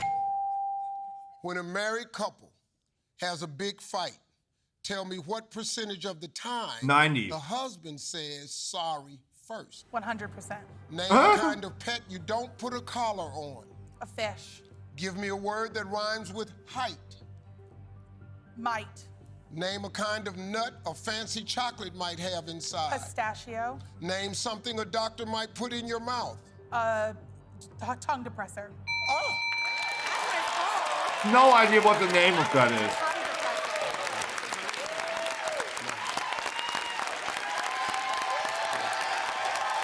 Do you think she could do it? No, they love you.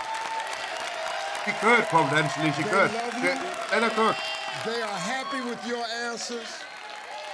So now let's turn around together.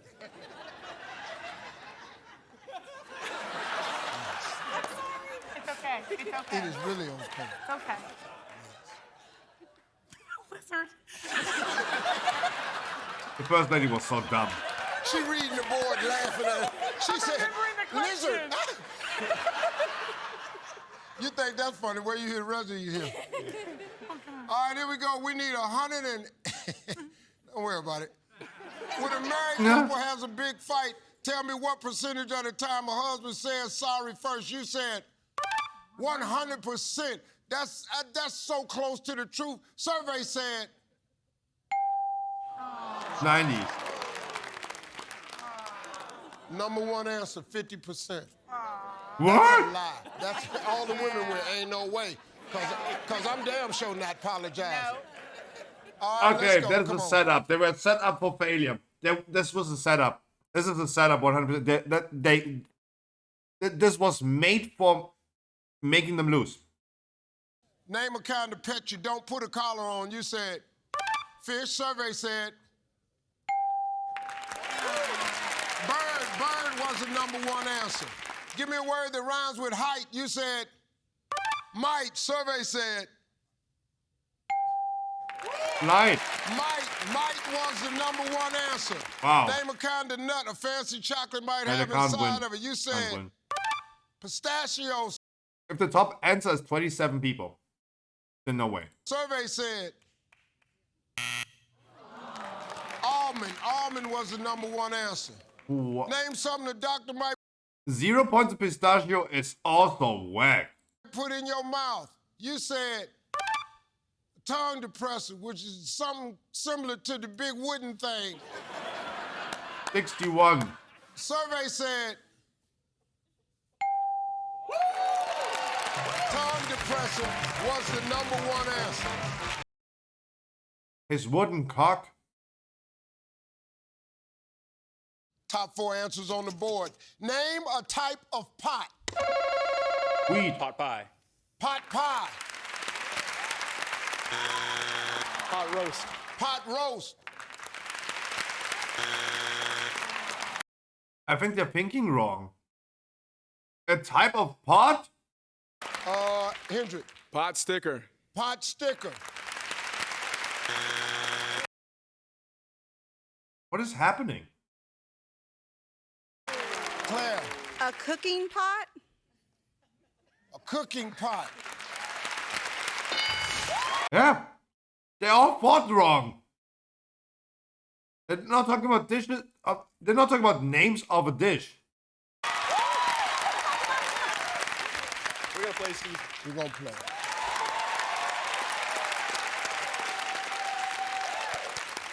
Hope, Yes, sir. name a type of pot. I'm going to say potluck. Potluck. Marijuana. Joanna, name a type of pot. I'm gonna say like the drug.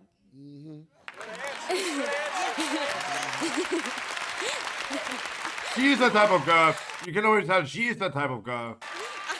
I knew you was.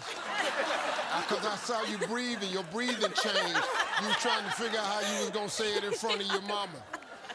I'm gonna say, pot like, the drug. Weed. Right, you can tell that she's that type of girl. Anna, name a type of pot. I'm gonna say a pot of gold. Good answer. Pot of gold. How about Pot of Greed? The Yu-Gi-Oh card that's banned since Generation 1. You gotta slow this down. Now listen to me, Jacob. How about that? You got a chance here. I got 2 answers. Give me one of those answers. We're still alive. But this time you have 2 strikes. If it's not there, the other family can steal. A plant pot is also good. Name a type of pot. I'd like to go with the flower pot, Steve. Flower pot. There you go.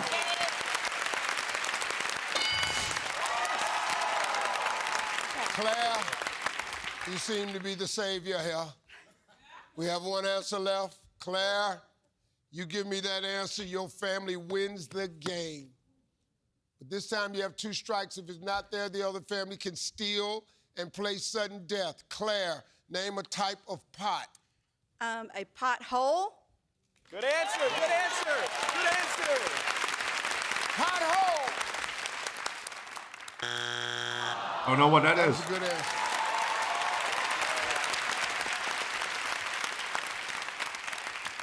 All right, family. This is what I got. I got 1 answer. 1 answer only. You give it to me, your family steals. Your family's gonna get a chance to play sudden death. If it's not there, Hold in the road. other family Really? wins the game. Oh. It's up to you. Here we go. Name a type of pot. Coffee pot. Good answer. Coffee pot.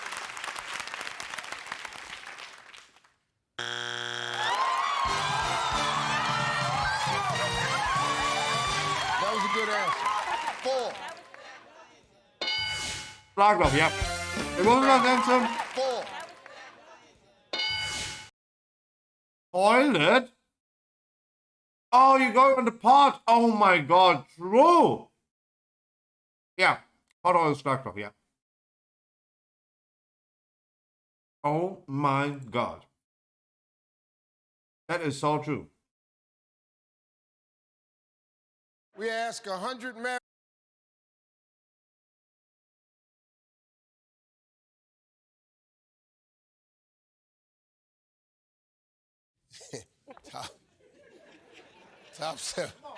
Top 7 answers on the board. We asked 100 women, name something a Barbie doll has that you realized years ago you'll never have. Big boobs.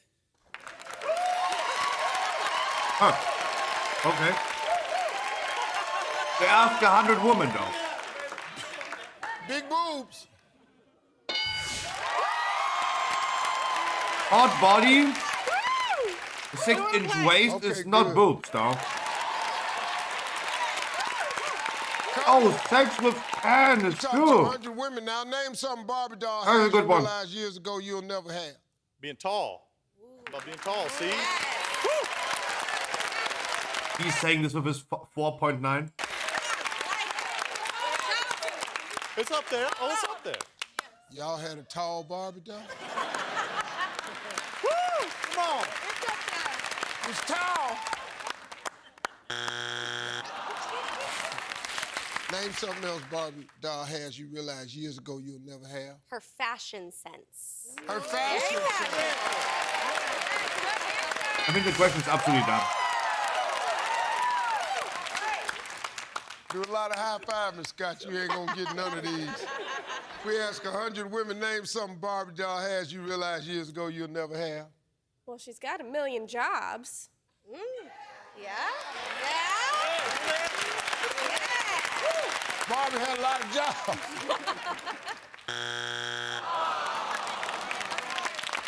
Okay, I mean, Scott, is we this something got that 2 you strikes, want? man. I Okay. hate to put you in this spot.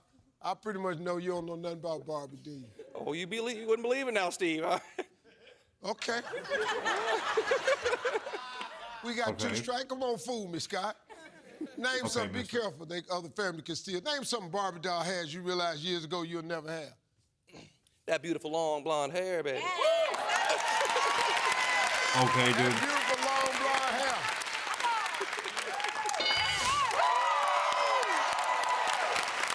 Miss Presley, At least he gave an answer that's on there. Just be careful. The other family can steal. I got it. All right, now. Name something Barbie doll has you realized years ago you'll never have. How about a dream house? Ooh, that should be top answer.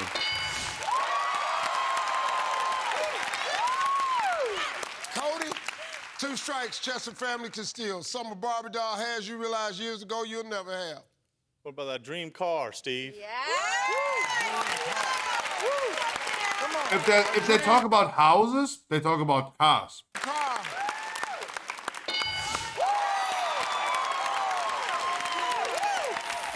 Miss Rachel, name something Barbie doll has that you realized years ago you'll never have.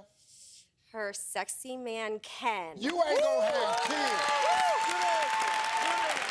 I was waiting for that answer, yeah.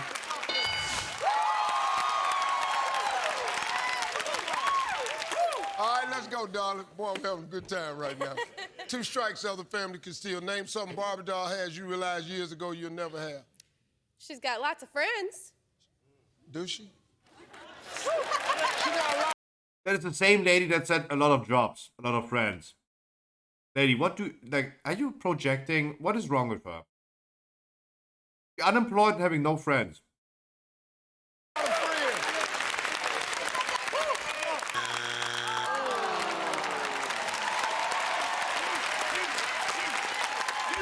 ask 100 women, name something Barbie doll has you realized Damn, those are years some ago Karen you'll never families right there. Her youth. Her youth. Oh, good answer. Damn. Oh. Hi, Mighty. Number 6.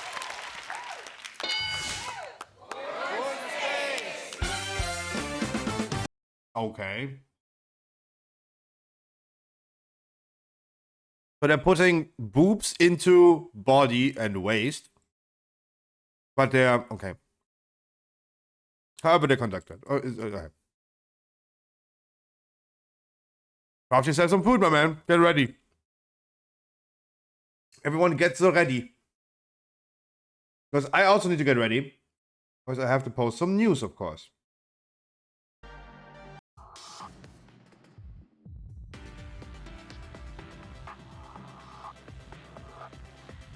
Of course. We already have some news that we need to post. It is about cross-ram guilds and cross-ram mythic. I still have a McFlurry that I'm gonna grab when the announcement starts. Or the... I mean the announcement starts. Stop.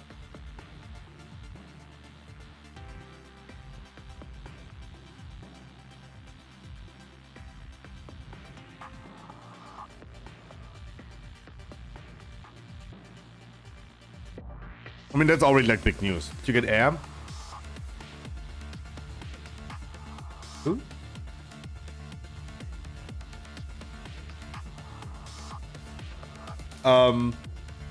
Yeah, the Cross-Ram Guild and Cross-Ram Mythic raid is already big news. Okay, I got PP, grab a Red Bull, and then we're gonna start.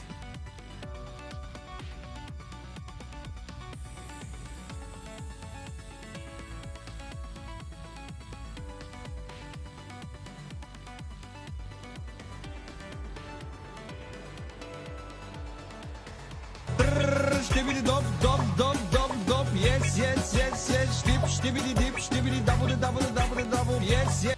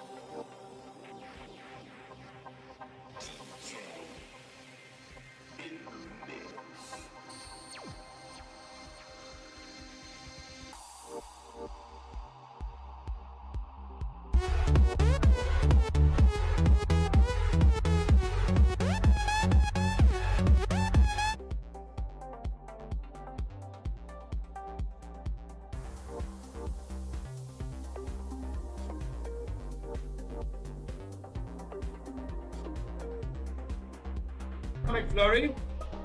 No, not dead bodies.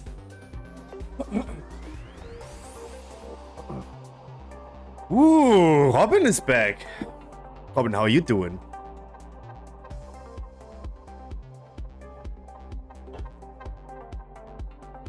No, I did not die. Yes, yes, yes, yes. Dip, stibbity dip, stibbity double, double, double, double. Yes, yes.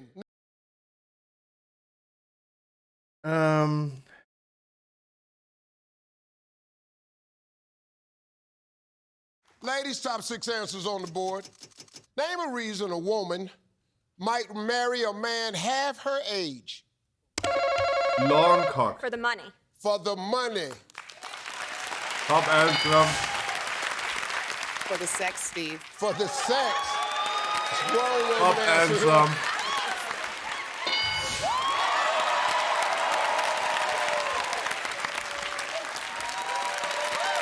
Terrence, how you doing, baby? I'm doing good, Steve. It's My good to man, see. name It's a good to see that sex is more important than money. That's good. That's really good. Reason a woman might marry a man half her age. He can cook, Steve. He can cook. Cook, Steve. Hey, Terry, give me a reason a woman might marry a man half her age. For his looks. For his looks. Only on the book? Hey, Kim, how you doing today? How are you? All right, name a reason a woman might marry a man half her age. For his energy. His For vibe. his energy. Love does not exist, Eddie. Brandon, how you doing, man? Pretty good, Steve. Good, man. Give me a reason a woman might marry a man half her age. Steve, I'm gonna go with so that he can take care of her when she gets older. Yeah. Ladies, just so you know, that's not what men do. Don't you marry a younger man thinking he gonna take care of you when you get old. That is not what we do. Unless she's rich. Here, we half-ass And take care of dies you fast. now. I know how to heat up some soup. That's it. Your ass got to get to healing. Take care of her when she gets older. We got 2 strikes, Tanya. Janovic's family can still. Give me a reason a woman might marry a man half her age. Steve, I'm going to say so she can flex to her friends. She knows. Flex to She her knows. friends.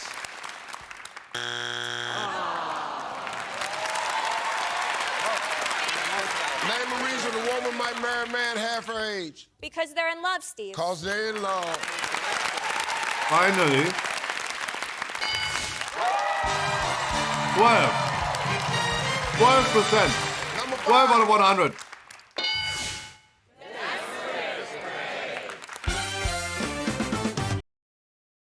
Wow. Look, I'm happy that better sex is better than, sex is more important than money.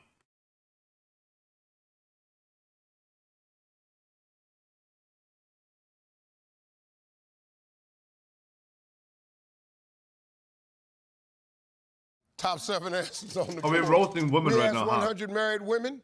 Name Last one, I one think. thing an ex-boyfriend had that you wish your husband had. Better sex. Better. There you go.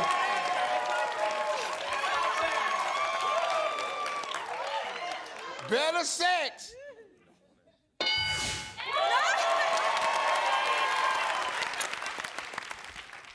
Better job.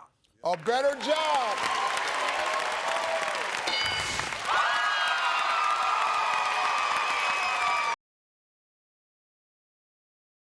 Eddie, I hope your world view is not getting crushed right now.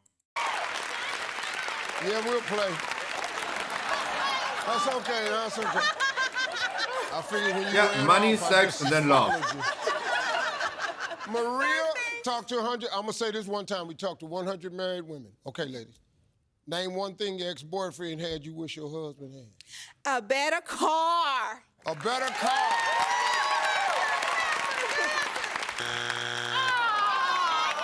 Bridget, name something you wish your husband had that your ex-boyfriend had. Maybe a house. I told you. When they talk about cars or houses, it's always like they're interchangeable. Always. It's always a good car, a good house.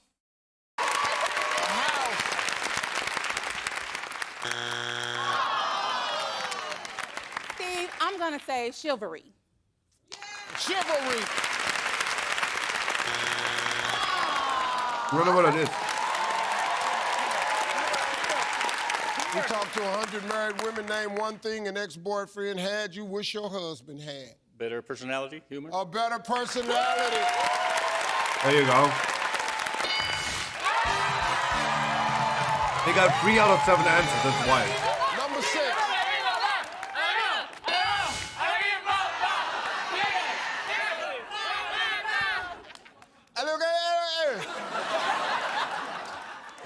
El cinco.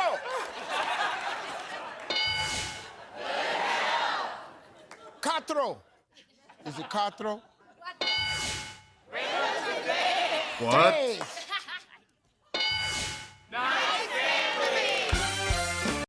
So everything, huh? Everything. You're getting fucked. You're getting fucked. You're just getting fucked.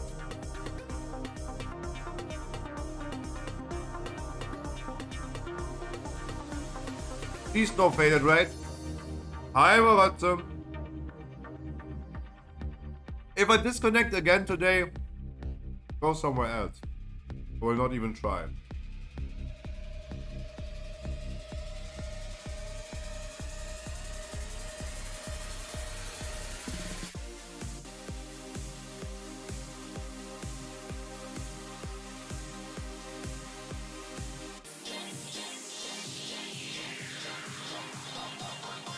Nope. Shut the fuck up, bitch. Nope, Moritz, I'm not. Hi, Flo.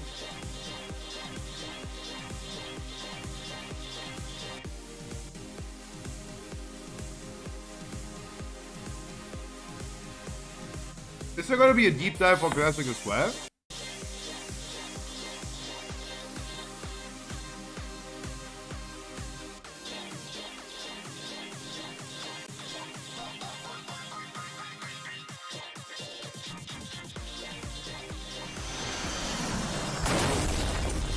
No, it's not. But they're gonna be talking 45 minutes about WoW, but also Classic or what? Jesus.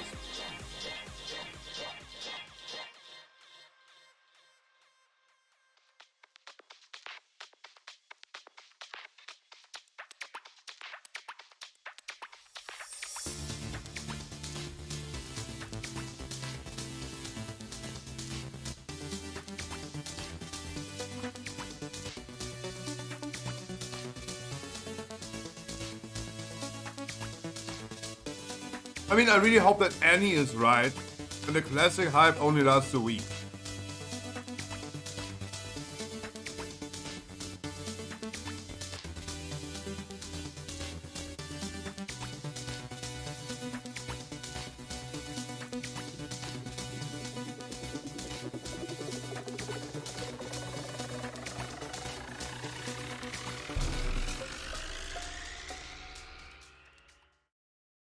Oh!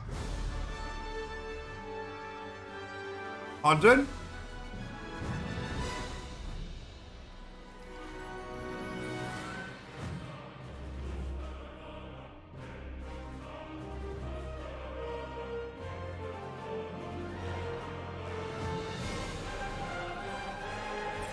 Yeah, I agree.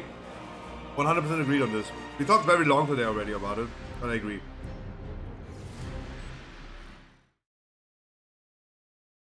I don't like that new content and two different WoW versions overlap. 2023 would like to thank our partners. Intel. HyperX. Game Life.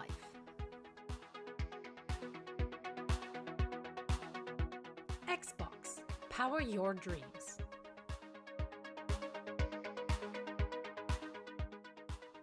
Mountain Dew Game Fuel Mystic Punch. Redeem points for gaming rewards and exclusive items in Diablo 4. NVIDIA GeForce RTX 40 series and NVIDIA Reflex, the highest FPS and lowest latency on PC. Secret Lab, award-winning comfort engineered to support your every move. Experience the ultimate performance games. Secret Lab is sponsoring everything. HyperX. We're I would never always- buy one because they're overpriced, because they have to pay out on marketing cost. Wasn't there also Intel? Welcome back, BlizzCon. We're starting the day off right. Here's the World of Warcraft Deep Dive. Hey! Hooray! Finally, it's Ian, huh?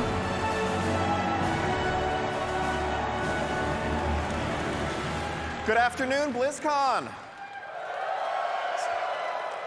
So good to be back. Whether you are here in the arena with me right in front of me, whether you're watching from elsewhere in the halls, whether you're joining us from the comfort of your home, thank you for taking the time to join me for this deeper, closer look at what's coming next in the war within.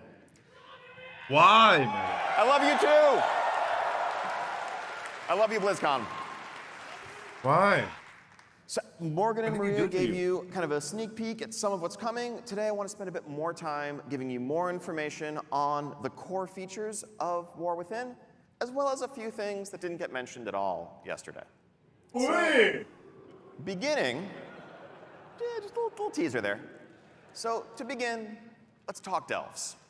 So what is a delve? As you heard yesterday, delves are these quick bite-sized epic adventures for flexible-sized groups, either solo or with up to 5 players. They are role agnostic, so it doesn't matter if you're a couple DPS, if you're a healer and a tank, if you're a solo healer, we're gonna make it work. We're gonna meet you where you are, how you want to play.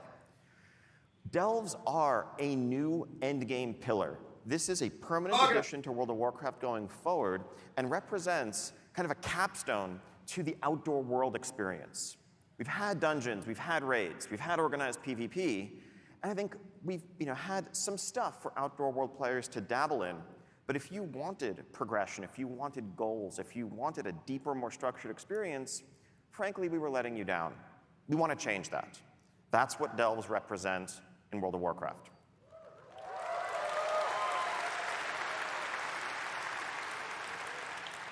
So structuring this, really we want to approach it as something that you are going to be engaging in all season long with variety and flexibility in how you approach it, and the replayability of the content is kind of a mainstay of what it's all about.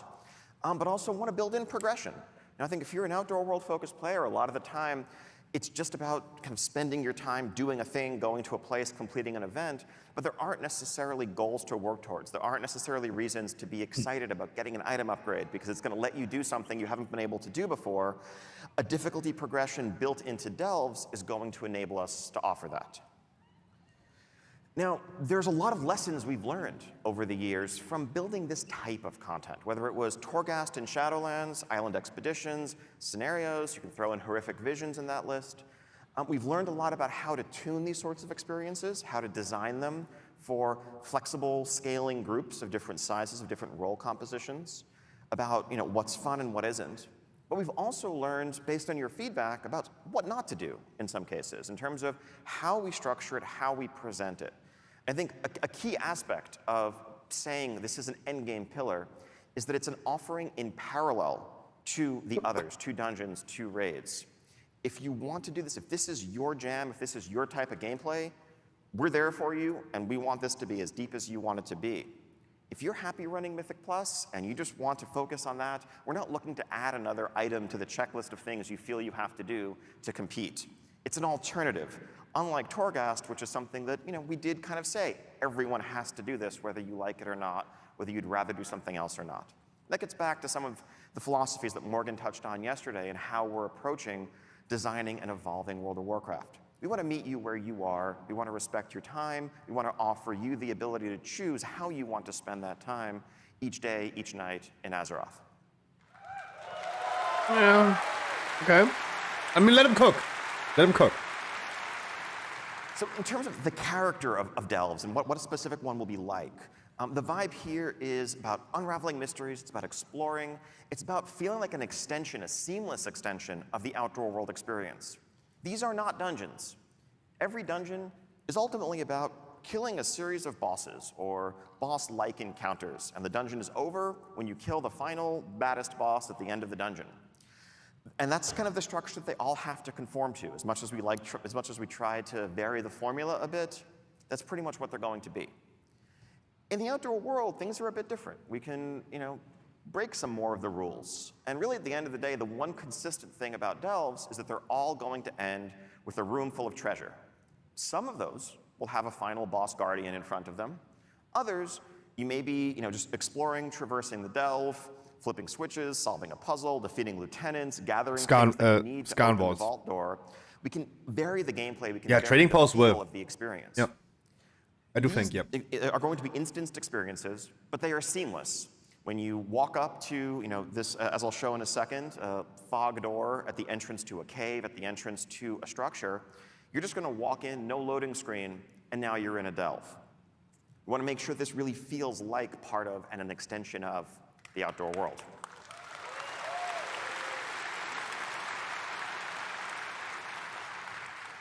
Now, as part of an in-game pillar, that means we're going to tie this into seasons. So, as well as a narrative progression over the course of a given season, there will be increasing rewards, increasing difficulty, and a change of pace, whether you're in Season 1 of War Within, Season 2, and so forth. Part of that is going to be the NPC companion that will be accompanying you on your adventures. The Season 1 companion, as we mentioned yesterday, is our good friend, Bran Bronzebeard. Now, what does this mean? What does a companion mean in practice? Well, it's a few things. One, it's definitely a narrative hook. It gives us a chance to help give context for your adventures, kind of narrate what you're going through. But also, it's a chance to kind of play with the mechanics and complement your play style. As Bran adventures with you, you might find some gear for Bran. You might be able to gear Bran up. You'll be able to spec him and customize his abilities to complement what you or your friends are bringing. I don't know about that. Whether you want more survivability, whether you want help with someone to tank, whether you want more control, this can help us balance the experience as well and give you another vector for your progression over the course of the journey. Now, I know this has kind of been very high level. I want to just give a couple of specific examples, just kind of a day in the life of someone jumping into delves in War Within. So let's say you are casually journeying across the Isle of Dorne and its pastoral beauty, and you come across this structure with that fog door set into it, and you decide to venture in. So as you venture in, you are, as I mentioned, seamlessly in the delve, and you will find, just huddled inside the entrance, a group of expedition scouts who have come to this place. They've heard reports of great secrets, great treasures, powerful relics stored within, but they've been unable to proceed further. Because, they tell you, and Bran is among them, mind you, they tell you, this place, there's an unnatural, there's a disturbing darkness that has settled over this entire vault, and we can't proceed. Fortunately, they have in their possession a relic that they have brought that is an enchanted candle that can light the way. It has a little light radius around it. If you think back to the Vault of the Warden's dungeon, if you remember that in Legion, what the basement was like, where it really felt like just like a dark, scary place, but you could have this beacon in the darkness. You want innovation? I don't think that will ever happen. It's too old. They tell you. It has very limited fuel. They dare not proceed on their own because they worry they're just going to get trapped in the darkness and destroyed by the terrors within. But you, of course, being the champion who's come along, you're up to the task. So you take that candle with its light radius that will begin to shrink progressively as your limited fuel burns, and you take some steps into the delve. Now, who do you find in here? Well, as it happens, you run across fellows like this guy. More jacked than your average kobold, but there's a lot of kobolds in here. And as you know, as any World of Warcraft player knows, where you find kobolds, you're going to find candles. And this guy's going to put up a fight, but it being World of Warcraft and all, you're going to take his candle. And you're going to take the candles of his allies and his brethren. And, that will help fuel this magic light that you have, help keep the light burning so that you can traverse the entire delve, defeat a couple of lieutenant-type enemies, bosses, solve a puzzle or two, and at the end, You make your way into the vault room that Bran is able to open once you bring him there, and you find this mock-up, work in progress of a treasure room, heaping with riches, treasure chests of various shapes and sizes. Some of the smaller ones, you can just walk up and open, collect a range of items, currency, rewards, you name it. You do like this? But you'll find a couple of extra large, resplendent chests in this room. It is Windows 11, Those may require special keys to open. Now, those keys you would obtain from doing kind of outdoor content, weekly quests. They're a bit more limited in how you can get them, but also allow us to offer and pace out the best rewards. They're on par with some other endgame content to make sure it's not, infinitely grindable or anything like that, but it's an extension of your outdoor world loop if this is your playstyle. Now, let's say you come back to the same delve on another day. Give everyone everything. You might find that there isn't a magical darkness settled over the place. Even those people Instead, should get something. There are earthen locked in battle with kobolds, and you can help turn the tide of that fight. I thought as you about work heist your way too with through, equiping stuff. Dealing Yeah. with some different challenges along the way. Didn't think anyone get the Variety, analogy. replayability, lots of layers to the experience. Now, so you venture back out into the zone, heading off to a different corner of it, and you come across this cave surrounded by mushrooms. It's known in legends as fungal folly. Now, maybe not being the wisest adventurer, that sounds like a great place to enter, so you take a few steps forward. In here, you might find an environment where, whether it's due to unusual ores or whatever in the walls, the rules of gravity are a bit topsy-turvy. And you'll find mushrooms scattered around the cave that you can use as basically jump pads to help navigate the environment, to skip over enemies you want to avoid, to reach high up ledges that you couldn't otherwise get to. You're starting to get the idea, like, this is more the world as toy vibe that we try to play with when we're creating outdoor events, outdoor spaces. These are not mechanics you'd necessarily Way more find in a open than dungeon, Torghast, but I then. think the team really is unshackled, is And free optional. to That's explore important, a much optional. wider array of gameplay when we're building delves. So let's talk a bit more about the loot. So actually, before we talk about the loot, sorry, these are the 12 delves that we currently have planned, scattered throughout the 4 zones, each themed around the ecologies, each themed around the settings that you're going to find. Now, some of the attentive among you may be saying, wait a minute, Morgan's slide said there were 13 delves yesterday. He might be right, but there also might be a secret delve that you have to explore a bit more to discover that awaits you. So yeah, loot. Part of being a seasonal pillar means going to the Great Vault every week and Where's the getting to PvP share in vault? that disappointment that your raiding and dungeon playing brethren have also had the pleasure to enjoy. We just want to make sure you don't feel left out. So you're welcome. So yeah, so you'll note this isn't a delves row, this is a world row. And really that is enshrining these 3 PvE pillars: raids, dungeons, world. No, they just got To be able to they got unlock some of these excluded. Where's the slots, 4th select one? They said outdoor it's the world 4th activities, one. as well as, of course, delves with better rewards from higher difficulty delves. Our thinking in terms of the rewards here, this is all subject to tuning, is that this should reach to, let's say, end boss heroic raid, mythic 10 to 15 type range, accessible just via solo progression. Far better loot than you've ever been able to get before. Mythic plus 15 and end boss heroic is so incomparable. Now, I'm sure this is, I know this is the delve section, but I'm sure there's folks looking at this and being like, wait a minute, what about the PvP row? Don't worry, we got you.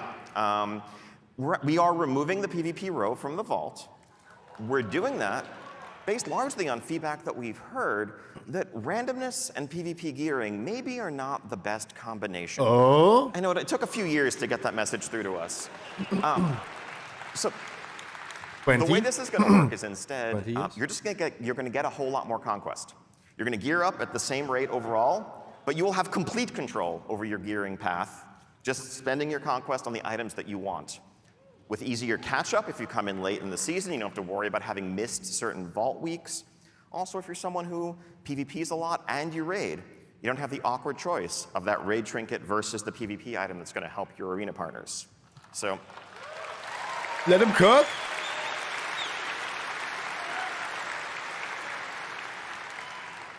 hopefully, just good news for everyone. Now, aside from, just power, also, you get silly hats. Nothing more to say here. These just...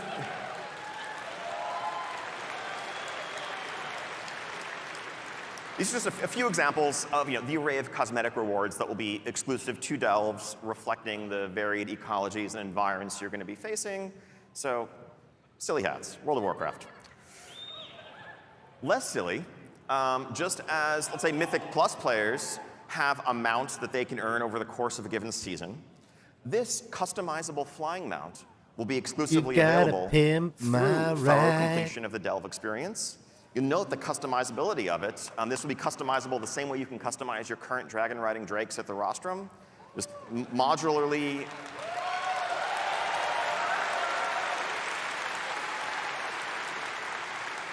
Yeah, it's pretty cool. I love our artists. Okay, up next, warbands. I feel like I could probably just save 10 minutes of this panel by just saying account-wide everything and just click through the next slides.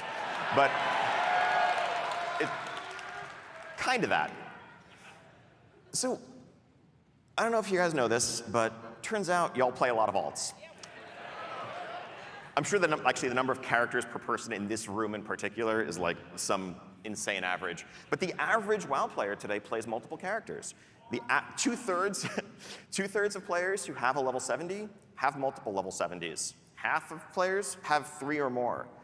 Most people are playing multiple characters a week.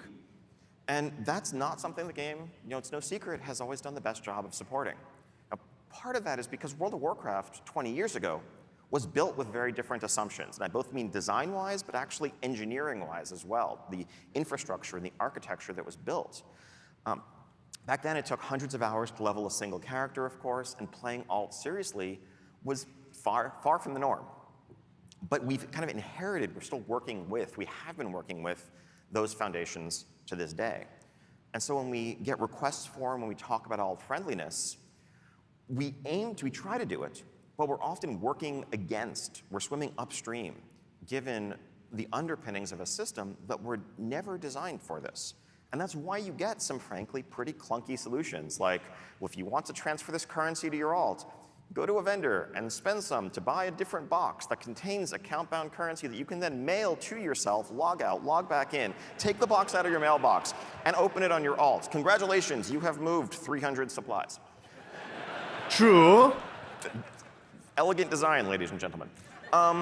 True. What if we didn't have to do that? So at its core, warbands is, what if we just rebuilt those foundations and created a new future, both for the things we want to offer today and the things we'll be able to in the future, so we're not fighting against the nature of the system, but instead it complements what we want to do. Now the focus here is really making it convenient, removing barriers, removing awkwardness in playing alts. We don't want to actively necessarily encourage it. People already want to do it if they do it. One thing the system is not going to be is something that awards you power or makes your main more effective because you have done things on other characters or anything along those lines. So not if you like play alts, do so. If you just love focusing on a single character, that shouldn't feel wrong either. Now let's talk about some examples. Well. Ooh. Okay, so I'm going to run through these pretty quickly. They're mostly fairly straightforward. It's a bank. It's an account-wide bank.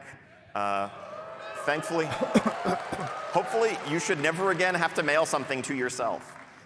You also might notice, and so this is giant, lots of storage. The plus that sign. can be purchased on the right-hand side, so multiple tabs of these. Wow. You can organize them as you want. The very observant, the eagle-eyed, will notice a little checkbox mentioning reagents. If you deposit reagents here, you can craft from the account-wide storage on any of your characters. 20 years overdue, but hey, I take it. Next up, look, I'm 20. maybe a little new thing. Something that you might put in this account-wide storage are the ability we will now have to create war-bound items that are war-bound until equipped. You might get an item that you can't sell in the auction house or trade, but that you can give to any of your other characters for their use.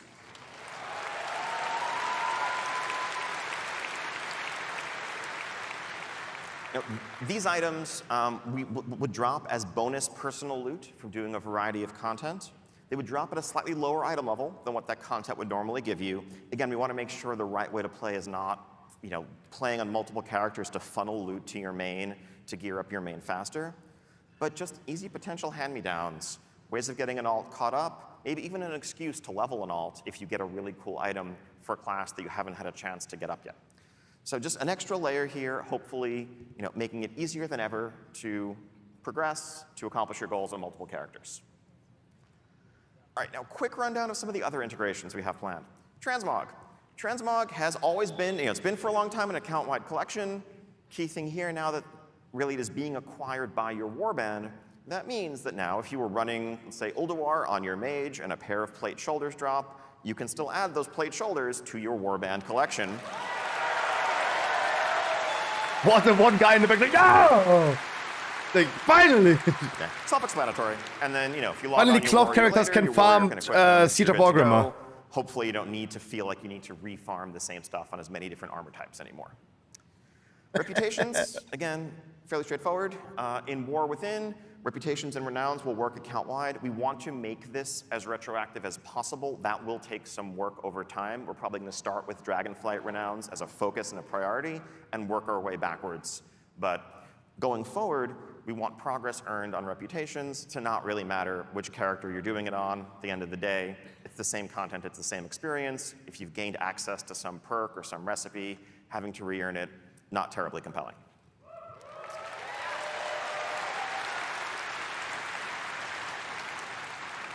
Here's a really light example, a simple one, just flight paths. As you explore the world, you learn flight paths, you discover flight paths. Is it terribly compelling to have to go back to a spot that you've already been to in multiple characters? And why did I buy that toy? Give me my money back. Where's my money? If you have a flight path network unlocked, you have that unlocked across your warband going forward. Why did I buy that toy for that? Where's my money? Give me back my money. And here's an example of something new, just delves. An example of how having this as a foundation means that we can build new systems to inherently work at an account-wide level, just kind of as part of their DNA.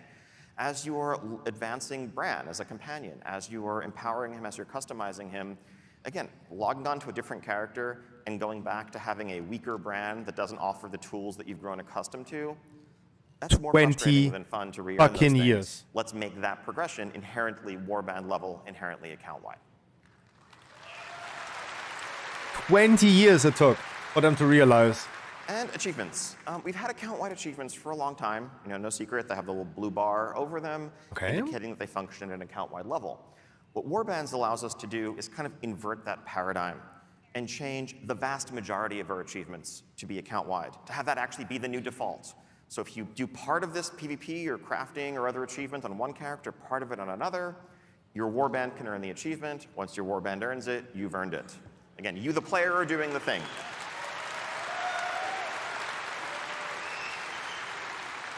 Huh? Oh yeah, and then this.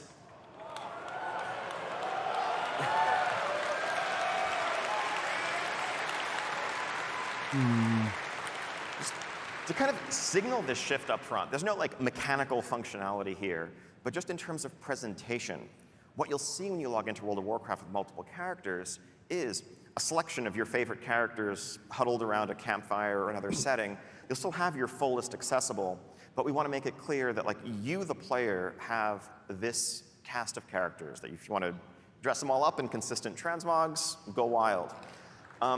One thing you might note here, if you're very eagle-eyed, also by the way, if you're very eagle-eyed, don't read too much into things like the evoker wearing leather. It's internal mock-ups. We're not changing anything crazy there. Okay. Sorry.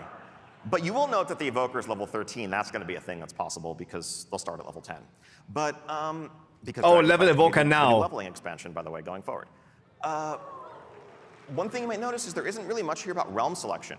Warbands are a realm-agnostic, faction-agnostic feature. You will just see all your characters here. If they're on different servers, we'll make it clear that they're on different servers. But you shouldn't have to go to the change realm screen and swap around. They're just all here. Why even having realms then? We talked about this. Hello. Okay. Jesus Christ. Hero talents. They're cooking. They're cooking.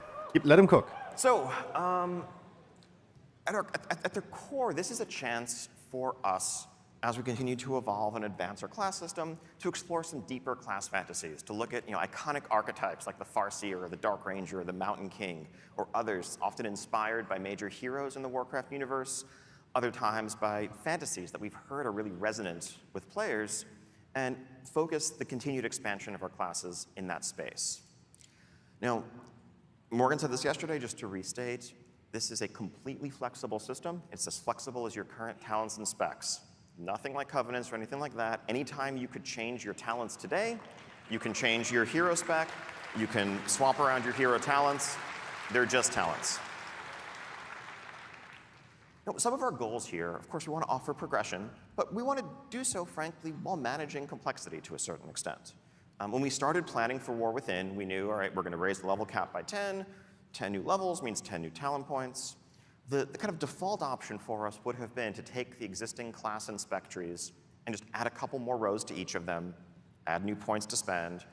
But we've been down that path before. We know exactly where that leads 15 years ago. There's a tremendous amount, there's an insane amount of like multiplicative combinatoric complexity from adding those additional options.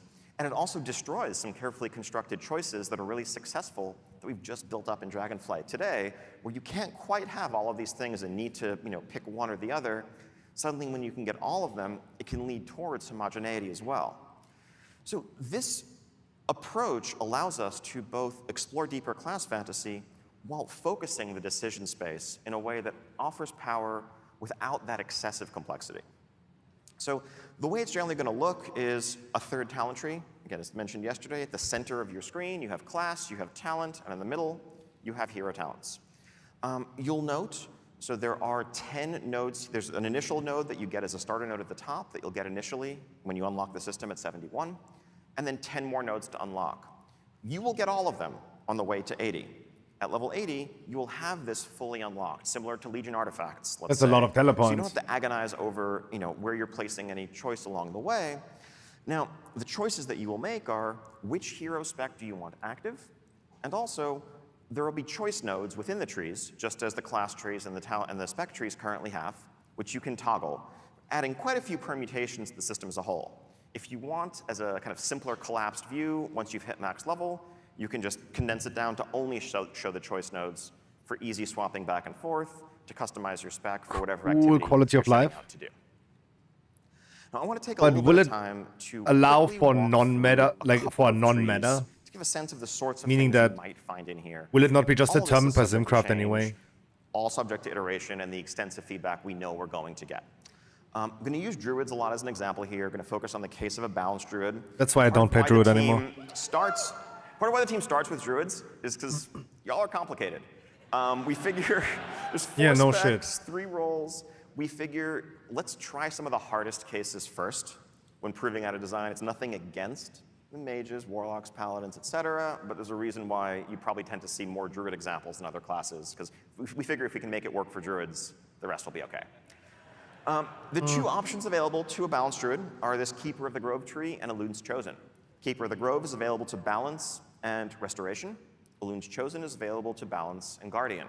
The former focuses on calling the forest to your aid, on summon treants, and augmenting their abilities and what using that cooldown means for your gameplay. Elune's Chosen focuses on augmenting Show me your examples. lunar abilities, many of the arcane damage, moon-themed abilities for both specs. So let's look at the Keeper of the Grove tree first. The first node that you're going to get as you just opt in is just kind of a baseline improvement to your throughput while treants are out across the board. This just kind of emphasizes thematically what this tree is about and makes pushing that button, having the treants out, more important to you in every regard. Some of the nodes in these trees are just going to be simple, straightforward passives. Not everything is going to double and triple down on the same treant ability. Some will, like this, regardless of what spec you are, make your treants add additional damage. Oh, by the way, if anyone's worried, wait a minute, but what about the auto taunt? That's a mess in dungeons. We'll let you opt out of that. Don't worry. Passives could just augment your abilities, your resource pool, and just make you a better druid. An example of choice node, again, this can be about doubling down on and getting more out of having the treants active. Or maybe you really don't want all of your eggs in that basket. Even though you are going into this tree, you want the treants to be important to you, you don't want 100% of your throughput to be focused in that window. You'd rather just have some baseline improvements to all of your abilities, or to some of your core abilities. This is one of the simpler choices available, but the idea is 4 different opportunities to nudge your gameplay in one direction or another within this tree. A capstone talent, again, is often likely to double down on and amplify what the initial point was, just reinforcing that having the treants out is going to be a peak, a spike in your potential, something that you're going to plan around, and just amplify the overall benefits that you're achieving. But forcing boomies to play treants is wild. Pivoting to Elun's Chosen. Again, this is lunar That ain't themed happening. and shared with Guardian Druids. So the first point here is going to call out 3 specific signature abilities to balance 1 Guardian and make them meaningfully more impactful to your gameplay. If you're a Guardian Druid, for example, you might read this and realize that, like Lunar Beam is going to become a pretty powerful defensive cooldown, especially in dungeons. You have a big pull going on. You're leeching a lot of damage back from what you're doing. This is now something that you can really count on and plan around as you approach your gameplay. On the Moonkid side, this of course adds an extra layer to planning and throughput in your rotation. Noting a couple of these things that we're modifying may be deeper optional talents in your existing spec trees. We also, where we can, want to offer ways to make sure that you can trigger those effects even if you don't have the baseline talent, though you'll probably want to as well. So this talent Laser Guardian Druid is coming has back. Fury of Elune triggered as you're doing your regular rotation when you Moonfire, both just naturally, it's a powerful effect that's going to fire more frequently, but also to the extent that the rest of the Elune's Chosen tree is tying into it, you'll get those benefits as well. A couple of more passive examples here. Again, just doubling down on magnifying your arcane lunar throughput, and a final capstone ability for this tree that is further reinforcing these core that have already been augmented. We'll leave this slide up for a while. These are our current plans for all 39 of the hero specs, so 1 per current specialization. Slinger for Mage is Some cool. cool fantasies here to explore. Definitely really curious to hear community feedback on all of these, which are exciting, which are most resonant, which sound, frankly, maybe a bit lame. Are there any Most that resonant, like you Spell hope you Slinger. see on here that you're not seeing on here? Pass here for We are shamans. well underway building these out, but it's definitely early enough for us to pivot on a lot Dark of these range, of if course. there's something the community is really excited about. I want to triple super underscore, the example talents Right I of just the gave apocalypse for are DK. work in progress, very subject to change. Right Probably is no in part the of the zone. game is more prone to iteration, and for no part of the game is the community input more essential than class design, spec design. To that end, when we move into our alpha, probably in the spring, we want to have No as hype many, for that. if not No all one- of no one's these clapping hero for that. specs playable from the start, so that we have the entire alpha and beta window to iterate on them, to replace the things that aren't working, to dial them all in to where everyone's going to be excited about what they're getting in War Within. It's a long road ahead. We can't wait to share that journey with you and really just collaborate, discuss back and forth every step of the way. But no one was clapping for in spring start the alpha. Probably. Right. Now some other stuff. Some you've heard about, some you haven't. First off, Aladrace, you get to be an Earthen. Awesome blinged out dwarves, or maybe not so blinged out if you want to customize them differently. These are going to be earned just by playing through the War Within campaign fully. There's no rep to grind here, nothing else beyond that. You are meeting the Earthen as, it's a first contact in essence. You're going to learn about the nature of their problems, the nature of their culture. You're going to work with them to overcome those problems, win their trust. And at the end of that journey, it will make sense. It will be a natural next step for them to lend you their aid and join you as either Horde or Alliance. So yes, Horde dwarves. We haven't yet finalized what their racial abilities are going to be, but the available classes, 10 out of the 13 available classes.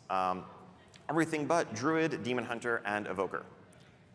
Now on the right side here, you see a concept of the Heritage Armor you'll be able to earn from leveling your That's the Earthen. Ventia. That's the Ventia set. Right. Dynamic flight. Okay, I don't understand why they're cheering about this. So it Cool. was obvious very early on in Dragonflight, probably before Dragonflight even released in beta, that we could never go back to how it used to be. Honestly, we hoped that would be the outcome. We hoped the feedback would be, this is so awesome, we just want this to be how flying works forever. But we immediately began, making plans for what that would mean, because, it's the only way to go. And so, dragon riding is going to become the default, no longer just dragons, but dynamic flight now in War Within and beyond. We want to make sure. Oh, weird. I meant to have 2 mounts here, but I only see Ashes on the right. But anyway, the key point being, we want to expand this to the broader array of mounts that you have available. I think the only downside of dragon riding as it exists today is that you don't have much reason to use so many of the mounts that are your favorites visually, aesthetically, that you've earned and done so much to collect. You want to make sure that as much of your collection is viable as possible. So not every single flying mount is going to be able to support dynamic flight. There's some animation logistics to work with there, but as many as we can. It's a 3-digit number. We want a very wide array of mounts being able to just fly. 3-digit number? What? There's 100 out of 900 mounts. What? No, what? No, that's a bummer. Just to That's a clarify, bummer. this is the all or future of nothing. flying. So everywhere that you can fly today, you'll be able to dynamically fly or dragon ride. In fact, not just in the War Within, a little sneak peek, I think in our upcoming 10.2.5 update, you'll be able to dragon ride in Eastern Kingdoms, Kalimdor, Northrend, Outland, you name it. Oh! 20 years! That's all I'm going to say. 20 years! There are some folks, for accessibility reasons, personal preference reasons, maybe you just like being able to AFK in midair, that dragon riding isn't your favorite. We don't want to take anything away. We want to let all these mounts that can currently do the old school flying mode toggle between dragon riding or let's call it TBC flying. Up to you, whatever you prefer. 2 years! It took the 2 years! And again, to be clear, dynamic flight will be available from the very start when you go to Kazalgar and the Isle of Dorn, just as it was in Dragonflight.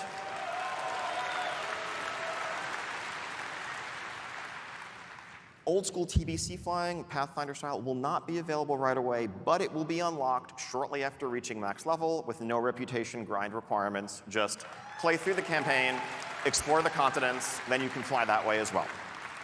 Yes. They're fixing the game. Dragon riding glyph system in the Dragon I mean, I Isles, like it, but we want to pivot that to a bit more of something that's evergreen. Some of those unlocked traits may change to only work within the Dragon Isles. Others that are more essential to just the experience feeling good, like vigor increases, regenerates, the active abilities, are just going to be things that you will inherently get as you earn dynamic flight and level up naturally. We don't want down the line players to feel like they have to go back to an old expansion and fly around and collect a bunch of glyphs just to be able to I don't want to cross that out yet. And in that vein, this is going to be the new default for leveling players. I mentioned earlier, when War Within comes out, instead of BFA, Dragonflight will be the new leveling experience that you merge into as a new player after you leave Exile's Reach. And so you're going to get dragon riding very early in that experience. As you just level up, gain player levels, you will improve your flight ability and get all the vigor perks and everything else that everyone has come to expect. And that's just going to be how the game works as a baseline. This is what flight is now.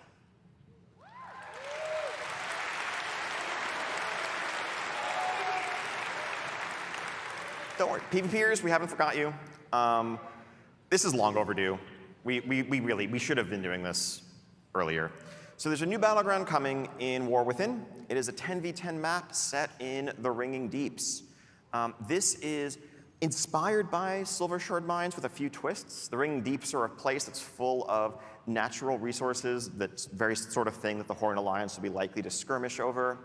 I'm going to show you a very rough, early, kind of like top-down mock-up of the layout here. The idea is, unlike Silvershard Mines, which is radial symmetry, this is more mirrored and reflects the two sides trying to both push their own minecarts to collect resources while also fighting over a pivotal central control point that's going to change the outcome and the momentum of the match.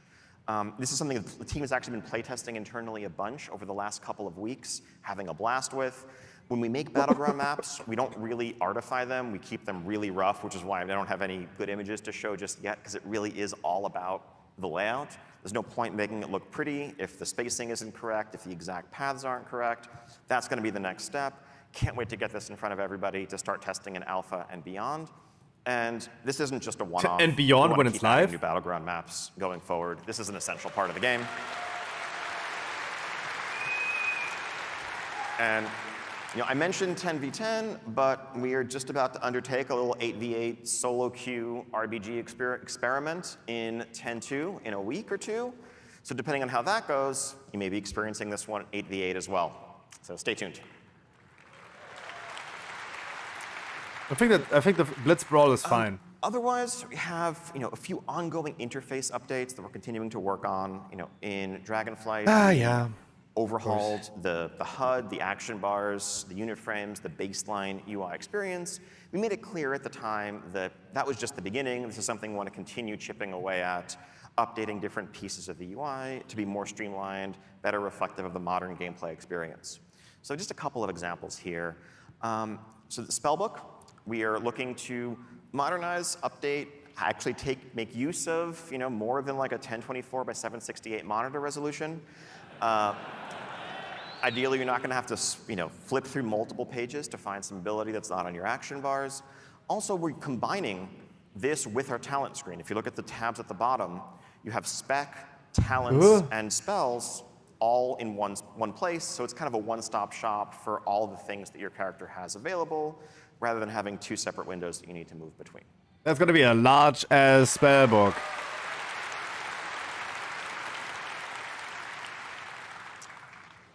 But better. Some light 20 updates here. years. I think improving the overall aesthetic That's what I'm gonna of say. the 20 quest years. log, the quest window.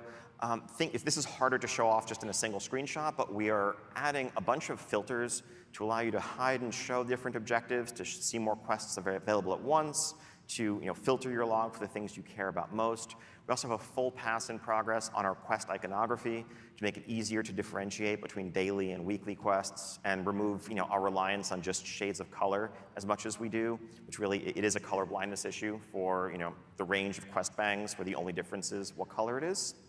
And again, this is just a couple of examples of ongoing efforts. This is a project that will never be done. We're just going to continue improving and updating different aspects of the UI as we go.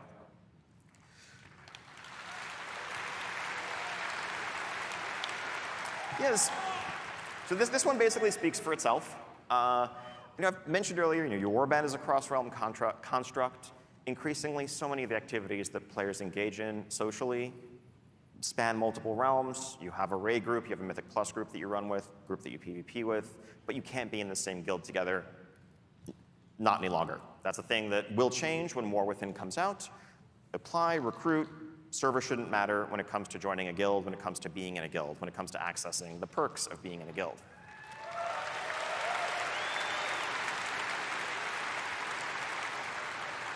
And people may be wondering, wait a minute, what does that mean if now guilds are cross-realm? What about Mythic raiding? If your guild is cross-realm and your guild wants to raid Mythic, you should be able to do that. That news is already done. No more realm restrictions there. And I say it again, 20 years. The Hall of Fame will still exist, just kind of as a memorial of accomplishment, but it's not going to be tied to unlocking anything anymore. That's just there day one. And really, just philosophically, this is another step towards one of our goals of just tearing down barriers, making the game as social as possible, making it as easy as possible to play with who you want to play with, regardless of your server, regardless of your faction. As much as possible, if you want to play WoW True, with they somebody, tried this for a make that long happen. time, though. That's true. 20 years. Sorry, I can't stop. Right, so that brings us to the end of this whirlwind tour / deep dive of War Within features. I know there's still a bunch of questions, a bunch more information to share. Can't wait to do that in the coming days and weeks. But to begin, like to invite everybody, if you have questions, if you're here at BlizzCon, Wait, that's go it? to the Dark Moon It's Fair over? in Hall D. You can drop off questions there. If you're if you're going online, you can go to the WoW or WoW Classic subreddits or our official forums. That was and already either ask 45 your minutes? questions there or upvote others. This coming week, when we get back to the office, we're going to huddle, review the top questions, and record streams for both Classic and for War Within, addressing the top questions to try to get as much information out there as possible. So.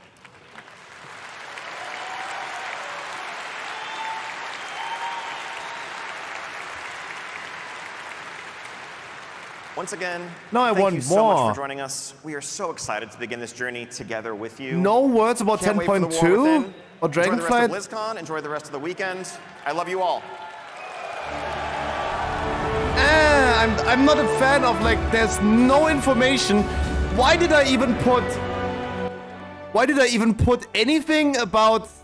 Dude, why did I put anything about season Dragonflight on the menu, though? This ruined every single bingo. This ruined everything. There's no 2024 roadmap. There's confirmation that there's probably... there's not even confirmation. There's probably not a season 4. Oh, wow. So that means I gotta do a giveaway for some people getting a Amaranth sub.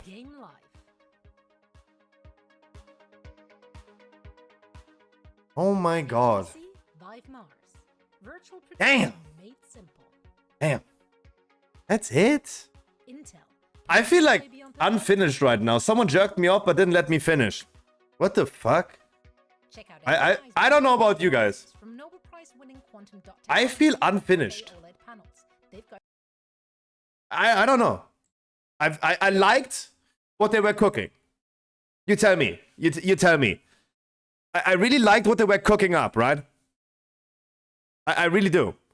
But I have more questions than before, I think.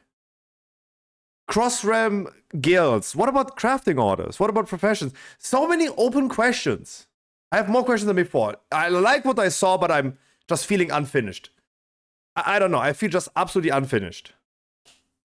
I don't know. I feel... Am I the only one? I feel like that was like the shortest 45 minutes in my life. That did not feel like 45 minutes. Hmm.